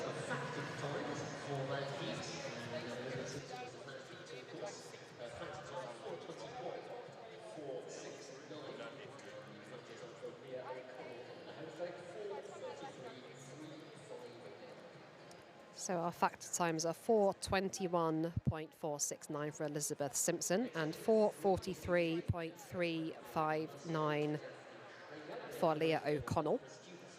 So our actual times there on the graphic there before factoring, but our factored times are just coming up on our scoreboard in venue here. This allows the riders of different categories to all compete together in the same competition, but the factoring takes account of the different categories.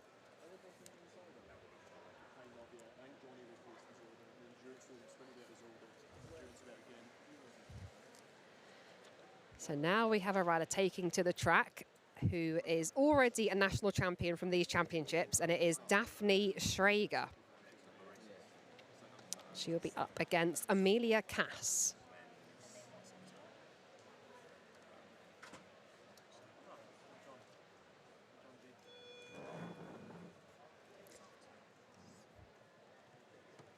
Seeing Amelia Cass there in the back straight in the purple.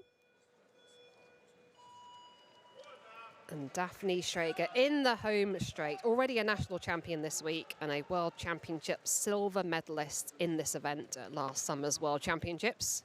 She is the hot favourite for this title, is Daphne Schrager. 12 laps of racing, as we've seen before.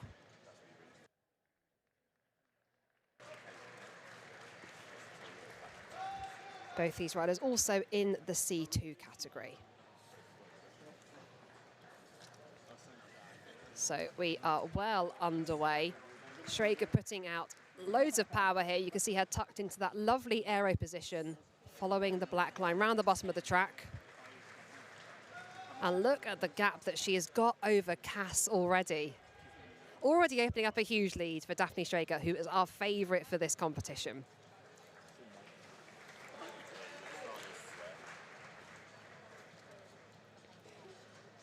So we are underway for heat number 3 out of 4 heats for this women's individual pursuit para C1 to 5. And I am just about to get a new co-commentary guest joining me. It is John Gildea. Hello, how are you doing? You all right? I'm very good. Really delighted to have you here this morning. Oh, it's this afternoon now, isn't Yeah, it? it is. We're Morning already session, into this but yeah. afternoon. Yeah, morning Absolutely. session, but we're cracking on. And we're well into the pursuit competition. Yeah, Daphne's absolutely smashing it here, by the way. So we can see on the track here, Daphne Schrager, she's coming down the home straight now. She's the rider in the black kit with the white helmet with the fluorescent stripe down the middle. She's got her coach giving her feedback, and she is looking like she's about to make this catch. Absolutely. And the crowd are getting really behind her.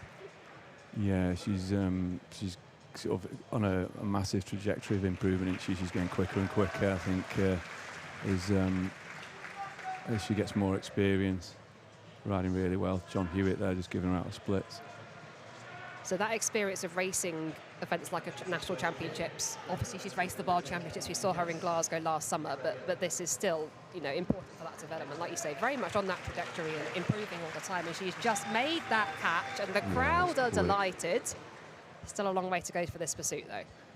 Yeah, she just needs to settle down now, doesn't she, and just keep that rhythm going and keep the splits as even as she can do. She's a strong rider. You can see she's absolutely powering away there. So she's just seen 4 laps to go on the lap boss. This is the challenging part of a pursuit. You're inside that final kilo, but you've now lost that carrot that you were chasing up until now. So she's had the carrot of Amelia Cass to chase all this way, but she's now very much on her own. So really digging deep now. Coming around for 3 laps to go this time. This is it in this part of the pursuit now. Her legs will be getting to really tired. You get that lactate build up, and this is just you're just kind of digging in and relying on your sort of grit to get you through the last few laps. Grit indeed for the final 2 laps. So the final 500 metres. She's a national champion for 500 metres. We had that event yesterday. She took that title from Rebecca Newark and Katie Toft in bronze. So already a really strong opener to these championships for Daphne Schrager. But she is hot favourite for this pursuit. She's got the bell now. She's on 3:38.6 so far. Still 1 more lap of racing, and then we will get the factor time to you as soon as we can. Yeah, and she slowed down a little bit there onto the last split, but she's still, you know, she's not dropping off massively. She's really strong to the end there, really.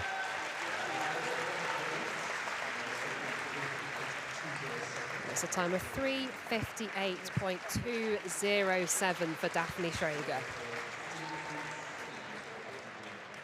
Great ride. Great ride indeed. We're going to eagerly await the factor time, which we are bringing you as a count of the different classifications within this competition.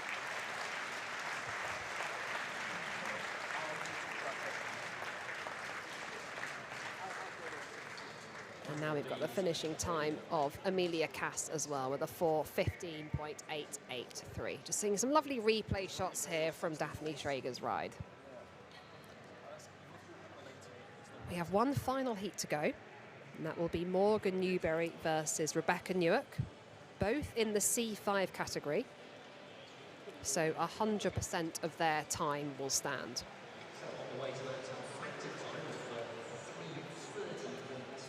So the factor time is a 3:30.289, I'm hearing, for Daphne Schrager. So now this is the challenge for these C5 riders.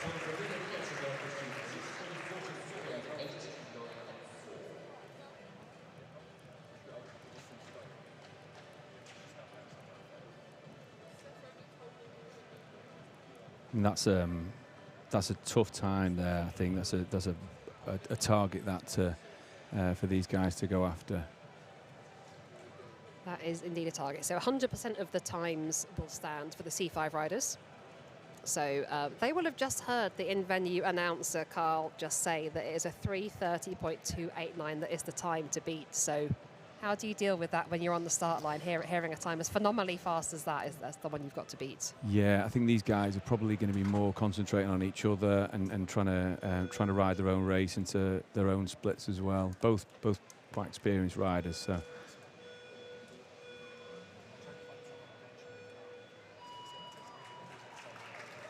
We're underway. Challenge is to get the bike out of that start gate in a straight line, keeping control of the bars on these big gears that we're racing on the track, and then settling into that aero position. So we'll see the first half lap here. It's Newark who is the fastest with a 14.728. Almost 2 seconds quicker than Newberry, but it's a 12-lap race, of course. Long way to go as both riders are just settling into their tri-bars now. Yeah, Rebecca's gone off quick, and she looks really good.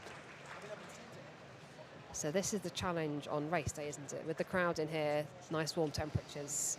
How do you gauge that effort, knowing that you want to give it your all, but trying not to go out too fast? It's really tricky, isn't it? Because you can feel for free. You can get yourself a strong start with the crowd behind you. It's nice and warm, and you can feel fantastic. But if you don't gauge the effort correctly, it can catch up with you later on in the race. It can, So it's sometimes it's really kind of being mindful to go out steady, and it can feel really steady, the right pace, but it's the more even you can ride the pursuit, the better the back end of the pursuit will be. And I think that's what we're seeing now with Morgan. Morgan's gone off a bit slower, but she's really sitting on a splits there, whereas Rebecca seems to be just slowing down ever so slightly. Yeah, so just looking at the time differences there on the graphic on the screen, helpfully giving you those split shots as well, which are really nice to see.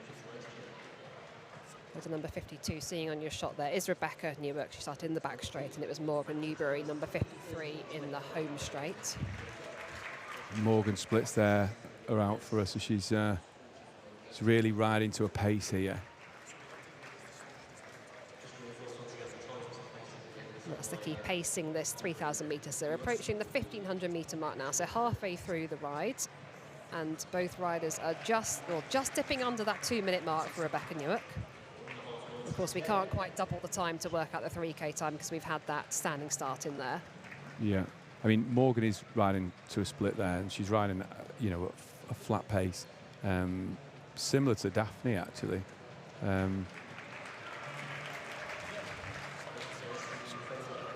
Dropping off a tiny bit, but only a very tiny bit. So she seems to be reeling in Rebecca now, with just a kilometre to go.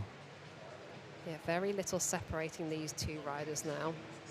Always expected to be a close match, this one. And there you go, there is that split shot, and it is really the blink of an eye between these two riders. Blink and you'll miss it, less than a second. Absolutely, now it's just staying power to the end, isn't it? It's who can keep that rolling the pedals round and keep the power down without losing time there. But we're seeing Morgan's actually speeding up now towards the end.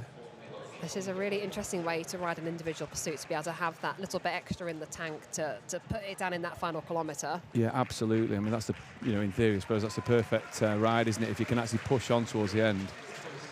Yeah, she's really pressing on now. It's a great ride, this. This is so impressive to have turned around that deficit and now taken more than 2 seconds out of Rebecca Newark. We are eagerly awaiting the finish time for Morgan Newberry. She'll get the bell this time. And Morgan's looking comfy on her bike. She's not rock and roll. She's really on the lines, absolutely pinned on the race line there. Super tidy. It's a great ride. Super impressive now. Half a lap to go, just going over the start-finish line, the back straight there. And we've now got more than 4 seconds separating these two riders. Morgan Newberry comes to the line. What is that finishing time going to be? And it is a 3:57.573 for Newberry and a 4:01.743 for Newark. As these riders are C5s, 100% of their time stands for this competition. So I believe that will be Daphne Schrager who has taken the national title here. Yeah, absolutely. Daphne's super strong. She's in, one of the sort of more impeded categories because of her disability, but she's such a strong rider, and she's really, really sort of top of the world now at what she does. So these are the standings on the screen here for the raw times, essentially. So Morgan Newbury, a 3:57.5. Schrager was a 3:58.2. Newitt was a 4:01.7. But the times will be factored. So the factored time for Schrager takes her into the lead with a 3:30.289. Amelia Cass takes the silver with a 3:45.8. Morgan Newbury will take the bronze with her time of 3:57.573. Slightly complicated to follow, but we're doing our best to explain it to you.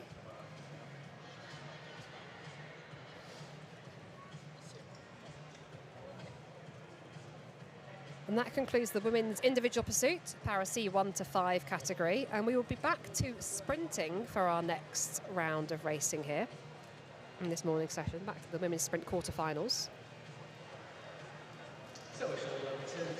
So here we have our riders getting ready to come onto the track. It is best of 3 in the women's quarterfinals sprint stage. Of course, if you win your second heat, having won the first one, it's job done. Through to the semi-finals later on this evening. No need to go to the best of 3. There'll be a lot of riders hoping to not have to do that third ride today if they can possibly help it.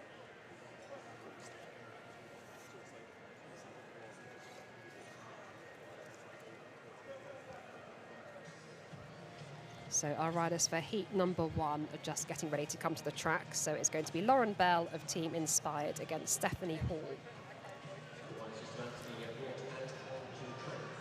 Lauren Bell took heat number 1 of the quarterfinals. So she is 1 up. She can take this second one. It'll be job done, and Lauren Bell will be through to the semi-finals.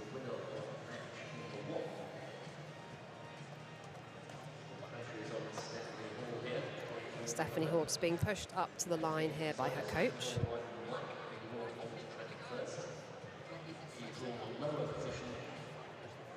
Just see that graphic on the screen there, confirming that it was Lauren Bell that took the first victory in race number 1 of these quarterfinals. And now at race number 2, if she can do it again, job done. Lauren Bell, our faster qualifier of the 2 with a 10.8. Our only rider to dip under that 11-second barrier. Stephanie Hall, our 8th fastest qualifier with an 11.7. So on paper, almost a second separating these 2 riders. But absolutely nothing is ever a foregone conclusion in bike racing, especially not in track sprinting. And it could all change with the tactics. But we've got quite a fast start underway already here. Stephanie Hall keeping the pace high. She's in the black kit at the top of the track at the moment. Lauren Bell just coming underneath. Lauren Bell keen to be at the front of the race here, but Stephanie Hall keeping the pace very high at the moment.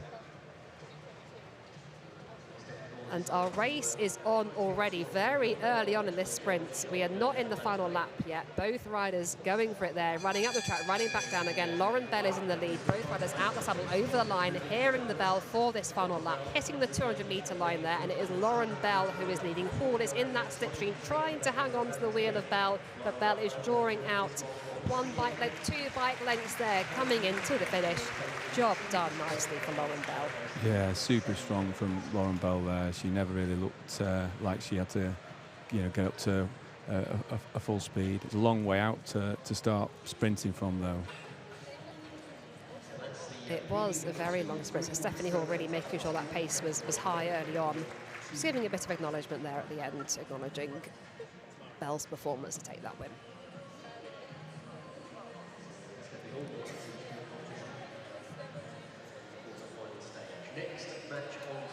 Those were our replay shots there of heat number 2. We've now got heat number 1. So we've now got heat number 2 coming to the line for race 2 of the quarterfinals. In the green kit here for Team Inspired, lower down the track is Rianne Edmonds, and higher up the track in the red kit is Anna Whitworth-Hay. So it's Edmonds who took the first heat. She can do it again, it'll be job done. Seeing our national men's sprint champion there, Peter Mitchell.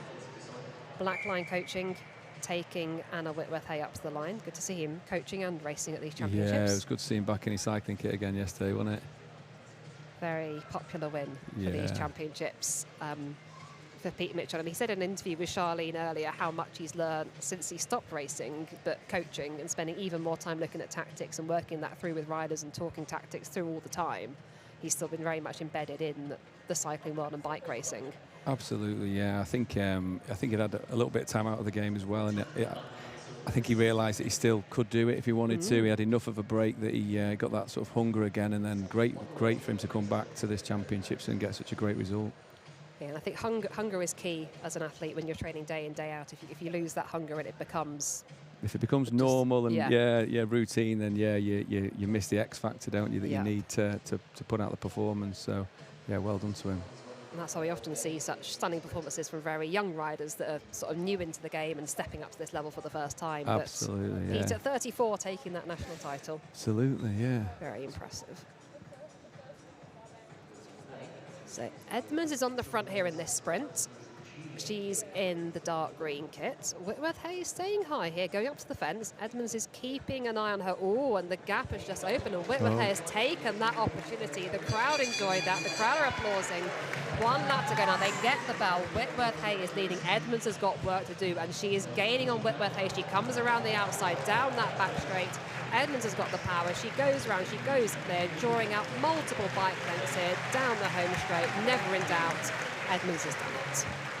Yeah, good tactic from Whitworth Hayes there, just trying to take her by surprise there, and she got a good few bike lengths there going to the last lap, but Edmonds just too strong there in the end, I think. Edmonds very strong indeed. She was the second fastest qualifier this morning, so 11.0 was her qualifying time. Whitworth Hay was 10th fastest qualifier with an 11.7, so Whitworth Hay has been racing very well, tactically very impressive to get herself to the quarterfinals after a 10th fastest in qualifying, but Edmonds is the rider who will progress.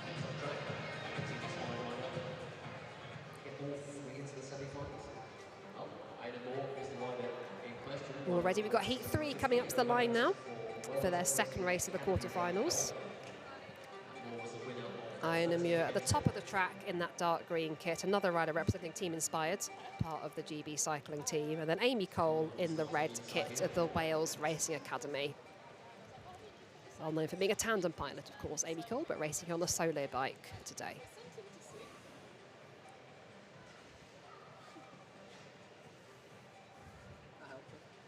Got young fan getting that shot there. And we are away. Amy Cole is leading at the moment.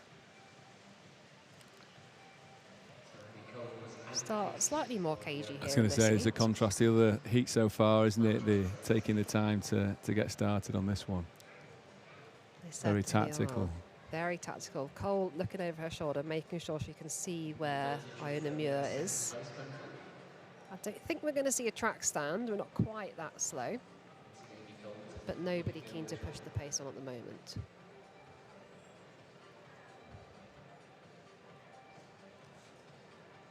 Just dipping down to the Côte d'Azur here, which is completely fine in these match sprint competitions. 2 laps to go this time. Muir happily riding in second position here. She just goes a little high on the track there, dips down, just testing if there's the opportunity to catch Cole napping there to try and get that inside line. Cole is wise to it, of course. Both riders go back up the track again in that back straight. It's going to be the bell this time for the final lap. So we have got less than a lap and a half to go now, and the riders are starting to wind up those gears. Both riders coming down the track. Cole looking over her shoulder, seeing where Muir is. Muir going high up to that blue line, swooping down now. Cole has got a gap of a couple of bike lengths, but Muir is driving into that gap, down that back straight. 100 metres to go. She just comes around the outside on the hip. Muir powers all the way down that home straight, runs for the line. And Muir has done it. That was our closest heat we've seen so far. The crowd really enjoyed that. Fantastic, perfectly timed sprint there from Muir, just pipping her on the line there, reeling her in there, just round the bend, and just pipping her on the line. Great ride. Great ride indeed. So 2 from 2 for Iona Muir. Brianne Edmonds and Lauren Bell, our 3 team-inspired riders, are safely through to the semi-finals, but we have 1 final heat to go. Yeah, the team-inspired riders showing the strength there.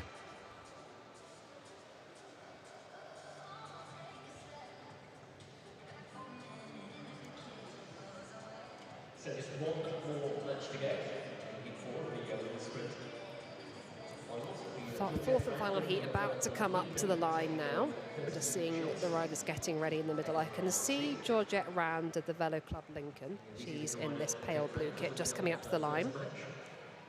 And we will wait for Kirsty Johnson just to get on her bike. She will be in the red kit for Edinburgh RC. She was just sitting in the seats there by the gate. Here is Rand. Rand qualified in 4th place, time of 11.161. Very impressive qualifying time. And she won the first of these quarter-final heats as well. Bit of a delay here, isn't there, just with Kirsty getting clips into the pedals. No real rush for Kirsty Johnson getting up to the line here. Commissaires seem happy so far. But here we go.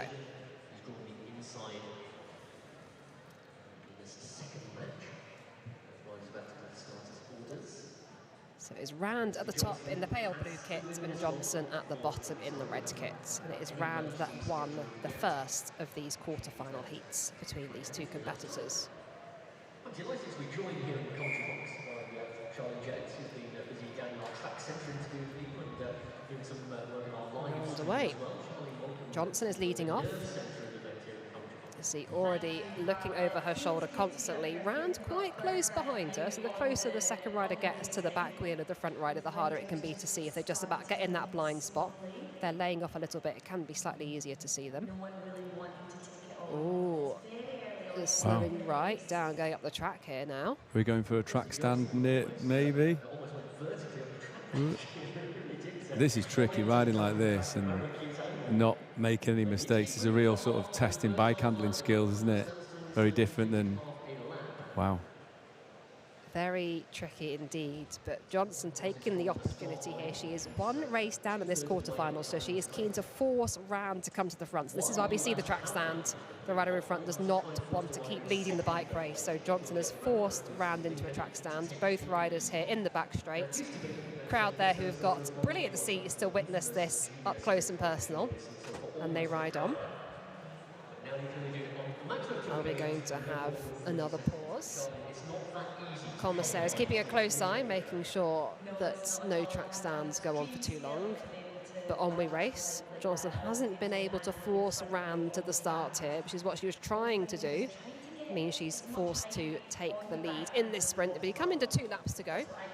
Both riders staying high on the track now, so quite a contrast. The pace has increased and we've gone right up to the top of the track. And it's slowing back down again, isn't it? Yeah, pace will just come off again as we come around that banking. Johnson keeping a really close eye on Rand. Rand staying pretty close there. Rand staying high now. As we approach the final lap, we're going to hear the bell this time indicating 1 lap to go, and now the sprint gets underway.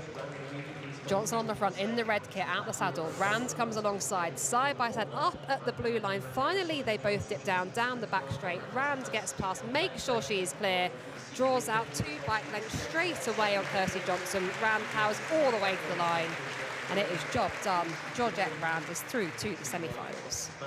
Yeah, absolutely rapid once she turned on the afterburners there. Rand.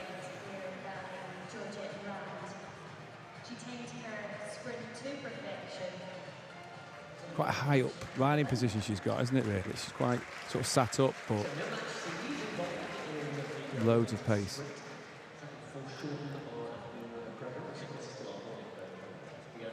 So that concludes our women's sprint quarterfinals race 2. And we won't need to go to a race 3 for any of the heats because they have all been decided in 2 straight heats. So we will see these riders up later on this evening for the women's sprint semi-finals. That will be after 6 p.m. The first race at 6 p.m. First event of our evening session. But for now, we are getting back to individual pursuiting. We are back for the men's individual pursuit for the para categories C1 to C2.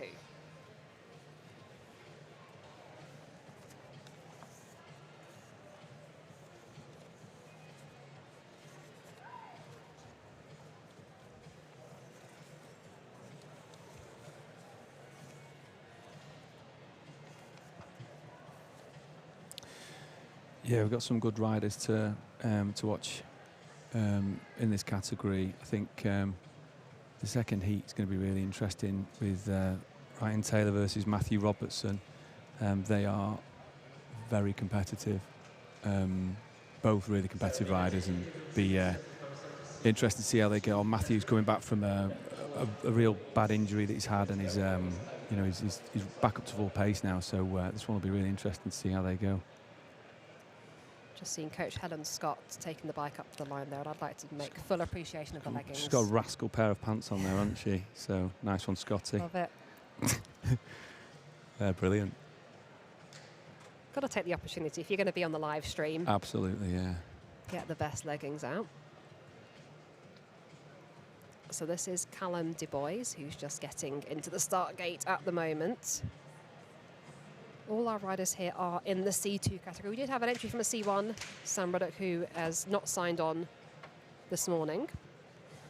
So we have 3 riders that are all C2, and 100% of their time will stand for this 3-kilometre individual pursuit. About to hear those beeps now. Final few seconds before the start gate releases.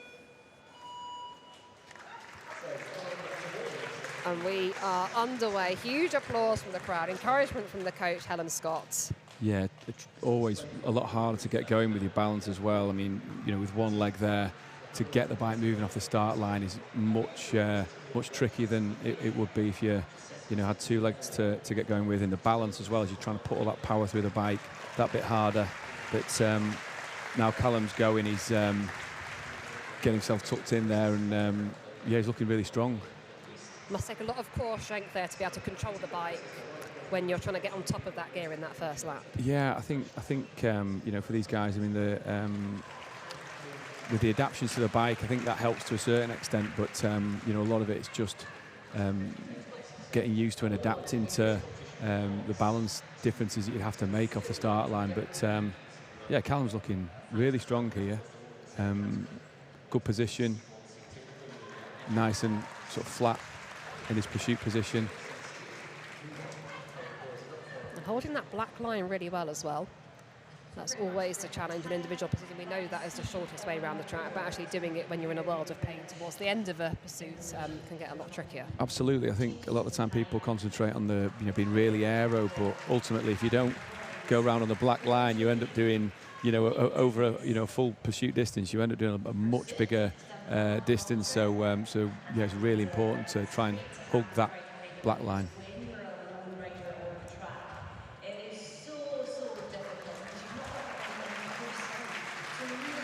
7 laps to go now, so not quite at that halfway point yet, but at the point where the pain is really starting to build up.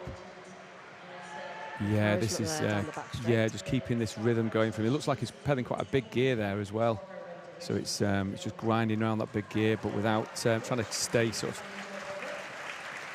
keep his core nice and tight on his bike, so he's not sort of all over the bike. But yeah, he's looking good so far.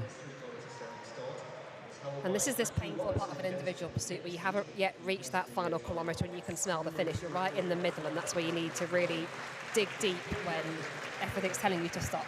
Absolutely, yeah. And I think the tendency as well is to lose your form as well, as it gets hard. So it's it's like a combination of trying to dig in and really use your sort of determination to get to the end, but at the same time keeping that position, keeping your core nice and tight, and at the same time trying to stay on the black line. So it's not easy. Not easy at all, but we're inside that final kilometre now, so psychologically I think that helps if you divide the race up into the 3K. Coming around now, it'll be 3 laps to go on that lap board.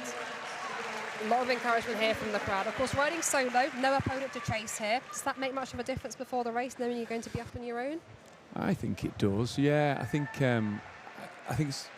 it's usually better if you've got someone to race against, but then at the same time for Callum, I think at the stage he's at, with probably the 2 more experienced riders in front of him, I think for him it's just putting down a good performance. He's got Scotty there shouting out his time, so he's obviously got his schedule that he's aiming for, and he's aiming for his own performance. So hopefully he's you know, he's putting out the performance that he wanted today.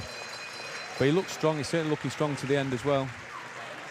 He certainly is, and there goes the bell. Final lap, final bit of encouragement there from Coach Scotty with the fantastic leggings and powering away down that back straight.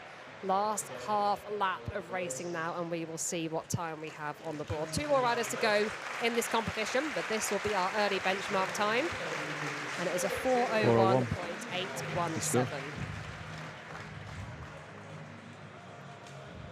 So this next heat is a really interesting one. So you've got 2 really quick C2 riders, 2 of the best in the world. Matthew's been on the British cycling scene for quite a long time, but he really is still very young, and he's been very unfortunate with injuries to not. He keeps getting to a point where he's, you know, bordering on sort of medaling at world level, and then, you know, he's had a lot of setbacks. So it's great to see him back performing on a you know, well and on that upward trajectory again. In the meanwhile, Ryan's, you know, he's not been around for as long on the British cycling team, but he's super duper strong. So so this will be a good race for these guys, and you know, this is the kind of para world level they'll be racing at as well. So these guys are potentially medalists at world level in this event, so it should be really good. And how important is the National Championships as part of that sort of bigger picture if you want to prepare for World Champs, Paralympic Games? Is it the sort of event you would be training through at this point in the year in January? I mean, this is a real tricky thing, isn't it? Because you've got Worlds aren't far down the line at all, so they're only a few weeks away. So these guys don't want to be peaking now, but they want to put down a good performance. And then obviously, you know, as the year goes on, you've got the games at the end of the year. So I would imagine for both of these guys, they want to lay down a really good performance, and they'll definitely want to beat each other. You know, that's the point. It's a race. They'll want to win.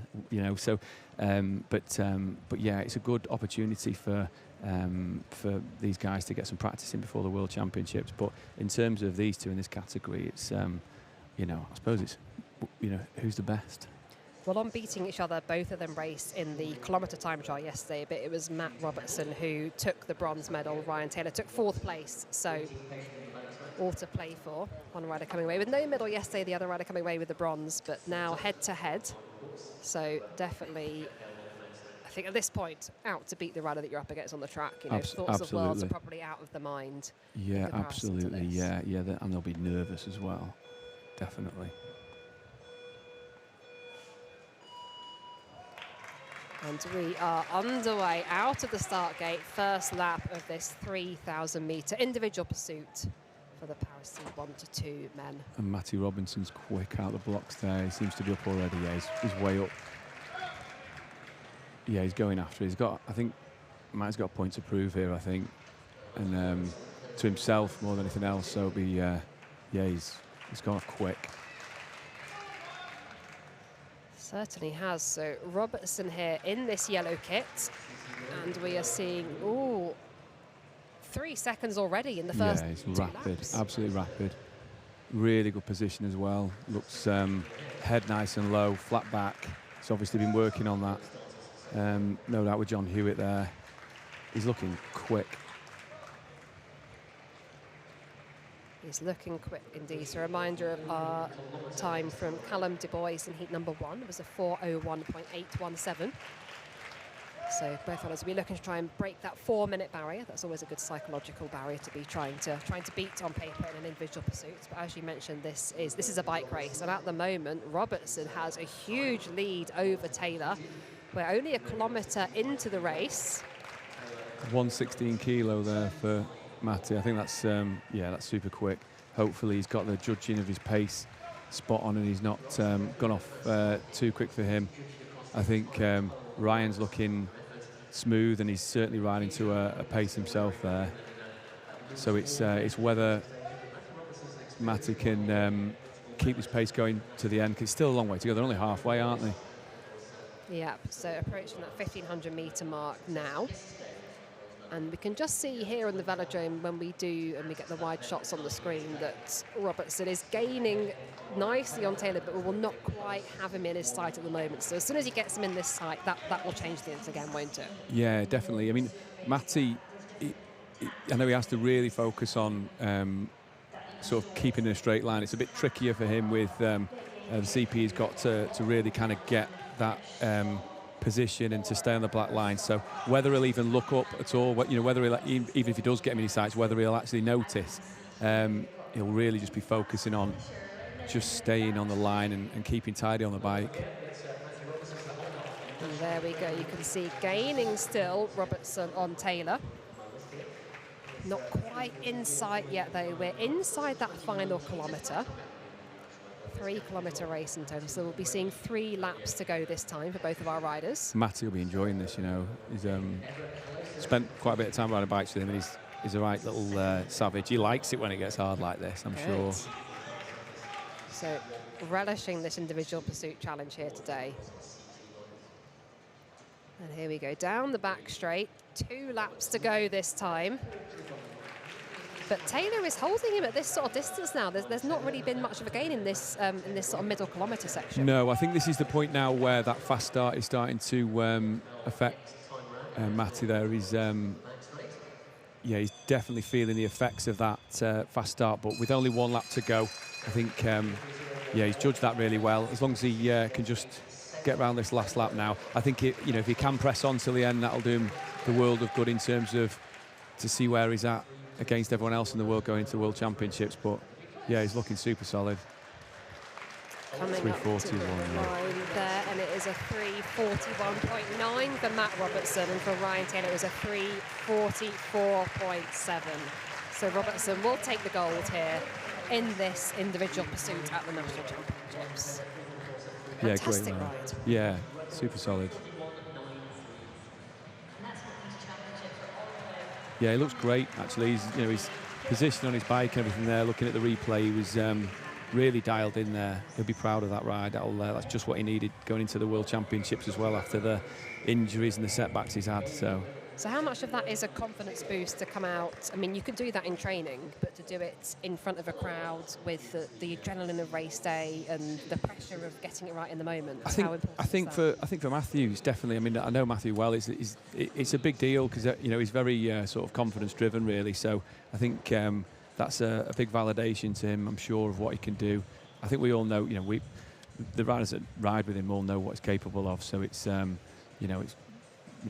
I'm sure that'll do him the world of good going to the World Championships. So, that's. I think it's different for different riders, isn't it? Some people sort of, need that kind of, to chalk up the results to get the confidence, really. And I think he's, after the injury and stuff he's had to sit on the sidelines a lot. So to be back in and amongst it and to get that result and to put down a ride like that will mean a lot to him. Yeah, well done, Matty. And we are moving swiftly on. Still individual pursuiting, but this is the men's para C3 category. So all the riders here are C3 riders. We've got 3 heats, 2 riders per heat, so 6 riders in total racing the 3 kilometre distance. Confirmation of the start list is on the screen now. Heat number 1 is Jacob Smith versus Charlie Stanton-Stock. Martin Hailstone, Ben Hetherington in heat 2, and heat number 3 is the big one. Finley Graham versus Jacob Van Gass. So we can get very excited about that final heat, and that should be a very tough competition. Yeah, absolutely.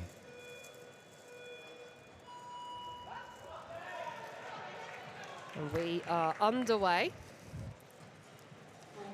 Our rider in the back straight is Charlie Stanton-Stock, running for Loughborough Student Cycling Club. And Jacob Smith started in the home straight. So we're racing the 3 kilometre distance again.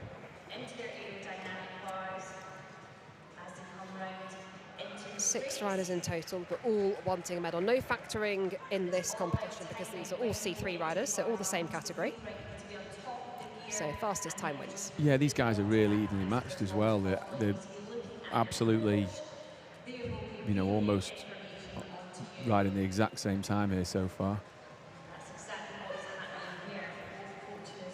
Very close race, meaning nobody's got the advantage of having anybody in their sights or getting in anybody's slipstream, but still very early days. We're just 3 laps in at the moment, and it is about a second actually separating these 2 riders. Just looking, both holding really good positions on the bike here. Yeah, Jacob seems to have settled in just that little bit smoother.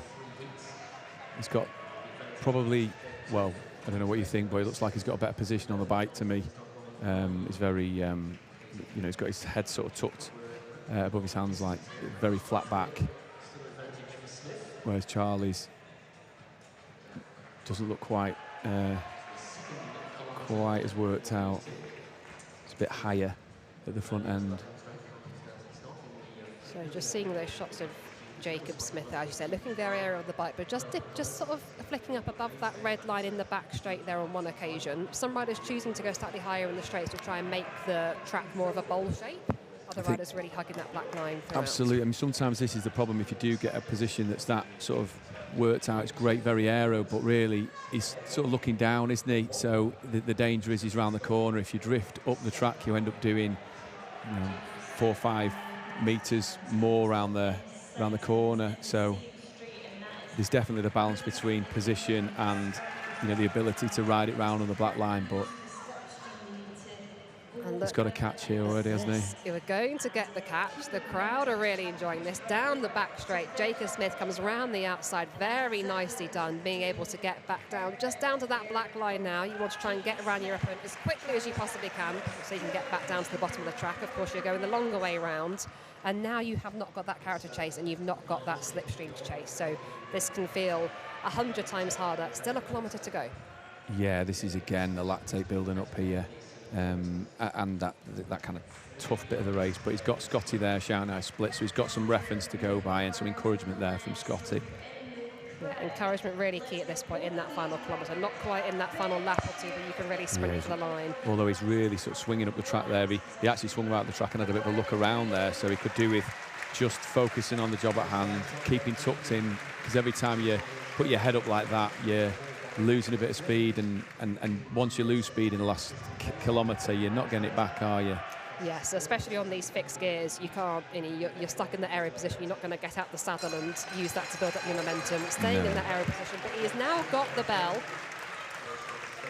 Last bit of encouragement from coach Helen Scott there, down the back straight for Jacob Smith. Lots of encouragement here from the crowd, and I'm eagerly awaiting to see what time he's able to post at the end here. We're just hearing the bell there for stand and stop in the back straight, but our time there is 3:40.555 for Jacob Smith. Not bad. Stanton Stock just recording a time. There are 3. Oh no, still going. I thought it was done. No, round the back straight this time. And it is a 3:58.111. Yeah, and Charlie got a good start there, and he was, I think the first kilometre he was on, he was pretty much neck and neck, but I think he really suffered from that, what ended up being a really fast start for him.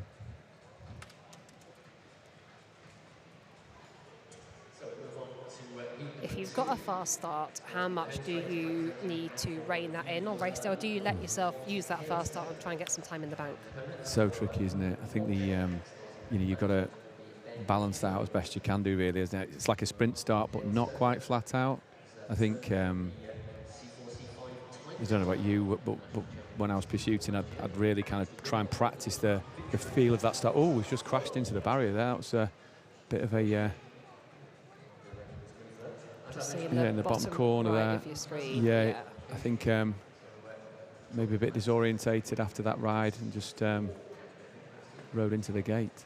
I think the hardest bit of a pursuit can be getting off the bike afterwards. Yeah, I think, never mind the start. Yeah, definitely. Yeah, slow down before you try and get off, maybe. And the problem is in training, you can just do lap after lap round the bottom of the track until you're ready to stop. But on race day, you need to get off the bike pretty quickly so they can get the next heat underway. And I think that's always the challenge, where you could do with another couple of laps to wind down. Absolutely. Also, after a race, you have got that thing where sometimes you get across the finish line and you're not quite prepared for how tired you actually are. You're pretty much falling off the bike. It's often new territory you've not quite been to in training. And you go to that place on race day and then suddenly you've got to stop and try and get off the bike. It's easier said than done. Yeah. So these guys are going to want to go as quick as they can do to get as close to the times of Jacko and Finn. Yeah, so finally, as you mentioned, we have the world champion, Finley Graham, against Jacko van Gas, a repeat of the World Championship final from last summer. So we're very excited about that. But meanwhile, heat number 2 here, Martin Hailstone in the home straight, Ben Hetherington in the back straight will both want to post as fast a time as possible. and show where they stand against the best in the world. Yeah, I mean, they've got the advantage here where they literally have, they get to race against the best two riders in the world, so or in the same competition. So it's a really great opportunity to measure themselves against the very best. Certainly is. So very fast start here by Hailstone. Martin looks good. Martin Hailstone looks really good. He's got great position. He's quick.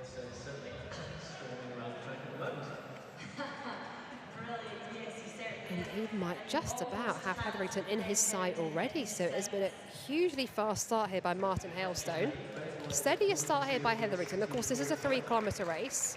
Things can very much change from this point, but just looking at the track now, he's going to just about see him. Yeah, I'll be interested to see what he goes for the first kilo at. If he's sort of around about the 110 mark, he's going to be, where is he at for the first kilometre there? So 114. So he's not going to be a million miles off the kind of pace that we'll see in the next round there. It's how well they can keep on that pace now. Yeah, so after an individual pursuiting, we see riders try and maintain that world record pace for that first kilometre and then keep training year after year. Hopefully you can maintain that for the full 3K.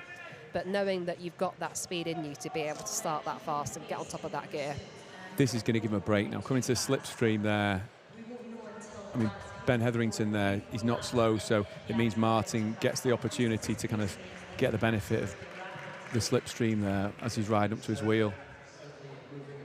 Hailstone chasing down Hetherington now, and it is just a matter of about 20 metres or so separating these two riders down the back straight. There is that shot where you can see both of these riders now. Hailstone coming up behind Hetherington down the home straight. The longer he's here, the more he is being in that slipstream, having that character chase. Once he's come around, he's on his own. He's suffering as well, isn't he? You can tell he's suffering there. So I think the trickiest bit for Hailstone is when he comes round Hetherington now. He's getting the benefit of the slipstream there, but it's going to be really tricky for him, I think, this last part of this race, having gone out so quickly to get to the end. And they had to go right the way around as well, really high up the track. That's not ideal for him either. Yeah, Hetherington going wide there, so Hailstone forced to go wide as well. Now this is the tricky bit. Martin Hailstone, such a fast start early on, and has he got the gas to get around Ben Hetherington? This is it. He's making sure that he's just sitting a little bit wide, so he's not sitting on the wheel. But now, look how strong this final kilo is from Ben Hetherington. This is the tricky thing, isn't it? Because if he goes past him now, it's whether he'll actually be holding Ben up for the last kilo. He almost looks like he's riding away from him again, doesn't he? Yeah, Hetherington really turning the screw in these final 2 laps here. Very, very strong final kilo. Hailstone, such a fast start and just not quite got the power to get on terms with Hetherington now. Wow, this is agonising. He's got to just sit outside so he's not sitting on the wheel, not benefiting from that slipstream. Final lap now. Down the back straight, he's just closing that gap ever so slightly, but sitting wide, making sure he's not on that wheel. Sprinting for the line now, Martin Hailstone. This will be his finish now. And it is a 3:41.862. Yeah, you can't help but think if he'd have maybe gone a slightly more measured from the start, whether his overall ride would have been quicker. And that's the tricky thing about riding pursuit. If you do go off quick, you can the back end of the ride can really suffer. It certainly can. So a 3:41.8 for Martin Hailstone at the end there. So currently in second position because Jacob Smith ran a time of 3:40.5 in that opening heat. I don't think I've seen quite such a long drag race in a pursuit for a long time. No. Such a difference in pace there early on, but in that final kilo, both riding a very similar pace. Yeah. So we've got now in the next heat a couple of friends of mine, so this is tricky. You've got Jacko. He's been away training in South Africa. He's done a big old roadblock. He's been back on the track now, and I mean, he told me that he was just keen to get back racing before the World Championships and get the experience and just get out there and get that race effort in his legs, just so he's got the a bit of conditioning and getting back used to it. Finn has been absolutely flying. He's a lot younger and he's just gone from strength to strength. So this is going to be a great race with these guys. And these guys are really pushing each other on. So at World Champs, Finn won the individual pursuit, but Jacko won the kilo. And yesterday we had the kilo at the national championships where Jacko won, Finn was second. Now we've almost got a rematch, different events, but they're head-to-head once again. Yeah, defo. I mean, Jacko's got that top end, a real good top end, and on his day in the pursuit, he really peaked for a performance. He's absolutely phenomenal. I think, but Finn, he's good every day. Basically, he's just, he's absolutely rapid. So should be a good one, this one. World champion stripes here from Finley Graham as he gets out the start gate up against Jacco van Gas in the back straight here in the dark red and black kit. We have got the best 2 riders in the world in the C3 category head-to-head at the National Championships here in Manchester. Absolutely, what a treat. You can literally see the difference in pace. They're absolutely rapid compared to the rest of the guys in their category. Finn's position's phenomenal. And absolutely neck and neck so far, although we've got Jacko just with a slight, no, it's absolutely neck and neck. Nothing in it. This is what we love to see. This is what the crowd love to see. And for these 2 riders, you mentioned on the GB team together, not necessarily training together day in, day out, but still pushing each other and, just raising the bar for the C3 category. Yeah, absolutely. I think when you get to the point where the best riders in the world are in and around the same sort of cohort or on the same squad, then the bar just gets raised, and they're both good riders. They both ride at able-bodied level as well, at a good level, so they're able to really push themselves. And I think Finn's now just got the edge there. He's just starting to take out a little bit of a gap on Jacko. And this is what Jacko told me he wanted to experience, this part of the race that you can't really simulate in training. Yeah. So, he wanted exposure to this a couple of weeks out from the World Championships so we can really, feel what racing feels like. Yeah, feeling your way through that middle kilo, knowing that you've got to ride that final kilo. Absolutely. How often will they go full distance in training for a pursuit? Probably not very often. They probably do a lot of standing 8s and a lot of maybe rolling full efforts, but probably not so much full pursuit efforts. It's very hard to simulate this in training, but they'll do a lot of pacing efforts as well. They'll know based on what the temperature is and how fast the velodrome's running, what lap splits they're able to hold based on what power they're able to put out. So that sounds quite technical, but John's got the board on this side for Finn. And Andy's got the board on that side for Jacko, so they're